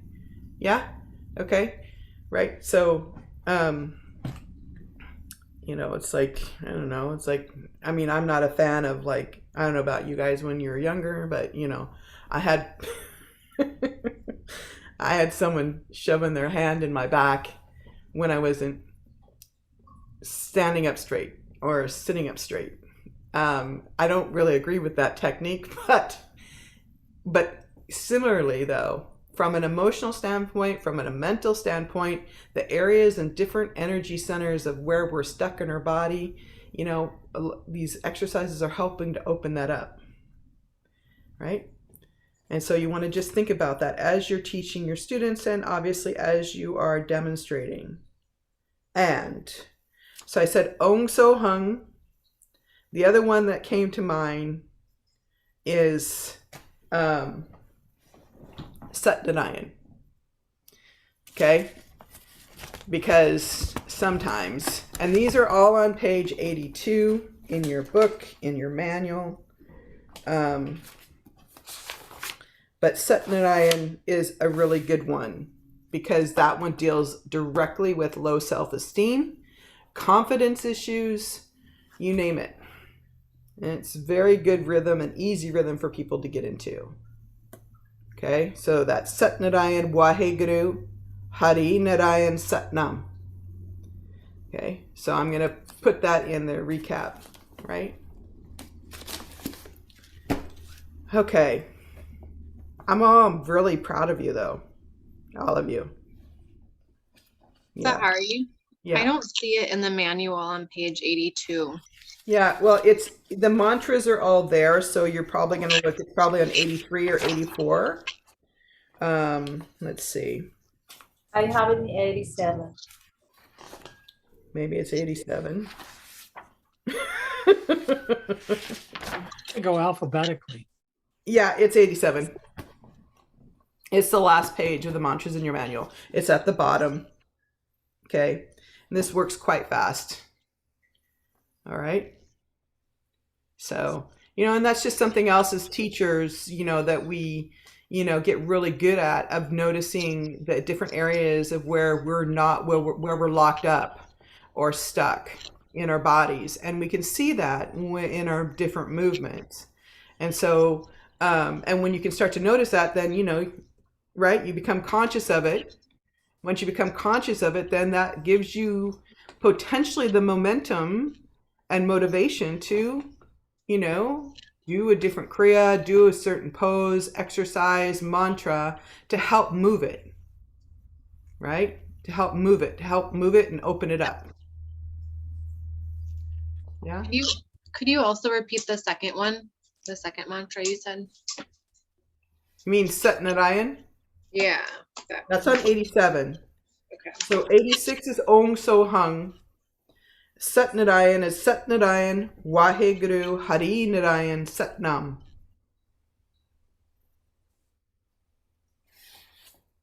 Okay. Okay. Yeah. I think that's all I got. I'm really proud of you guys. Okay, fantastic. Chris, you got anything to add? I didn't take notes this time because we have a lot of people and a lot of posters, but in general, I see everybody did very good. There is one thing that I would recommend in general. It's like I mean, this is a beautiful thing. This is a beautiful technology. So enjoy teaching. You know, what I see, some of you guys were a little tense, a little like a stress. Enjoy, you know. And I have a short story. I don't mind to. I want to share. You know, I love martial art. I love mixed martial art. And in the last fight night, there was this coach that had 3 fighters. He coached 3 fighters, and all of 3 was fighting in that night. And all of them win. All of the 3 fighters that the coach was coaching won on that night. And they were interviewing this coach, and they were asking him like, what you say to the fighters in the middle of the round when, you know, they have a round and they have to have a little water, and then somebody gonna coach something. And then he said, well, all the 3 fighters had different personalities. So to all of them, I have to say different things to motivate them or to correct them. But it's only one thing that he was telling to all the 3 fighters. And the main thing that he said is enjoy it. All right. I mean, even if it's this sport that you are punching people in the face and people are punching you in the face, if this is your passion, this is the thing you like, enjoy, you know? I mean, if they can do that in this kind of a sport, you can do that sharing these amazing technologies. Make it feel that you like the thing, and then that's the only thing. Just do your thing, research, prepare for the class, have the manual, be ready, but also relax. You know, enjoy the class, enjoy teaching. That's my sharing. But all you guys did very good. I mean, I feel you guys are more than ready. I want to start taking your classes somewhere. You know, Sahari, if I having something in mind, I'm very excited about it. Waheguru. Yeah, you guys did great. So let's take a break, take a 10-minute break. So come back at 4:18, 4:20, and we'll finish up today.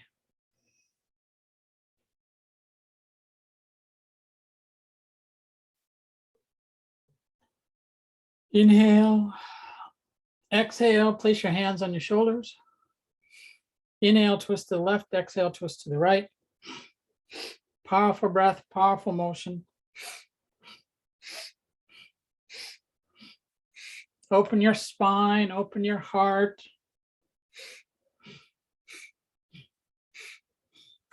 Nice steady pace.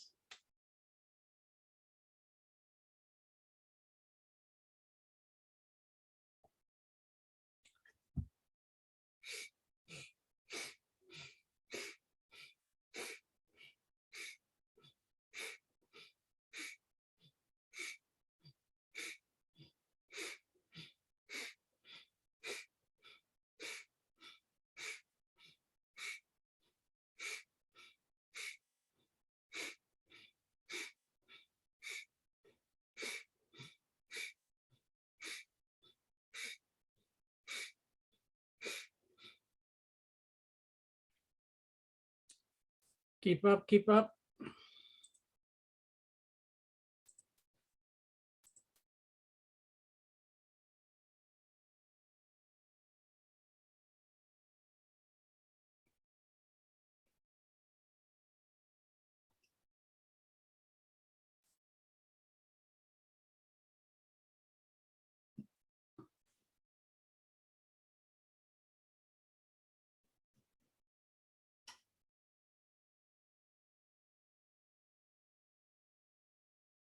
Less than 60 seconds.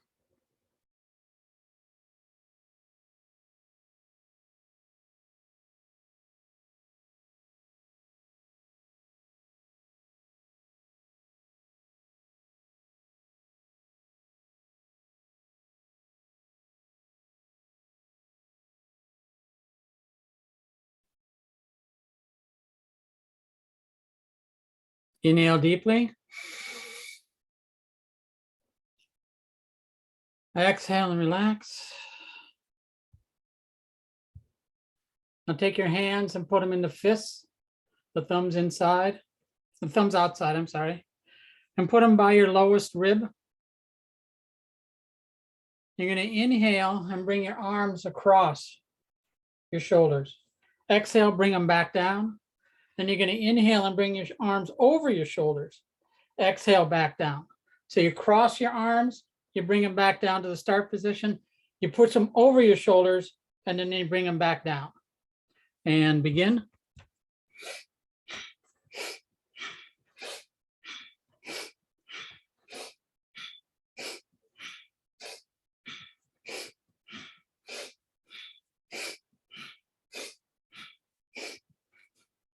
And your hands, except when they're at their ribs, they're opened. So as soon as you move them from your ribs, they open up.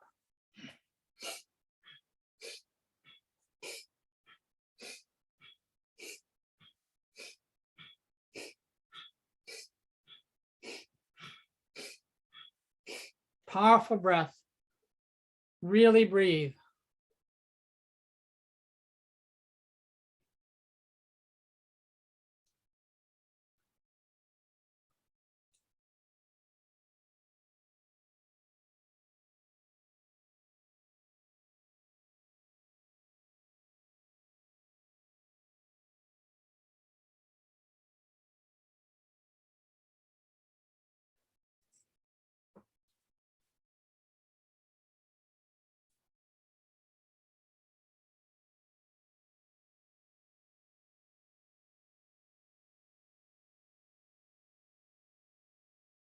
Increase the pace if that's comfortable for you.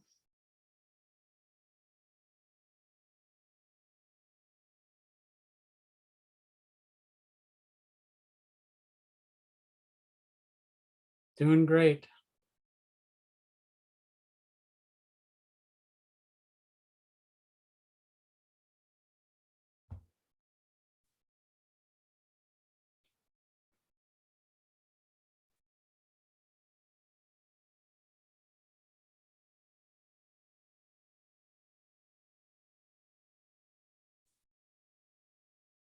Please inhale and stretch your arms to the sky, stretch the spine, open the vertebrae, stretch, stretch, stretch.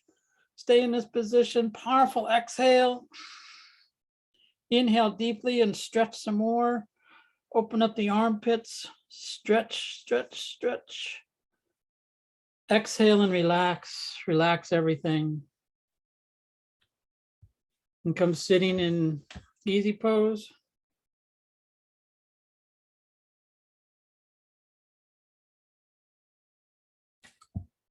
Hands in Gyan Mudra, palms facing up, eyes are closed, focus at the third eye. I'm going to chant Om Soham.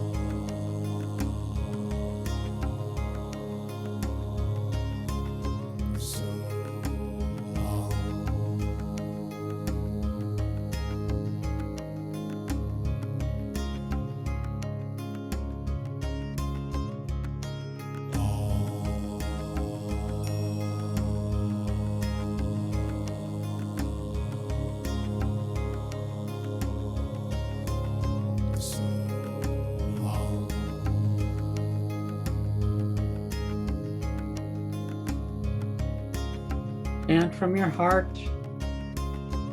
and from your navel.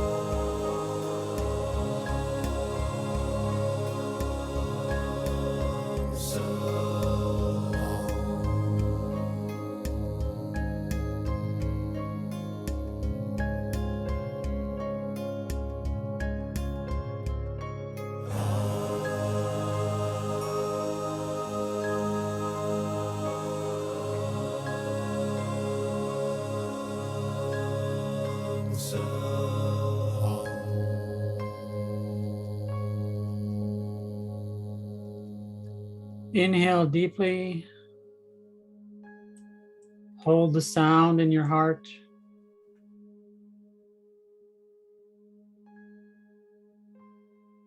Exhale and let the sound vibrate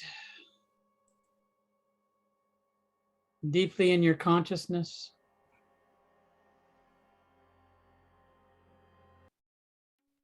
Let the breath be normal and just meditate for a moment and let the sound always be with you.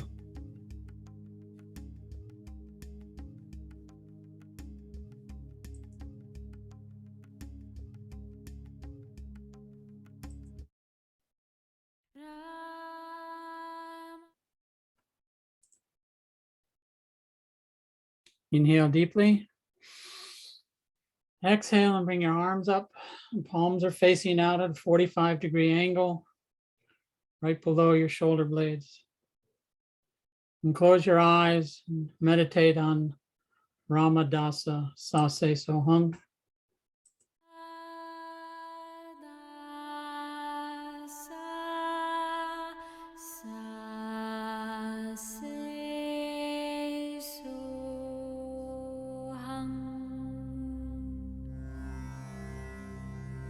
Powerful projection.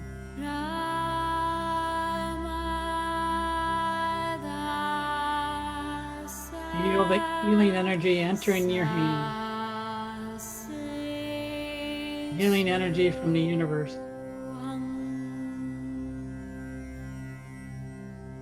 Coming into your body through your hand.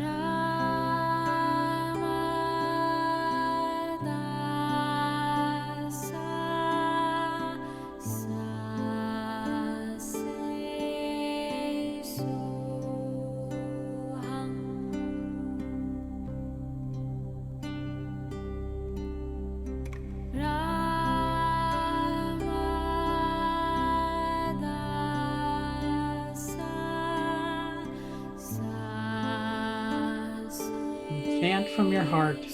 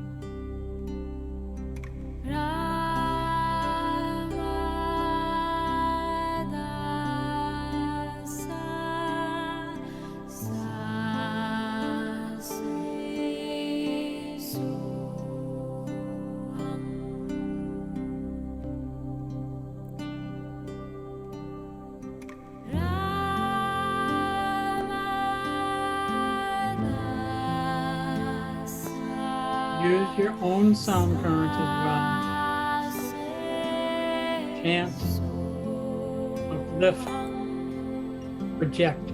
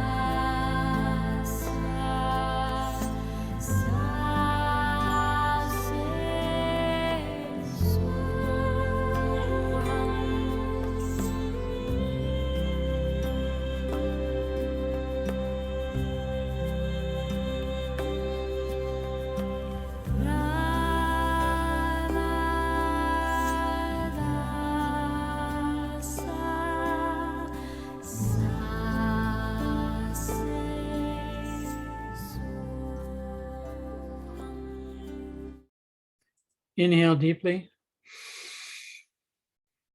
Holding the breath, suspending the breath. Imagine your hands are filling from the universe with this beautiful white light. And just let that light grow and glow brighter and brighter. Exhale all out. Let that bright light continue to grow. Inhale deeply.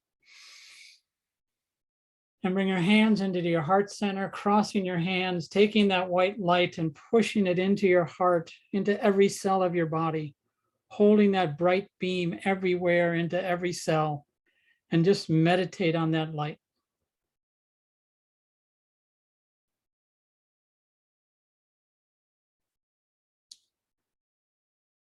And as you breathe, expand the light. Let it fill every cell of every part of your body and expand beyond your body. Create a circle of this healing energy around you. Let it fill you up with joy, with compassion, with understanding, with forgiveness.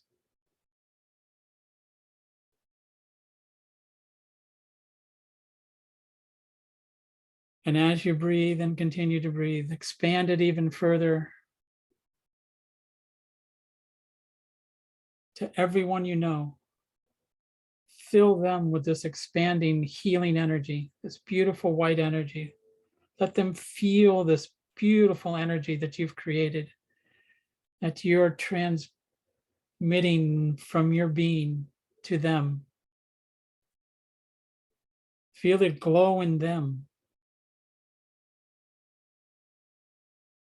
as you open their hearts and heal them with this warm, powerful, bright energy.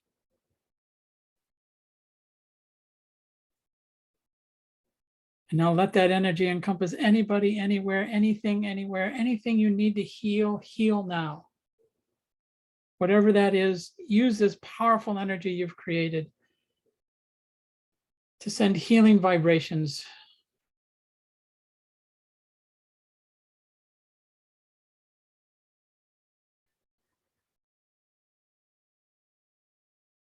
Inhale deeply. Bring the energy back into your heart, back into your being. Exhale. Inhale deeply. Exhale. Inhale deeply. Exhale. And just hold that precious breath. Hold that precious life.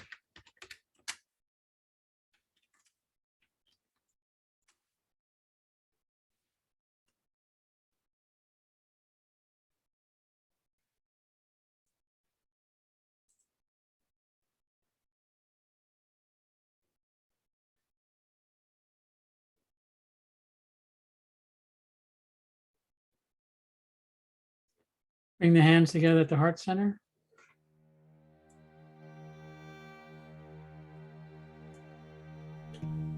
May the long time sun shine upon you. Oh, love surround you, and the pure light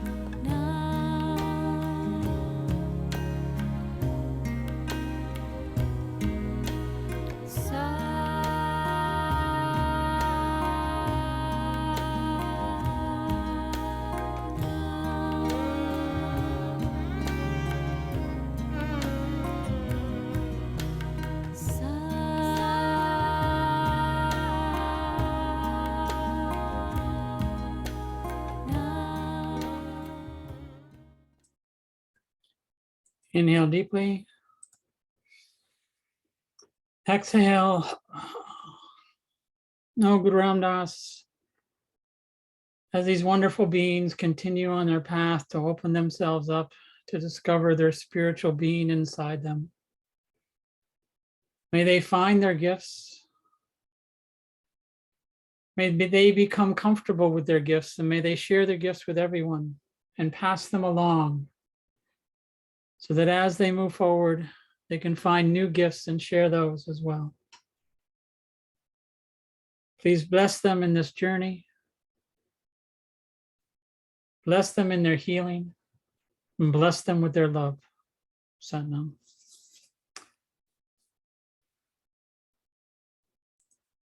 Thank you all for coming. Tomorrow morning we do sadhana. And we are going to have a unique experience, as we're going to have one person lead the entire sadhana. And it starts at 6:30, is that right? Yeah. 6 o'clock, excuse me, 6 o'clock Eastern time. Fantastic. And then we'll have another whole day of being together and sharing this wonderful bliss with each other.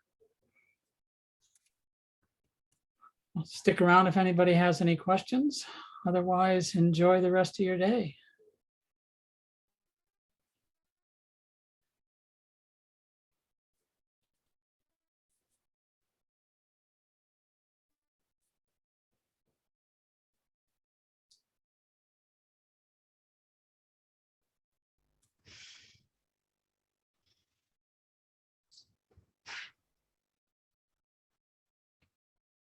Hey, Luz, how are you? Not too good. Oh, what's going on? I feel like I want to cry. That's okay. Cry. Just don't cry and drive. Crying's good. Let it all out.